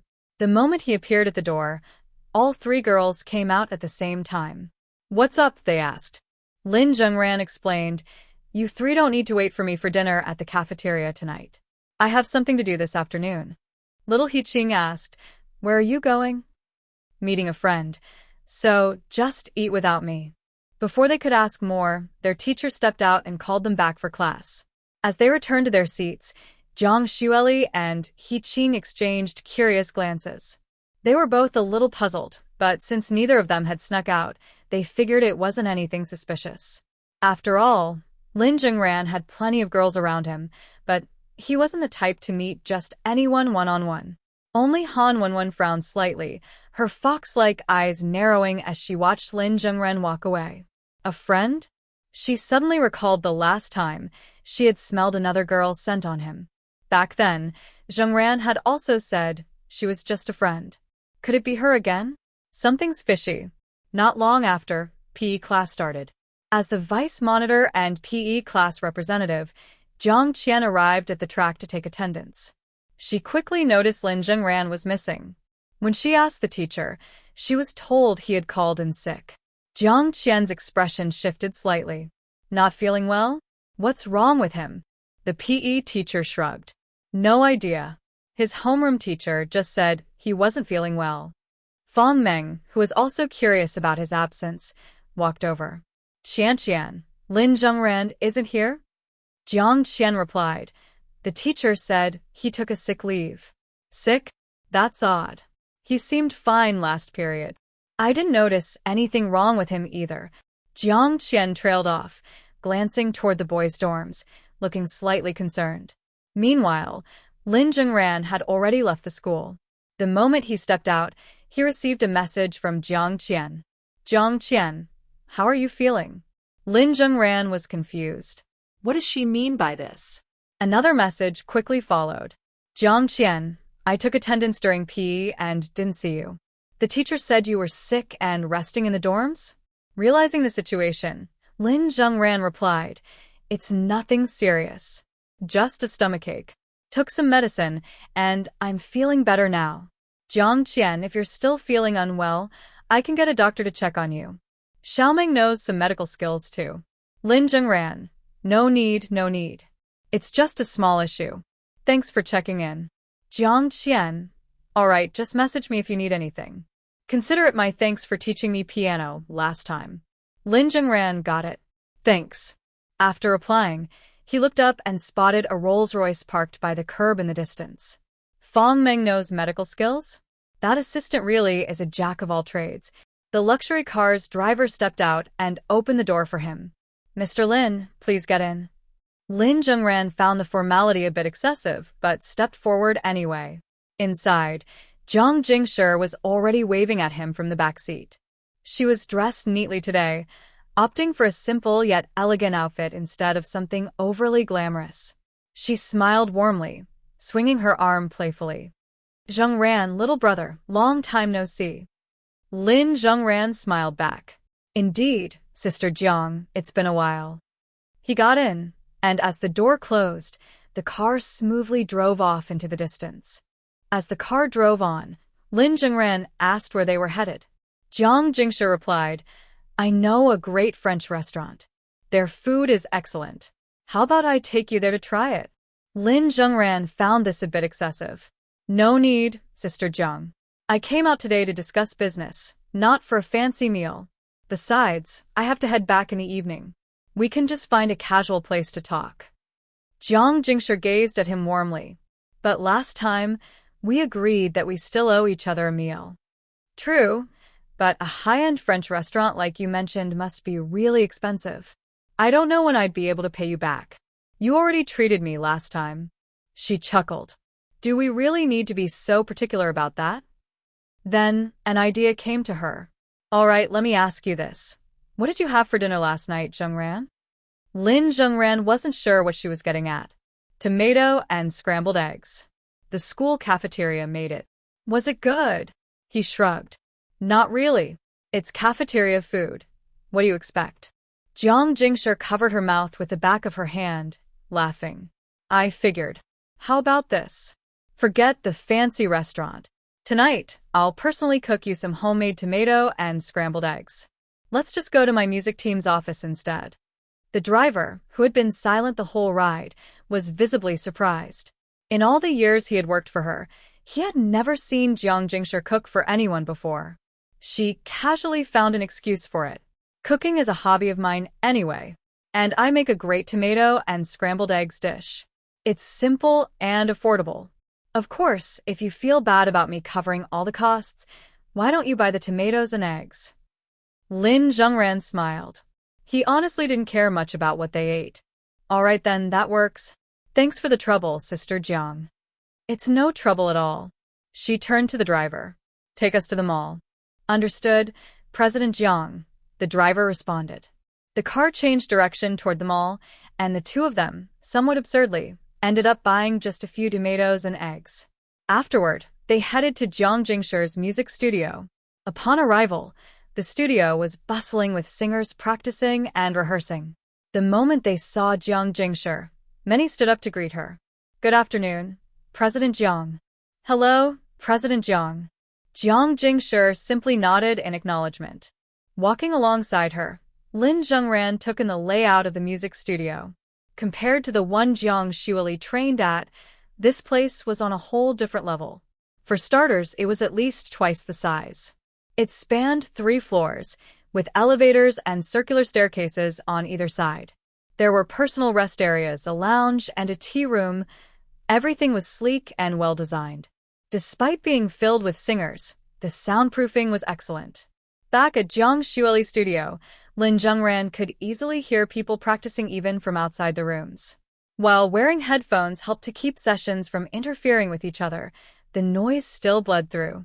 Here, as he passed by the rehearsal rooms and observed through the glass walls, he realized he could barely hear a thing unless he listened carefully. The difference between a well-funded company and a struggling one is really night and day.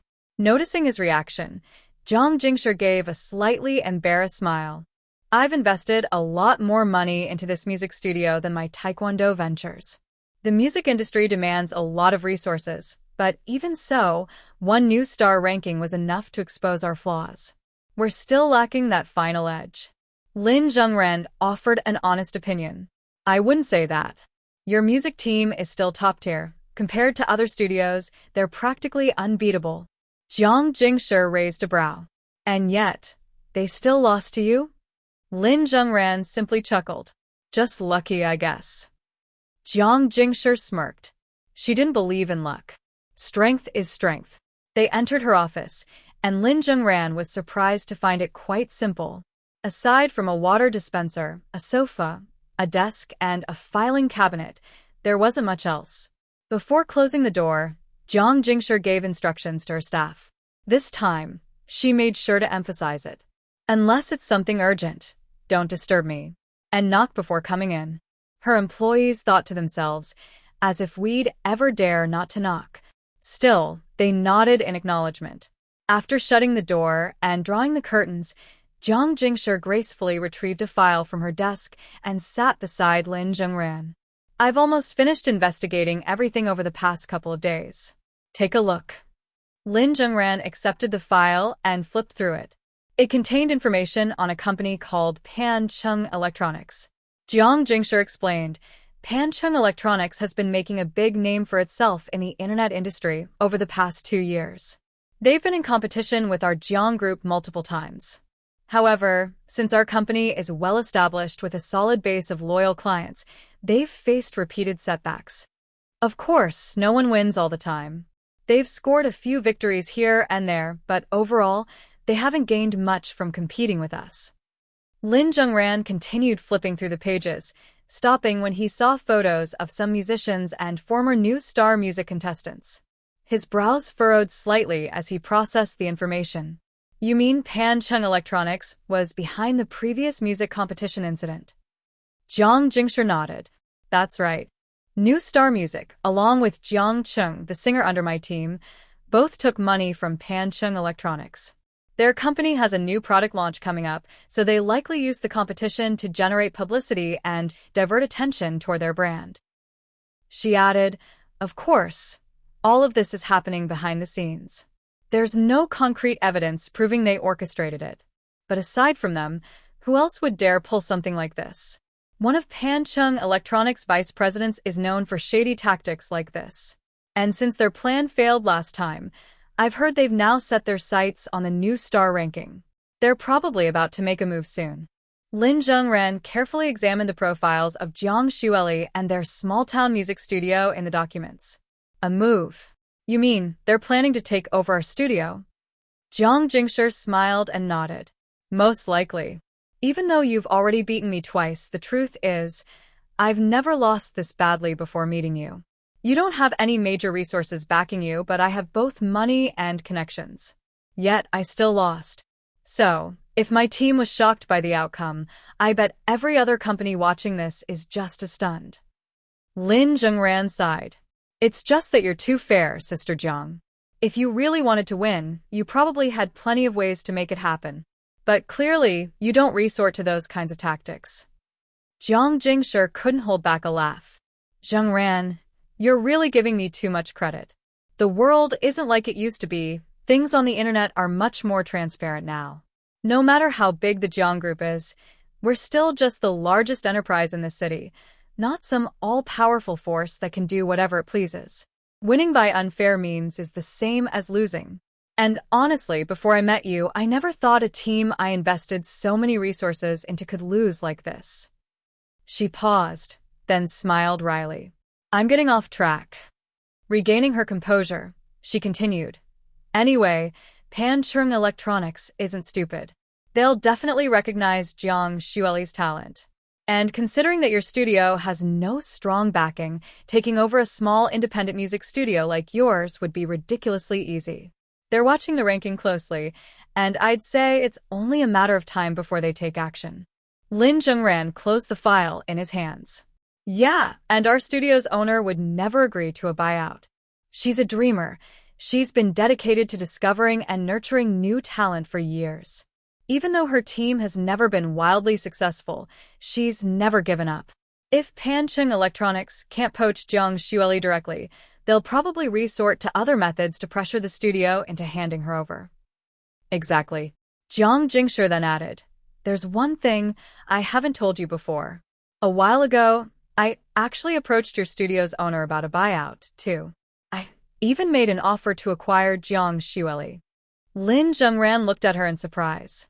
She gave him a meaningful look. Why are you so surprised? My thinking was simple. If I could recruit Jiang Xueli, then you'd likely follow as well. In the end, it's you that I truly want, Zhengran. Their eyes met, and for a moment, the air between them seemed to shift. A slight flush crept onto Jiang Jingshi's cheeks as she admitted, of course, my recruitment plan failed. Your studio's owner had no interest in selling. She turned me down outright. And that tells me one thing, if I couldn't poach her, then there's no way Pancheng Electronics can either. But unlike me, they won't be as gentle about it. So, the studio is bound to run into trouble, Lin Zhengran concluded. Not necessarily, Jiang Jingshi replied, leaning back on the couch and crossing her legs. But it's very likely. Fortunately, now that we know their intentions in advance, we can take precautions. However, let me be blunt, no matter how this turns out, that small studio simply doesn't have the means to support someone as talented as Jiang Xueli in the long run. Her voice suddenly softened as she looked at him. And you won't stay there forever, will you? I had someone look into Jiang Xueli's contract. Leaving the studio wouldn't be difficult for her. Lin Zhengran chuckled. I get what you're saying, Sister Jiang. You still want me and Jiang Xueli to join you, don't you? To his surprise, Jiang Jingshi shook her head and smiled brightly. No. I already asked you about this once, and you turned me down. I'm not going to be pushy about it. Instead, I have a different idea, if you trust me. Why don't we start a studio together? Lin Zhengran raised an eyebrow. You and me? She nodded seriously, pointing at herself and then at him. I'll be the vice president, and you'll be the president. I'll support you. You may still be young, but with my guidance, I'm sure you'll pick up the ropes quickly. We can put both our names as responsible parties. Or, if you're worried about risk, we can just put my name on the paperwork for now. Later, whenever you feel ready to take full charge, we'll draft a contract to add your name at any time. You'll have the majority share, and I'll take a smaller cut. No tricks, this is my genuine offer. She exhaled slowly, as if worried he might refuse. I know that starting a business together requires complete trust, and without that, there's always a risk. That's why, for now, I'll provide the funding and you'll contribute your skills. Even if things go south, you won't lose anything. But honestly, I believe that if we work together, we won't just succeed, we'll thrive. Because what we're investing in isn't just a business, it's people. Her gaze softened, filled with sincerity. Think about it, Zhengran. Jiang Xueli and He Qing may be young, but their talents are already shining through. Their growth will only accelerate. Without a solid backing, they'll face obstacles down the road. But if you have your own company, things will be different. They won't have to be at anyone's mercy. And you can count on me. I'll do everything I can to support you. Lin Zhengran was genuinely taken aback by her proposal, especially since, from her explanation, there seemed to be no downsides for him at all. Jiang Jingshi took the file from his hands and smiled. I know you're probably wondering why I'm doing this. The truth? Other than gaining you as a partner, there's really no other benefit for me. But if I'm being honest, I think it's worth it. Maybe this is what they call admiration for talent. Of course, there might be other emotions mixed in as well. Just as she finished speaking, a sudden knock came from the door. President Jiang. Urgent matter. Jiang Jingshi turned toward the door. What is it? Just say it. The person outside hesitated for only a moment before responding. It's the studio you asked us to keep an eye on. Something's happened. What? Jiang Jingshi and Lin Zhengran exchanged glances, both thinking the same thing. Already? That fast? She immediately got up and opened the door. Come in and explain. The man outside, seeing that it was Jiang Jingshi, wasted no time reporting the situation. President Jiang, it's like this. The music studio where Jiang Xueli works shut down this morning. They put up a sign saying they were temporarily closed, and her song has been taken down. Temporarily closed, and the song was removed. Lin Zhengran pulled out his phone and checked the new star ranking. Sure enough, the song was still listed, but its title had turned black, indicating a copyright issue. It was marked as unavailable due to licensing adjustments. The comment section had turned into chaos. Some were confused as to why the song wasn't playing. Others speculated about what had happened. Jiang Jingshi reassured Lin Zhengran, don't panic. Let's figure out what's really going on first. She turned to the man and asked, do we know why they shut down? He shook his head. Not yet. From what we've gathered, the studio's owner, Ms. Wang, looked off when she left work last night, like she had just received some bad news. Then, this morning, the studio was closed. Bad news? Could it be that they already have something on her? Jiang Jingshi thought for a moment. Has there been any negative news about the studio online today? No, I checked. Nothing yet. Lin Zhengran added. Then it's just like you said, Sister Jiang. Their goal isn't to destroy the studio. It's just to take Jiang Xueli. If they had dirt on Ms. Wang, they'd use it as leverage, but wouldn't expose it publicly right away. Jiang Jingshi nodded. That seems to be the case. I just didn't expect them to act so fast. If they found leverage this quickly, it means Ms. Wang must have made mistakes in the past that gave them an opening. She turned back to the man. Any other updates? Not for now, President Jiang. We're still investigating. She waved him off, signaling that he could leave. then closed the door and turned to Lin Zhengran. Zhengran, I'm shutting down the new star ranking temporarily. Otherwise, if Jiang Xueli's song is taken down and others rise in the rankings, the entire chart will become distorted. Lin Zhengran was surprised. You're stopping the ranking? But it's at peak popularity right now, and the song sales are linked to it. Won't this cost you a lot of money? Jiang Jingshi smiled gently. Not too much. And while I'd love for my team to win and make money, I already told you winning unfairly is meaningless. Besides, I've already changed my mind about running a team alone. Just now on the couch. She trailed off, but Lin Zhengran understood. Jiang Jingshi was different from other business people. Making money wasn't her sole purpose. Despite her belief in his talent, she didn't know exactly how capable he was. Yet, she was still willing to take a gamble on him. And in truth, this deal was entirely in his favor. Running a company required both skill and the right people. He couldn't handle everything alone. President Jiang, what you proposed earlier has no downsides for me, Lin Zhengran said. How about this? Once we resolve this situation, we'll discuss the new studio in detail. I'd be happy to partner with you. Jiang Jingshi's eyes widened in delight, as if she had just made millions. Really? Zhengran, you're willing to start a business with me? Lin Zhengran had never seen her this excited before. She was grinning from ear to ear. Yeah, really? That's amazing.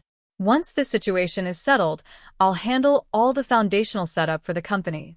You'll just need to make key decisions and train our team. Lin Zhengran nodded. Even without a formal contract, his experience already far surpassed most so-called experts. He'd have no trouble leading a team. Jiang Jingshi had more to say, but then she realized she had gotten a bit carried away. Her face turned slightly red. All right, let's focus on the current issue first. We'll talk about the studio later. Yeah. First, we need to find Ms. Wang and at least figure out why she shut down the studio. Without wasting any time, they got into a car and headed to Ms. Wang's residence. With Jiang Jingshi's connections, tracking down someone's address was a simple task. Soon, they arrived at the residential complex where Ms. Wang lived. Her apartment door was locked. Lin Zhengran knocked. Ms. Wang? Are you home? There was no response. Jiang Jingshi spoke up as well. Ms. Wang, I'm Jiang Jingshi from the Jiang Group. I know you're in trouble. Please open the door. I'm here to help you. At last, they heard movement from inside. A hesitant voice came from behind the door. President Jiang? You're really here to help. Jiang Jingshi's reputation carried weight. Open the door first. We can talk inside. Staying in here won't solve anything, she said firmly. The door slowly opened. Even though it had only been one night, Lin Zhengran immediately noticed how exhausted and haggard Ms. Wang looked. Inside the apartment, there was another person, a young and good-looking man. The young man greeted them politely. Good afternoon, President Jiang, Lin Zhengran. Lin Zhengran recognized him right away. He was one of the male singers from the studio, probably around 18 or 19, a university student. Jiang Jingshi also noticed him and instantly understood the situation. The two of them were clearly not mother and son. Inside, Ms. Wang's apartment was not overly luxurious, but was still spacious and well-equipped. After all, despite years of struggling financially, she had managed to keep her music studio running, proving that she had some level of success. She invited Jiang Jingshi to sit while she hurried to pour water. When she saw Lin Zhengran, she hesitated. Zhengran, you're here too. She had seen Jiang Jingshi and Lin Zhengran talking at the last competition, but she never expected them to be this familiar, enough to visit her together. Before Lin Zhengran could say anything, Jiang Jingshi casually spoke from the couch. I'm Lin Zhengran's fiancé. The room went dead silent. Ms. Wang and the young male singer were both stunned. Even Lin Zhengran turned to look at Jiang Jingshi. She smiled sweetly. What's wrong, Zhengran? Did I say something incorrect? Lin Zhengran chuckled. While it sounded a bit exaggerated, technically, she wasn't lying. Meanwhile, Ms. Wang and the young man were completely shocked. The famous heiress of the Jiang Group, Jiang Jingshi, was actually engaged to Lin Zhengran? More than that, They had known each other for a long time, yet no one had ever suspected he had such a powerful connection. Ms. Wang's entire attitude toward Lin Zhengran shifted. "Please, Zhengran, have a seat. I'll get you some water." Lin Zhengran waved his hand. "No need for that, Ms. Wang. We're here today to ask about what happened to the studio. Why did it shut down? And why was Jiang Xueli's song removed from the ranking?" Ms. Wang hesitated, glancing between Lin Zhengran and Jiang Jingshi. Jiang Jingshi spoke up. Just be direct. "Since I'm the one reaching out, you should already know I'm here to help. As for why, I think you understand by now." Ms. Wang nodded. Jiang Jingshi was clearly implying that she was doing this for Lin Zhengran's sake. After a brief pause, Ms. Wang glanced at the young man, who then went into the room and retrieved an envelope, handing it to Jiang Jingshi. Ms. Wang explained, "This arrived last night from Pancheng Electronics. I'm not sure how familiar you are with their company, but ever since Jiang Xueli gained popularity, their people have approached me, just like you did, President Jiang. But I turned them down. Then, after I refused, I received this package. Inside was a phone containing 2 videos and an audio recording. Because of these, I had no choice but to shut down the studio." Jiang Jingshi opened the phone and played the videos. Lin Zhengran leaned in to watch. As expected, both videos showed Ms. Wang and the young male singer in various intimate settings, going on dates, kissing, and more. Then there was the audio recording. Ms. Wang, I assume you've seen the 2 videos. A studio owner harassing her young male singers. Just that alone is enough to shut your company down and end your career. On top of that, there's the copyright issue. I've discovered that your studio released several songs 3 years ago that bear a striking resemblance to tracks from our artists. We're planning to sue you, and I've already sent a legal notice with a claim amount. As professionals in the same industry, I'd rather not go to such extremes, but the compensation figure is quite large. I doubt you can afford it. However, there is a way to settle this. All you need to do is sell your studio to us. Don't worry, we'll still pay you for it. With that money, you can start over and open a new studio elsewhere, even if it's on a smaller scale. But if you refuse, we will pursue legal action. Also, please take down Jiang Xueli's song immediately. Otherwise, we will assume you're unwilling to negotiate. After removing the track, I'll give you 3 days to consider your options. Think carefully." After listening, Jiang Jingshi skimmed through the legal notice. The compensation amount was astronomical, far beyond what this small studio could afford. Even if they somehow managed to pay it, they would be left bankrupt. Moreover, Pancheng Electronics was a much larger company. Fighting them in court was impossible. And with the intimate videos as well. Jiang Jingshi asked, "What's this copyright infringement claim about?" Ms. Wang quickly explained, "It's not real copyright infringement. Early on, our contracts had some loopholes, and they used that to poach 2 of our singers. Then, they manipulated the situation to falsely accuse us of plagiarism. It's all a setup." "And what did your lawyer say?" Ms. Wang hesitated. "I consulted a lawyer last night legally. They do have a case. It's all because our contracts were too weak at the time." She sighed. "As for the harassment claims, it's not true. She motioned toward the young singer. "He and I are in a real relationship. He was the one who pursued me." The young man nodded. Yes. "I was the one who chased after Ms. Wang." Jiang Jingshi sighed internally. Whether it's real or not, public perception won't care. A middle-aged female studio owner dating a young male singer? The outside world would immediately assume she was taking advantage of him. And as for the copyright issue, small companies often suffered from contract loopholes. It was just a matter of whether someone chose to exploit them. She turned to Lin Zhengran. "This situation is trickier than expected. It's going to take a lot of money to resolve." She deliberately left her sentence unfinished, but Lin Zhengran understood her meaning. From a purely practical standpoint, this wasn't their problem. If Pancheng Electronics succeeded in forcing Jiang Xueli to leave, it wouldn't be an issue. She could easily terminate her contract by paying a fee, far cheaper than rescuing the entire studio. In fact, Lin Zhengran had personally reviewed Jiang Xueli's contract before. Ms. Wang had never imposed strict contractual restrictions on her, so she had complete freedom to leave. However, if they didn't intervene, the studio would collapse, and Ms. Wang's career would be ruined. And Ms. Wang had always been good to Jiang Xueli. She was a genuinely kind employer. That said, spending a fortune to save the studio would be playing right into their opponent's trap. The cost was simply too high. At first glance, it seemed like an impossible problem to solve. But then, Lin Zhengran suddenly smiled. Because in reality, the solution was far simpler than it seemed. He just had to take matters into his own hands. After all, he wasn't exactly an ordinary person. And by ordinary person, it wasn't about having powerful connections, it was a more literal meaning. He was fundamentally different. Ms. Wang, still distressed, noticed his expression and asked anxiously, "Zhengran, why are you smiling?" Jiang Jingshi was also curious. She had no clear solution. The evidence was in their opponent's hands, and the only way out seemed to be paying a hefty sum. "Zhengran, do you have an idea?"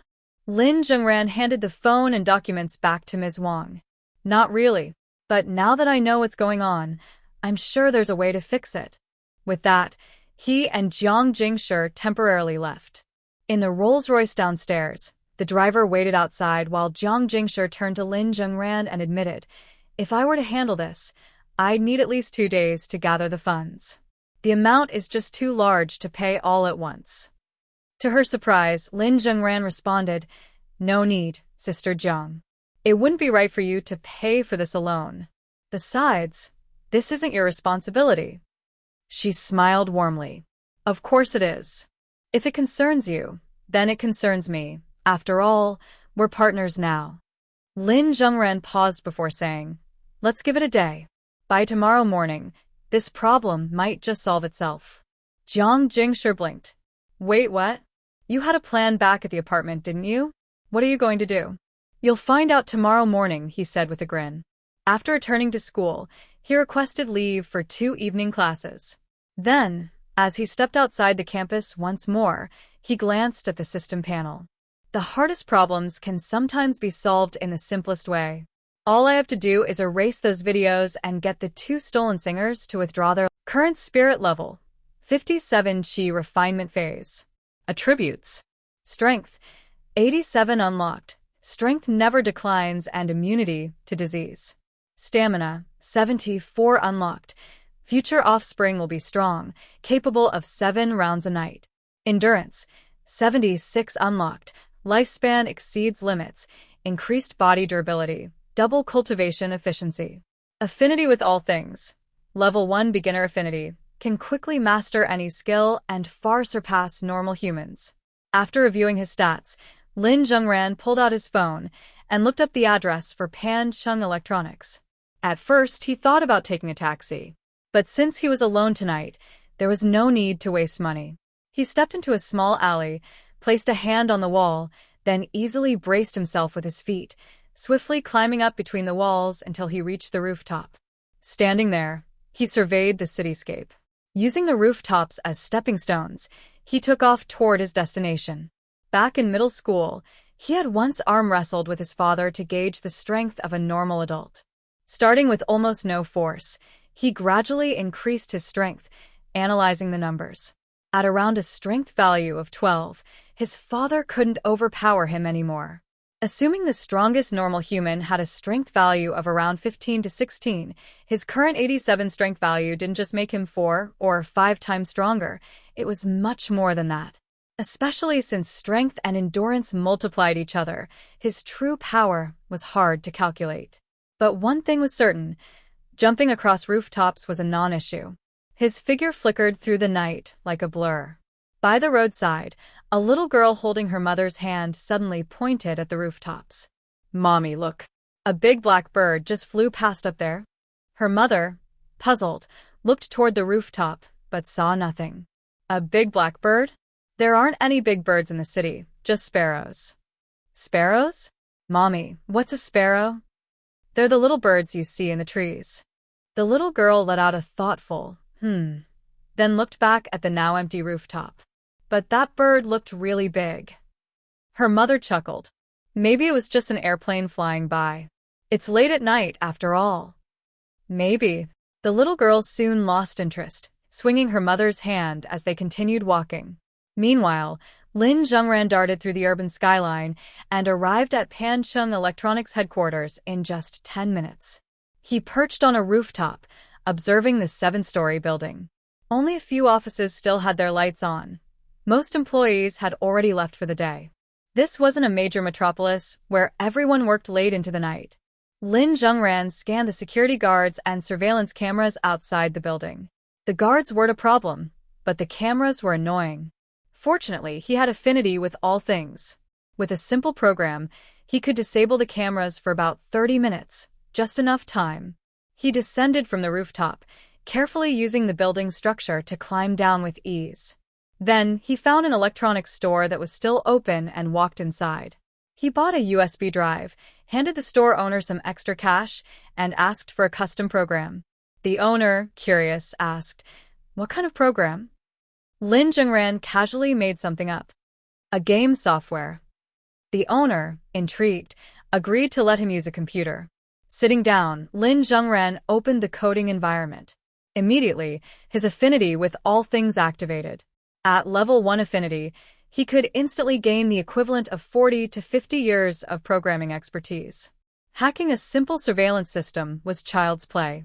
The store owner, watching him type at lightning speed, was dumbfounded. "Bro, are you a hacker? Just don't hack my computer, all right?" Lin Zhengran chuckled. "Relax, I'm just making a game script." In no time, he finished coding, saved the hacking program to the USB, and left the store. With no hesitation, he walked straight up to the security checkpoint at Pancheng Electronics. At that moment, the security guards were being lectured by a female supervisor, a woman in her early 30s with sharp features. She was speaking in a strict tone. "Remember your responsibilities. You are the company's first line of defense. Security may seem like an easy job, but the company's main gate is the most fundamental layer of protection, and you are its guardians. Do not let suspicious individuals wander in freely. Any visitors must register properly." "Understood." The guards nodded in unison. "Understood, ma'am." The female supervisor turned to face Lin Zhengran, eyeing his student uniform with suspicion. "A student? What do you want?" Lin Zhengran didn't usually resort to his special abilities to change his life, as it felt unnatural. If he truly wanted to, he could have used countless shady methods to make a fortune and never work a day in his life. But those shady methods wouldn't help him level up. If he wanted to grow stronger, he needed to study, train, and mentor his 3 little protégés. After all, he was still curious about what full max level would be like. "Big sis, my dad just went out for something. I have to wait for him here, but it's really cold outside. Can I sit inside the security office for a bit?" Normally, the woman wouldn't have agreed. Even though Lin Zhengran had delicate and attractive features that many women found appealing, this was still a corporate environment. But this was where his charm attribute came into play. As long as his request wasn't excessive, no one would refuse him. The female supervisor hesitated for a moment. Seeing how pitiful and polite he looked, she couldn't bring herself to say no. "All right, just for a little while." Lin Zhengran smiled warmly. "Thank you, big sis. But will you get in trouble for letting me in?" The woman blushed slightly. "This kid is so polite and adorable." Don't worry about it. I'm the one in charge here who's going to scold me," she said confidently. "Come inside quickly. It's cold out." "Thank you, big sis." "No need to thank me." With that, she watched him enter the security booth while she continued lecturing the other guards. Inside the booth, Lin Zhengran immediately located the monitoring system. He plugged in the USB drive and ran the program. The process was simple. Once executed, the system would show backup lost the next time someone checked it. The surveillance footage for the next 30 minutes would be wiped and replaced with the previous 30 minutes recording. With the cameras disabled, the rest was easy. Lin Zhengran casually exited the security booth. "Big sis, I have to go now. Thanks again." The female supervisor blinked. "Already? You're leaving so soon? Why not stay a bit longer?" He smiled.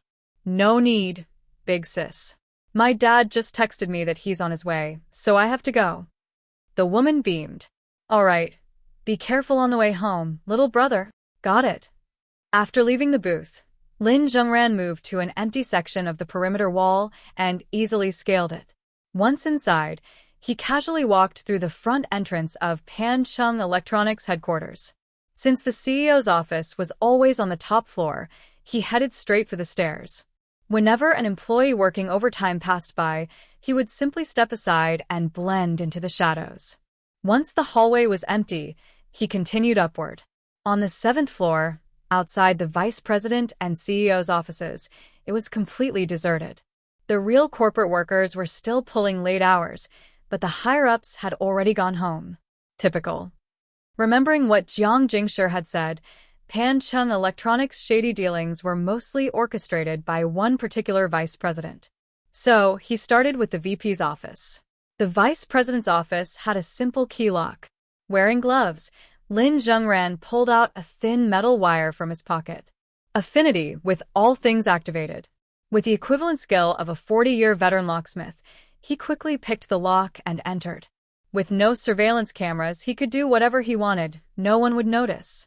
He pulled the curtains shut and powered on the office computer. A password screen appeared. Affinity with all things activated again. To someone with 40-plus years of programming experience, cracking a simple office login was child's play.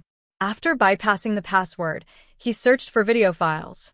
Sure enough, he found the blackmail video of Ms. Wang and the young singer. He checked the file source. It had been transferred from a USB drive.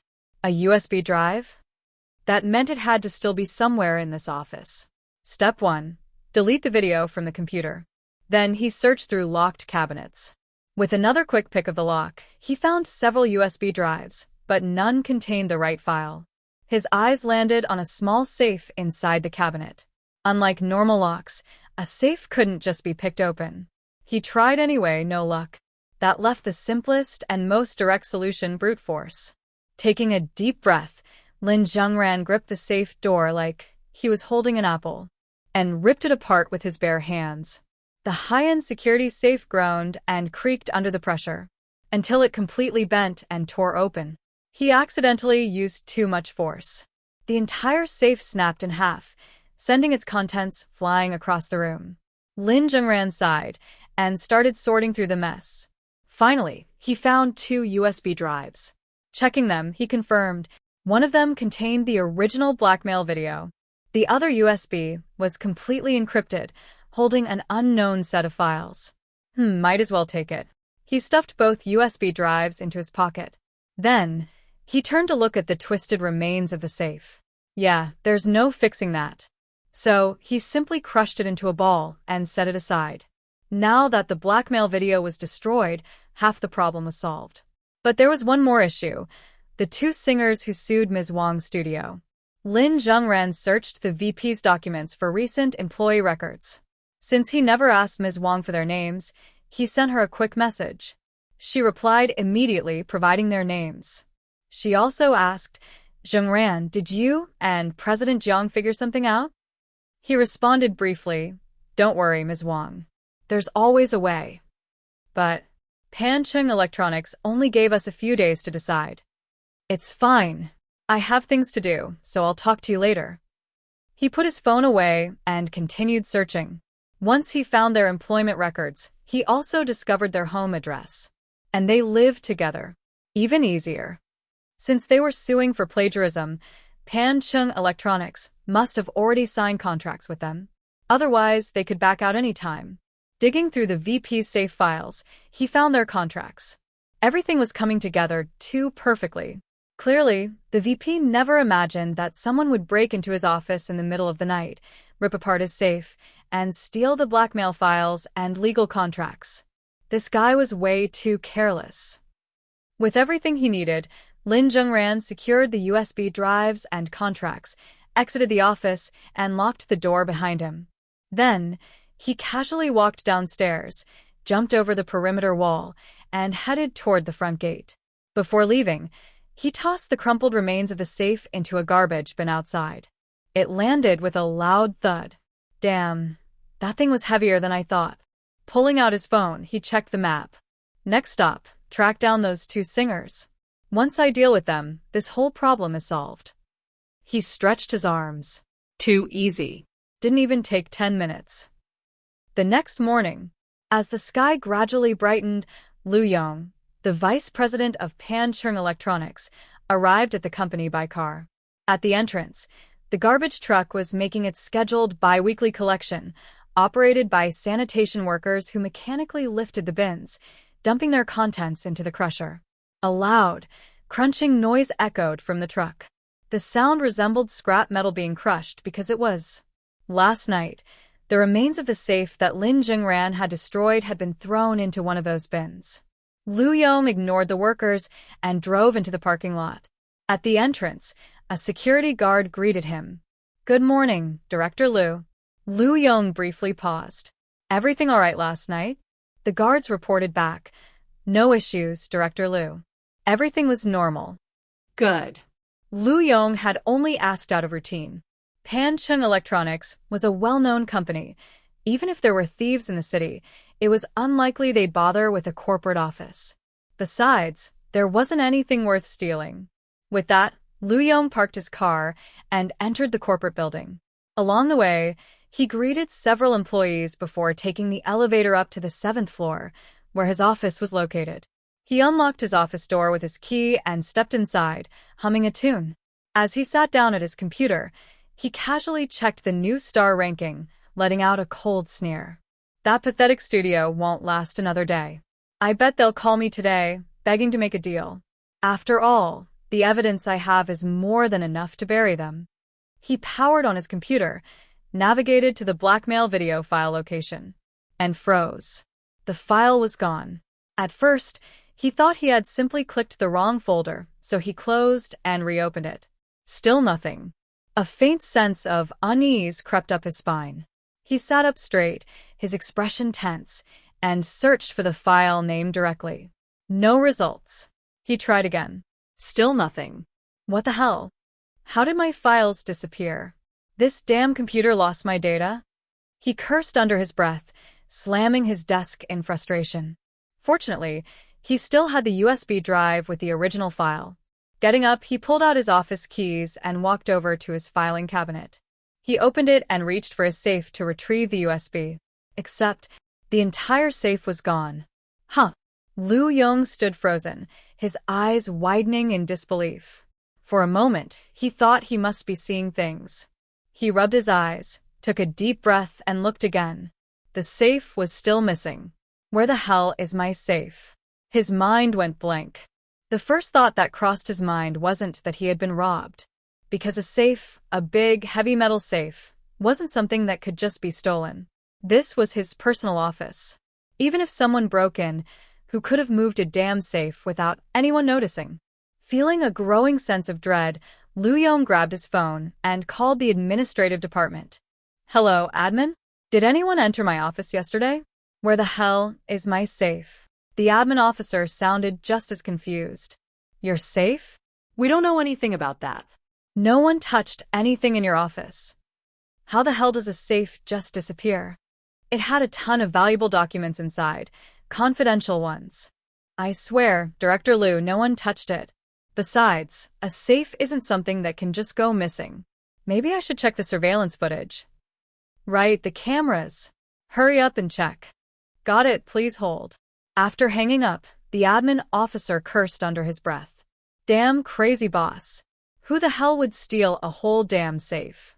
A few minutes later, the admin officer called back, his voice filled with disbelief. Director Liu, the security footage from last night is gone. It looks like the system failed or got corrupted. The only footage available is from the day before yesterday. What? Liu Yong stared blankly at his office, feeling an unnatural chill crawl up his spine. Could it be ghosts? No, that was ridiculous. Wait. A horrifying realization struck him. If the safe was gone, then the USB drive was gone too. If the USB was gone, then the blackmail video was gone.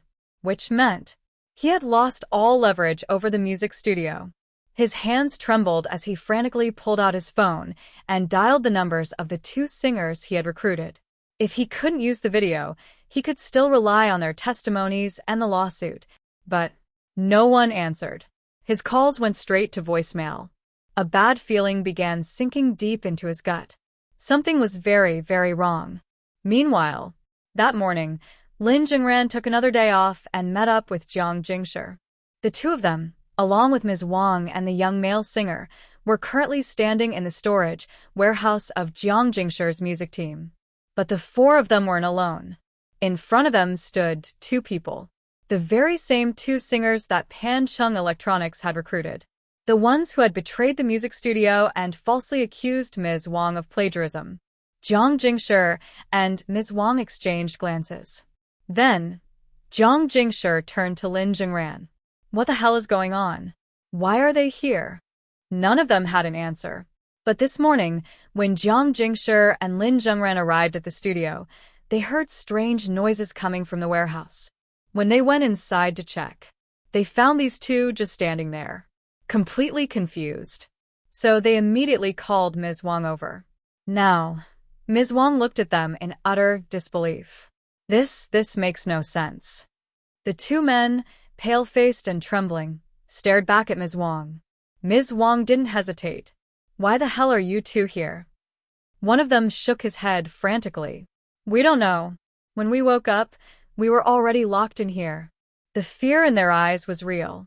They had no clue how they had gotten here. But one thing was certain. They were traitors. And their first instinct was that they had been kidnapped by the very people they betrayed. Their voices trembled. Ms. Wang, we know we wronged you, but you didn't have to go this far. We had no choice. We were in desperate need of money, so we signed the contract with Pancheng Electronics. We didn't actually want to accuse you of plagiarism. Please don't hurt us. Ms. Wang's expression darkened, her anger boiling over. You 2 still have the nerve to bring up plagiarism? You both worked with me for years. Even if you wanted to leave, I wouldn't have stopped you. But you turned around and stabbed me in the back with false accusations. How could you be so heartless? One of the men lowered his head. We're sorry. We really had no choice. If we refused, we would have had to pay a huge breach of contract fee. Ms. Wang gritted her teeth, hands clenched into fists. So, because you were in a tough spot, you decided to destroy my studio instead? Just as the argument was heating up, Jiang Jingshi suddenly noticed something behind the 2 men. Wait a second, what's that behind you? The 2 men blinked in confusion and turned around, only now realizing that there was a document folder on the floor behind them. Huh. Lin Zhengran picked it up, opened it, and found their original contract with Pancheng Electronics inside. Unbelievable. Both Jiang Jingshi and Ms. Wang were momentarily stunned. What? Lin Zhengran sighed. This is just getting ridiculous. What is even happening here? No one had an answer. Well, except for Lin Zhengran. Because if he didn't know, then no one could. Even in a fictional novel, this kind of scenario would be unbelievable. In a romance novel, completely outrageous. In a cultivation novel, at least somewhat reasonable. The young male singer, who had been quiet up until now, suddenly realized something. Hold on, let's forget how these 2 even got here for a second. If both they and the contract are in our hands, doesn't that mean? He paused, then lit up in excitement. That means we don't have to worry about paying the copyright compensation anymore. His excitement grew. We can just get them to sign a new contract with us, and this whole issue will be settled. Ms. Wang blinked, suddenly realizing the same thing. That's right. If we have both the people and the documents, then the copyright issue is completely resolved. As for the harassment accusation, Jiang Jingshi interjected. That part is actually easy to handle. As long as the video hasn't been posted online yet, you 2 just need to make an official announcement. Publicly state that your relationship was always consensual and freely admitted. She smirked. That way, even if Pancheng Electronics tries to buy traffic to spread rumors, it won't work. The only reason they were dangerous was because they had both the copyright lawsuit and the harassment claim. Now that one issue is gone, the other can be neutralized before it even starts. Both Ms. Wang and the young singer nodded immediately. Lin Zhengran added, "Then let's not waste any time. Before they have a chance to spread those videos, you two should make your statements online right now." He then turned to the two former singers. "And as for you two, sign the new copyright contract, and everything will be settled." Ms. Wang still had no idea how any of this was happening. But one thing she did know: there was no such thing as supernatural phenomena, which meant the only possible explanation was that Jiang Jingshi had orchestrated all of this behind the scenes. After all, only someone as powerful as President Jiang could pull off something like this. Ms. Wang smiled and bowed slightly. "Thank you, President Jiang. We'll handle this immediately. Really, thank you so much for your help." She even thanked her twice, just to emphasize her gratitude. Then, she turned back to the two trembling men. "If you two really needed money, I could have helped you. I'll still compensate you now, but you'll have to sign a proper contract this time." The two men, realizing there was no way out, quickly nodded. Yes, we'll sign." Without wasting another second, Ms. Wang and her young singer immediately got to work on publicly announcing their relationship and handling the contracts. Meanwhile, Jiang Jingshi suddenly broke into laughter. She walked over to Lin Zhengran, lowering her voice. "Zhengran, what's going on? Did we just get haunted? How did this all get solved so easily, so inexplicably?" Lin Zhengran kept a straight face, as if he was just as clueless as her. He let out a small laugh. "Who knows? This is the first time I've ever seen something so ridiculous, too. Truthfully, if this situation had played out normally, it would have been a long, drawn-out process. Ms. Wang would have suffered, or Jiang Jingshi would have had to spend a fortune to settle things." Which was why Lin Zhengran had taken matters into his own hands. After all, what he had done was completely unrealistic. In a realistic world, his actions were practically a deus ex machina. Because who would ever expect that someone in real life was secretly a cultivator? Using his abilities like this was something he preferred to avoid. Because if he really wanted to, he could use them to amass unimaginable wealth and power. But that kind of shortcut wouldn't lead to a stable, long-term life. Even if he obtained limitless resources, people in power would eventually investigate him. And once the authorities started tracking his assets, things would get complicated. So, unless it was absolutely necessary, he didn't like relying on his inhuman abilities to solve his problems. Still, at this moment, Jiang Jingshi was quietly watching him. She didn't know what had happened, but her instincts told her that this was all Lin Zhengran's doing. The only problem was, she couldn't figure out how he did it. She had been watching everything unfold. There were no calls, no external forces, no hired help. So how? How had he pulled this off? The more she thought about it, the more curious she became. How could she not be curious? A slow, knowing smile spread across her lips. Well, whatever the case, the problem has been solved. Lin Zhengran glanced at her and let out a helpless chuckle. Yeah. At the end of the day, that's all that matters. After Wang Jie made her relationship with the young hunk public, her moments instantly received tons of likes. Although all the comments below were full of blessings, everyone was actually shocked. No one had expected these two to end up together, and no one knew when it even started.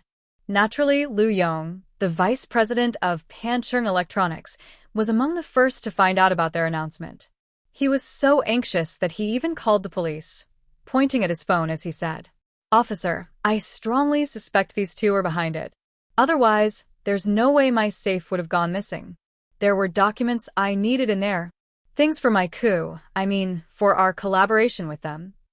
The two police officers called to the scene exchanged a glance. One of them asked, "Mr. Liu, you're saying that your safe was still there yesterday afternoon? It weighs 40 to 50 kilos, and then it disappeared by this morning? You suspect someone snuck into your office late at night and stole it?" Lu Yong nodded. Yes. The other officer suddenly laughed, then awkwardly coughed twice to cover it up. "Mr. Liu, no offense, but if someone really managed to get past your security last night into an office building where plenty of people were working overtime, then this person also somehow unlocked your office door, cracked the password on your computer, deleted your password-protected files, and carried off a 40 to 50 kilo safe. And the most miraculous part is, your surveillance cameras conveniently malfunctioned last night. I can't help but wonder, could there be an inside man in your company? Otherwise, do you really think an outsider could pull that off? Unless we're talking about Superman. An inside job? He suddenly thought it was very possible. Everything just seemed a little too coincidental. The officer asked, also, would those documents in your safe, if leaked, cause major financial loss to your company? Lu Yong replied, not exactly. It wouldn't cost the company much money, but aside from the files for a studio collaboration, there were also what? He let out a quiet sigh. Truth be told, he couldn't make sense of it all himself, slumping in dejection. Nothing really. Honestly, nothing that valuable. Officer. So, basically, the only loss is the safe itself? Nothing else is missing. The moment Lu Yong heard that, he knew the case was probably going nowhere. He looked over at the administrative department staff member nearby. The admin staff quickly raised his hands. Mr. Liu, I swear, I'm not the insider. I was in the office all day yesterday, and I don't even have the key to your room. Lu Yong rolled his eyes at him in frustration, then slumped down on the couch alone. Though there was no direct financial loss, losing the chance to buy the studio, plus another missing document, meant the loss of countless future assets. Worse, it seemed like the plan he had worked on for years was now going up in smoke. Inside the private kitchen of the music studio, Lin Zhengran couldn't help but marvel at how every big boss seemed to have their own quirky habits upon learning that Jiang Jingshi had a private kitchen here too. Most people hide antiques or something, but Jiang Jingshi liked to stash kitchens. The sleek and luxurious private kitchen was about 20 square meters. Jiang Jingshi stood at the counter, inspecting the tomatoes and eggs that Lin Zhengran had bought yesterday. They were still pretty fresh after just one night. Jiang Jingshi turned around with a tomato in hand. Zhengran, you look a bit surprised? Lin Zhengran looked around. A little. I just didn't expect you to have a private kitchen here too, Jiang Jia. Besides temporary workspaces, any place I spend a lot of time and will have one. Sometimes I just feel like cooking something for myself. Even though I rarely get the chance, when the urge strikes, not having a place to cook would really drive me crazy. Lin Zhengran, I get that. Jiang Jingshi skillfully blanched the tomatoes and peeled off their skins. She cut the tomato flesh into rough chunks, cracked the eggs into a bowl, added salt, and beat them evenly. Watching her skilled movements, Lin Zhengran could tell she was very good at this. As she heated the oil in the pan, Jiang Jingshi turned her head slightly to glance at him. It'll be ready in a bit. This dish is really easy. Her movements were indeed practiced, but her mind didn't seem entirely on the task. She kept spacing out, partly curious about what happened at the warehouse this morning, and partly because every time she was alone with Lin Zhengran, the atmosphere just felt off. She couldn't quite put her finger on it. Lost in thought, her hand accidentally touched the edge of the hot pan. She yelped in pain. Pulling her hand back, Lin Zhengran immediately said, "Burned yourself? Rinse it under cold water, quick." Jiang Jingshi replied and rushed to the sink, running her finger under the tap while Lin Zhengran turned off the stove. Feeling the cool water running over her fingers, she looked a little embarrassed. She almost never made mistakes in the kitchen, and here she was trying to show off a bit, only to make such a rookie error. Lin Zhengran came over to check. The two of them were standing almost shoulder to shoulder. Jiang Jingshi could faintly smell his unique scent, a kind of comforting fragrance. "Is it okay now?" she asked. Lin Zhengran, "Still feel that burning sensation?" "A little." "Then keep rinsing a bit longer." Jiang Jingshi nodded. She knew she didn't need to rush, but still couldn't help asking. Softly, she said, "Sorry to let you see that, Zhengran. I just said I cook all the time, and here I go burning myself. That's nothing to laugh at. Who hasn't burned themselves while cooking? By the way, do you have any ointment for burns in the kitchen?" "I do." She looked toward a cabinet in the distance. "Should be in there." Lin Zhengran responded and went to get it. After grabbing it, he opened the tube. Jiang Jingshi figured she'd rinsed long enough and pulled her hand back from the water. Her finger was slightly red, but there were no blisters. Nothing serious. She sighed in relief. Luckily, it's not too bad. She turned to show it to Lin Zhengran, who instinctively held her hand to examine it. He saw it was just a bit red. Rinsing in time had helped. But Lin Zhengran clearly wasn't overthinking it. Not too bad. Just apply a little ointment and you'll be fine. Jiang Jingshi's gaze trembled slightly as she looked at him holding her hand. Her heart was racing. He squeezed out a bit of ointment and gently spread it on her finger, carefully smoothing it out. If it hurts, just say so. Jiang Jingshi shook her head. It doesn't. You can keep going. She bit her lip lightly as she stared at her slightly cool, ointment-covered finger and Lin Zhengran's gentle, meticulous movements. When he finished, Lin Zhengran said, "The rest of the dish is basically done. Let me finish it. You know how to cook. It's just tomato scrambled eggs. Even if it's not as good as yours, we're already near the end. I just need to cook it through, right?" Jiang Jingshi nodded slightly. As he let go of her hand, her cheeks flushed. "All right then, go ahead. I'll watch." "Okay." Lin Zhengran picked the wok back up. Jiang Jingshi stared at her finger for a moment. When she saw he was almost done cooking, she added a bit of sugar to the dish. As she sprinkled it in, she commented, "Zhengran, looks like you're not bad at this. Pretty skilled, actually." Lin Zhengran smiled, thinking to himself that a certain skill was just way too useful. The dish was ready. Lin Zhengran brought over a plate, but instead of serving the food, Jiang Jingshi directly picked up a pair of chopsticks and fed him a bite of egg, one hand cupping underneath to prevent it from falling. Try it. After the steak incident last time, Lin Zhengran was already used to this. He ate the egg from the chopsticks. After tasting it, he was pleasantly surprised. "Tastes great. You really do cook well, Jiang Jia. This time it doesn't count as just me cooking, it was a joint effort." Jiang Jingshi smiled and picked up another bite of egg. Even though there were other chopsticks nearby, whether she forgot or did it on purpose, she used the same pair to feed herself another bite. After tasting it, she even lightly pressed her lips together and nodded, blushing. "It's good." Then she picked up a piece of tomato and once again brought it to Lin Zhengran's mouth. "Try the tomato this time." Of course, Lin Zhengran noticed she was still using the same chopsticks. But Jiang Jingshi looked at him with eyes soft as water. "What's wrong?" Try it. "Open up." Lin Zhengran had no choice but to eat the tomato off the chopsticks. He carefully tasted it and nodded in approval. "The tomato's good too. Tasty." Jiang Jingshi's face visibly turned red. "Zhengran, your reviews are so straightforward, but as long as it's tasty, that's what matters." Just then, someone came in, Wang Jie and the young hunk. Since the kitchen door hadn't been closed, Wang Jie clearly saw the moment Jiang Jingshi was feeding Lin Zhengran. Such an intimate gesture.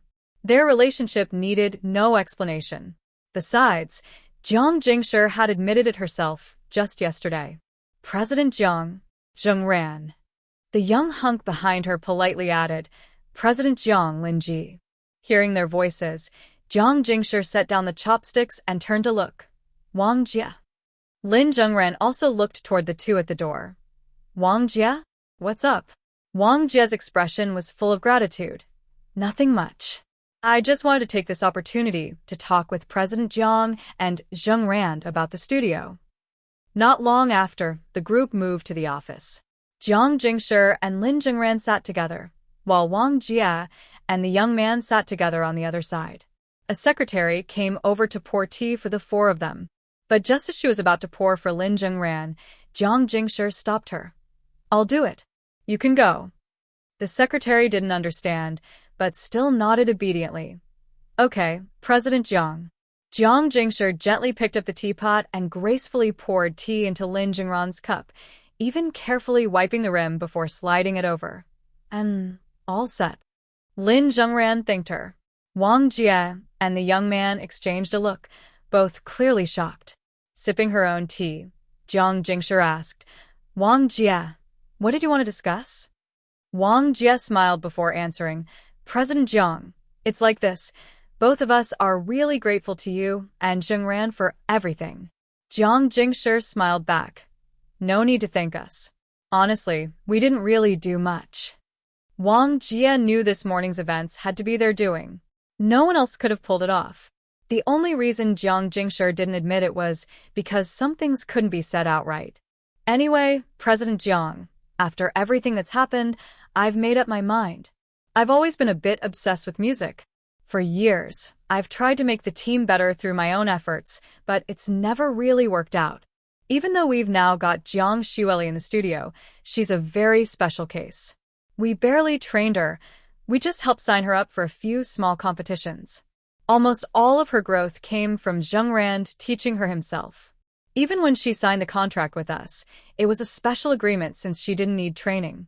I know very well that we didn't contribute much to her success. She paused. What I'm trying to say is I'm very clear on my own level and the studio's. Honestly, I probably don't have what it takes to train people. These years have proven that. And without your and Zhengran's help this time, I'd be completely ruined.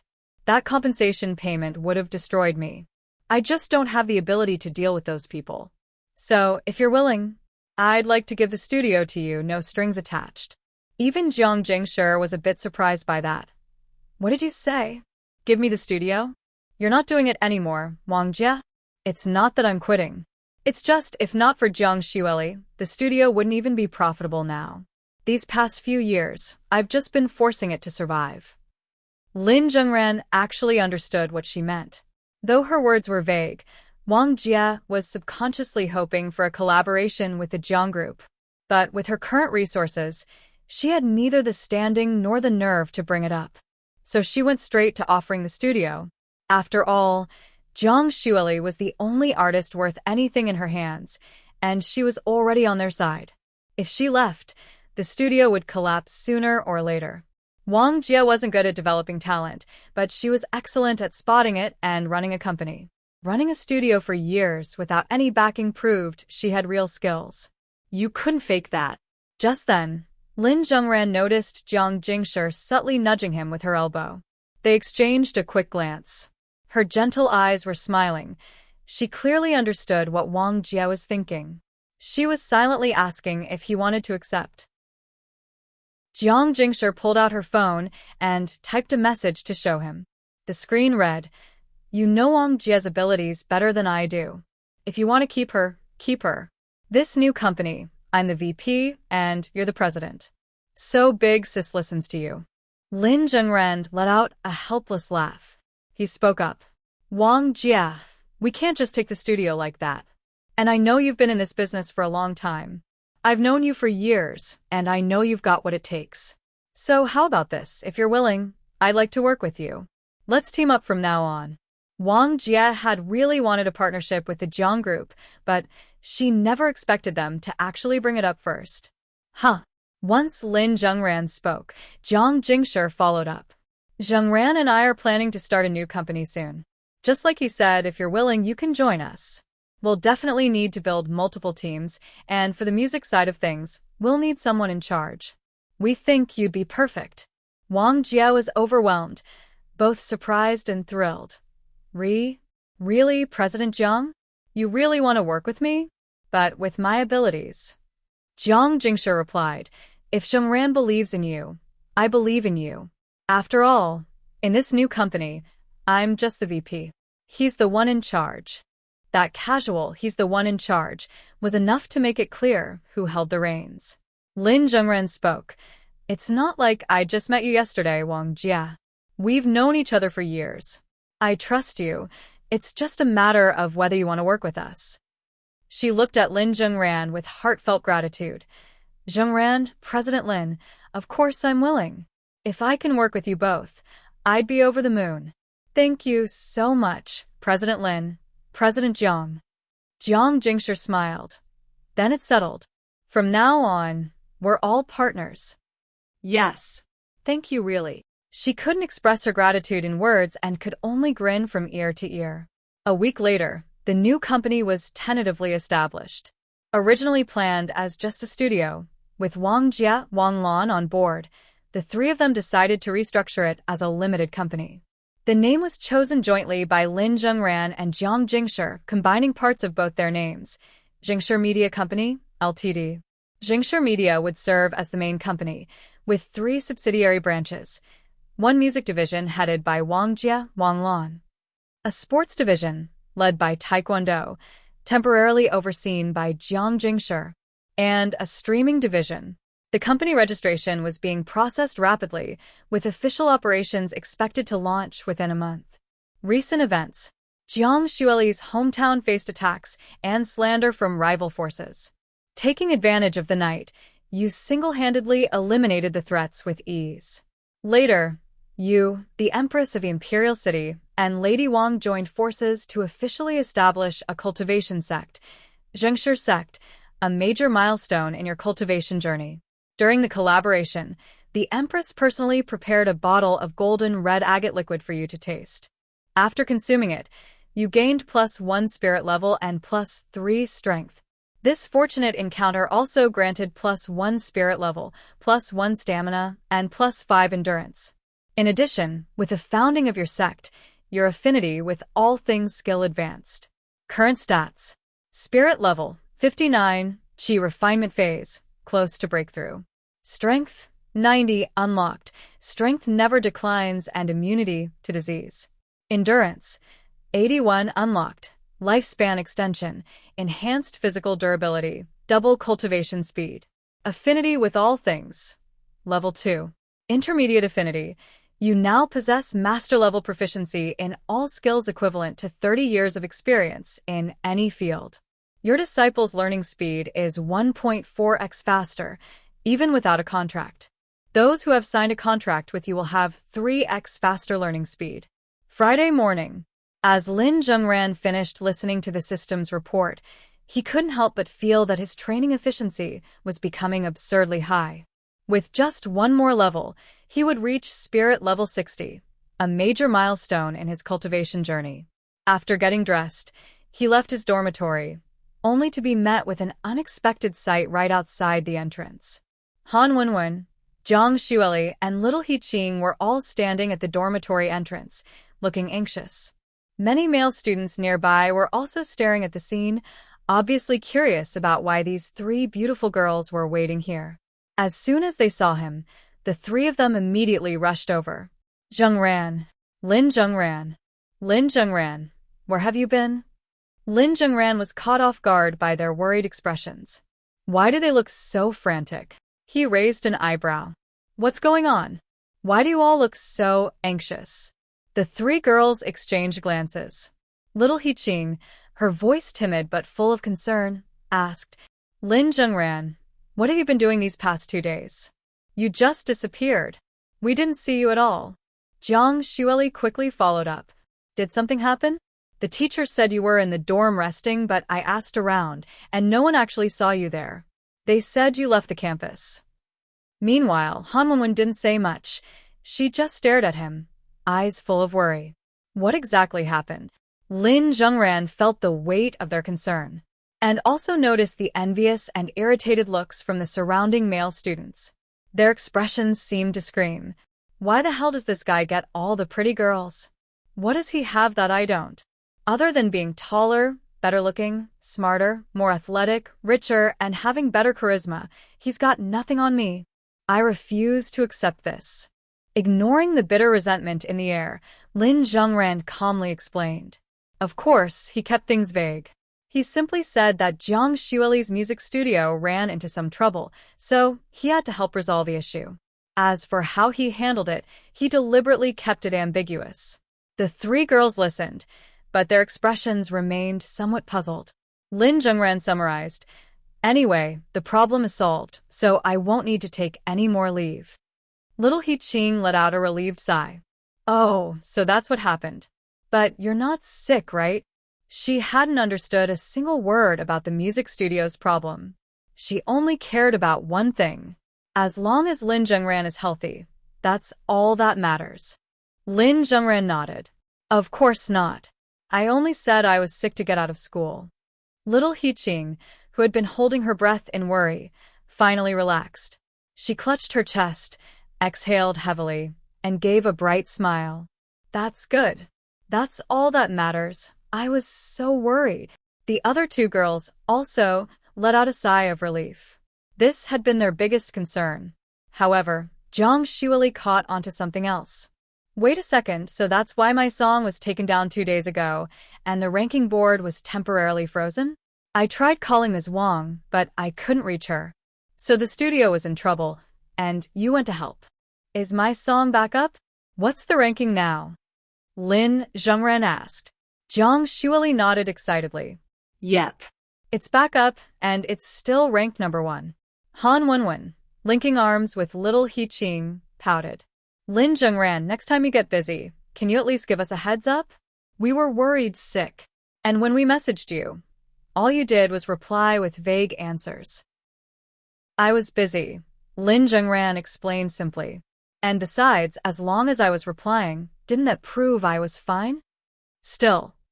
All right. Let's go have breakfast, and then head to class. Emmett.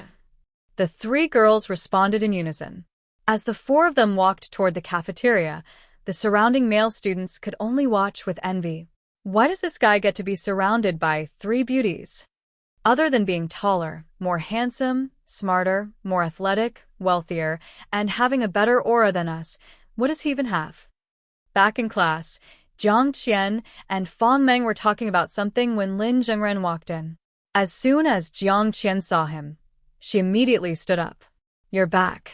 Lin Zhengran nodded and took a seat. Just as he sat down, Fang Meng suddenly reached over and grabbed his wrist. Jiang Qian asked, how is he? Fang Meng, after checking his pulse, looked slightly shocked. He's completely fine. Actually, he's more than fine. His pulse is incredibly strong, way above normal human health levels. Lin Zhengran raised an eyebrow. What's with you two? Fang Meng withdrew her hand and explained, Jiang Qian was really worried about you. If you hadn't shown up today, we were planning to go look for you. Jiang Qian, pretending to be indifferent, flipped through her book without commenting. Now that Lin Zhengran was back, she felt relieved. Everything quickly returned to normal. Thanks for checking on me, Lin Zhengran said politely. I appreciate it. Jiang Qian didn't respond, but Fang Meng smiled and returned to her seat. That Friday was unusually peaceful. Maybe it was because everyone was happy that Lin Zhengran had returned. The entire day felt lighter, more cheerful than usual. Saturday morning. Today was the day Lin Zhengran had promised to spend with Han Wenwen. So, a certain fox-eyed girl woke up bright and early, excitedly getting ready. Meanwhile, in the same dorm, little He Qing sleepily rolled over, rubbing her eyes. Wenwen? Why are you up so early? She mumbled. Han Wenwen had already changed into a stylish outfit and was sitting in front of her mirror, brushing her hair. Her fox-like eyes shimmered with anticipation, because she had been waiting for this day for so long. I have to go back to my rental apartment today to film some gaming videos. So, I need to leave early. Little He Qing, still half asleep, stared at her for a moment, then curled back under the covers. That means you won't be around to play with me this weekend, she mumbled. And Lin Zhengran is resting today too. I have nothing to do. Han Wenwen laughed. Didn't you just win a competition? Shouldn't you be resting properly in the dorm? Do you always need something to do? Then, as if remembering something, she put down her mirror and opened her storage box under the bed. She pulled out a book, her lips curling into a mischievous smile. Walking over to little He Qing's bedside, she leaned down and whispered softly into her ear. Qing, if you're really bored, I have a book for you to read. Little He Qing slowly opened her eyes, still drowsy. A book? What kind of book? Han Wenwen smirked. Just read it and see. It's really interesting. She then leaned in close and whispered in her ear. It's very spicy. There was a moment of silence. Then, little He Qing's face turned bright red. Her eyes snapped open. Huh. Wenwen, what did you just say? Han Wenwen chuckled, slipping the book under the blanket. I don't repeat myself, Qing. But you heard me the first time, didn't you? She winked playfully. Just read it over the next couple of days. You'll find it useful someday. Little He-Ching had always assumed that when people said spicy books, they were joking. But if Han Wenwen said it was spicy, then it was definitely spicy. Her voice turned hesitant. Wenwen, where do you even find books like this? Han Wenwen, satisfied with the reaction, grinned. Online shopping, of course. Don't worry, it's technically a normal romance novel. It just has certain extra details for flavor. By now, she had finished getting ready. Waving a hand, she said, "All right, I'm heading out, Ching Ching. You enjoy your book." Little He-Ching, still flustered, weakly waved back. "Bye. Have a safe trip, Wenwen." Emtem. As Han Wenwen left the dorm, she hurried downstairs to meet Lin Zhengran. Meanwhile, Little He-Ching hesitantly peeked under her blanket. The book title stared back at her. My husband says I'm sexy. She blinked, feeling a little uneasy. What kind of book is this? What a weird title. Curious, she flipped it open and started reading a few pages, only to immediately realize this was a whole new world. Her face turned beet red. Her mouth fell open in shock. WW, what is this? Can you even write stuff like this? Today, I went to bed and pulled the curtain shut. My husband and I were about to do that again. So, I brushed my teeth to keep my breath fresh and put on a lace top before heading to his bedroom, planning to. Little He-Ching had barely read a few lines before her entire face turned red. She snapped the book shut, biting her lip in embarrassment. What is this sinful book? Who in the world would write something like this? She shoved the book under her pillow and buried herself under the covers, muttering to herself. This kind of book should be destroyed. I won't read it anymore. I was just dreaming about Lin Zhengran earlier. I should go back to that nice dream instead of reading this horrible thing. Damn you, Wenwen. But that night, despite only reading for 5 minutes, He-Ching had her first ever inappropriate dream, and it involved Lin Zhengran. A beautiful Saturday morning. Han Wenwen skipped happily out of the dormitory. But as she reached the school gates, she suddenly slowed down. Because, in the distance, she saw Lin Zhengran standing there, talking to a girl. Her expression subtly changed. Then, she casually strolled forward, taking her time. The girl in front of Lin Zhengran was cute, with a round face that made her look even more youthful. She held a small envelope in her trembling hands, her face flushed red.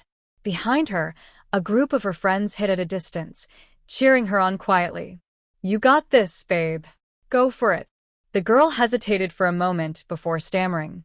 Senpai, I'm from the high school next to yours. I've seen you so many times, and I was wondering if we could be friends. Before Lin Zhengran could even respond, Han Wenwen had already stepped in with a sweet smile. Oh, this guy?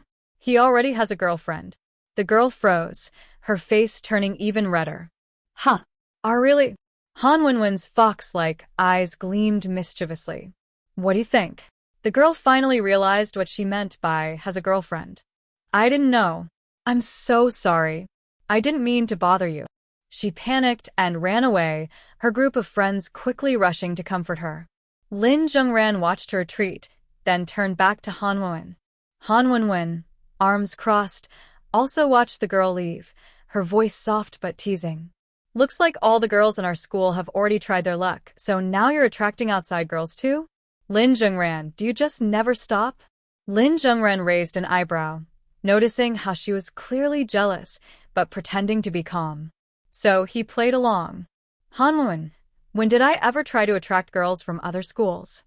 Han Wenwen puffed up her cheeks, dropping the act. I saw it with my own eyes, and you're still pretending? I was going to reject her. That counts as flirting. Yes, it does. That's ridiculous. She turned her head away, arms still crossed. Humph, I don't care. Lin Zhengran knocked her on the head. Ow. He ignored her fake protest and asked, Where do you want to go today? Han Wenwen's fox-like eyes sparkled. She pulled out her phone, opened her notes app, and handed it to him. Lin Zhengran glanced at the list. Only 5 places? That's manageable. Han Wenwen blinked. 5? No, scroll down. Lin Zhengran swiped down, and his face immediately turned deadpan. There were over 100 locations. What? Han Wenwen explained proudly. I've been collecting these spots little by little. A lot of couples go to these places, so I wanted to see them too. Her invisible fox ears twitched excitedly. Let's start. We only have 1 day. Lin Zhengran sighed. If we don't finish, don't blame me. Oh, I will blame you. She pouted playfully. You always bully me. I do not.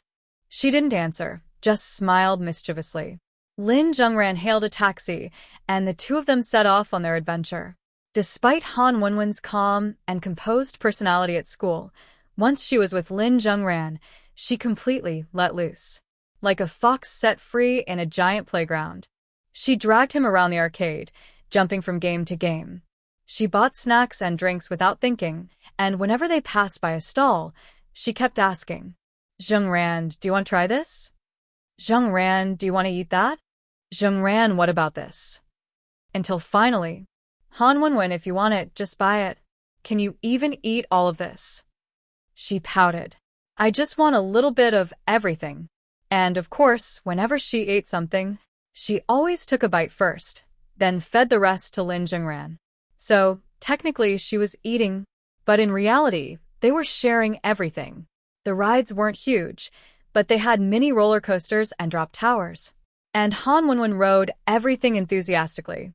By the time they left, she was beaming with excitement, until she spotted something at the entrance, a massive ice cream cone, the size of a forearm. Her steps slowed. She grabbed Lin Zhengran's arm, her eyes sparkling like gold coins.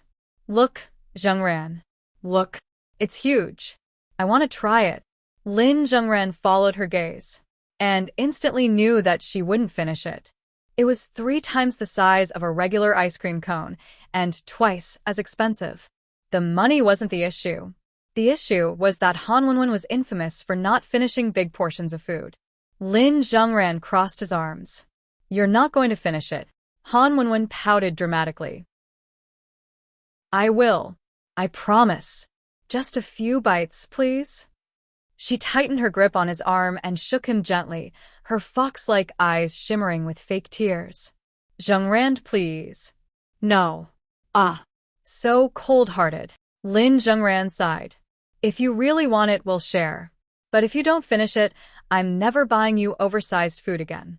Han Wenwen immediately lit up, hugging his arm. Deal.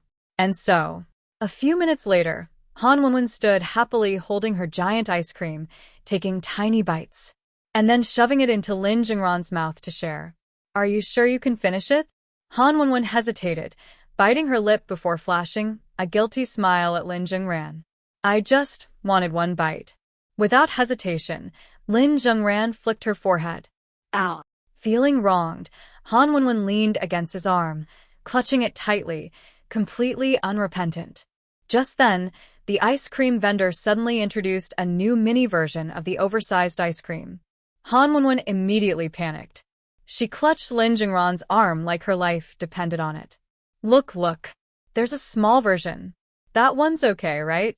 This time, Lin Zhengran sighed and gave in. Han Wenwen happily licked her new mini ice cream while checking where to go next. And then, her stomach rumbled ominously. 1 p.m., outside the women's restroom. This was already her 3rd trip to the bathroom in the past 30 minutes. When she finally came out, she wobbled weakly toward Lin Zhengran and leaned against his arm. Her fox-like eyes looked pitiful. Zhengran Gage, that ice cream was poisoned. Lin Zhengran held back a laugh. I don't think the ice cream was the problem. The issue is you ate too much random junk, skipped breakfast on purpose, and now you're paying for it. Han Wenwen pouted, looking up at him with big, watery eyes. But you ate some too? Lin Zhengran smirked. Han Wenwen finally accepted reality. Okay. I thought I had a strong stomach, but I guess I was wrong. Lin Zhengran shook his head, but his voice was gentle. You're already stronger than most people. You just overdid it. He glanced at her. Feeling better now? Do you want to keep going or take a break? Han Wenwen leaned even closer, her voice soft. I want to go home. Lin Zhengran chuckled. You were so confident earlier about visiting 100 places. And now you're done after just one morning. Han Wenwen whined, her voice filled with a pitiful charm. My tummy hurts. I can't walk anymore. I just want to go home and lie in your arms for a bit. Lin Zhengran sighed, but didn't refuse. Fine. But let's stop by a pharmacy on the way back. On the way home, an unexpected encounter. As they rode in the taxi, Han Woman spotted something on the roadside, a stall selling plush toys. One particular plush caught their attention simultaneously. It was a massive plush dog, almost half the size of a person. For some reason, both Han Wenwen and Lin Zhengran found themselves staring at it. After a moment, Han Wenwen suddenly burst into giggles, clutching her stomach. Zhengran Gidge, I can't. She could barely breathe from laughing so hard. Why does that dog kind of look like you? Lin Zhengran raised an eyebrow. Han Wenwen quickly covered her mouth, shaking her head. Her voice dropped to a tiny whisper. Wenwen didn't say anything. Zhengran Gidge didn't hear anything. Still giggling, she tugged his sleeve gently, her meaning clear. She wanted it. Lin Zhengran was momentarily speechless.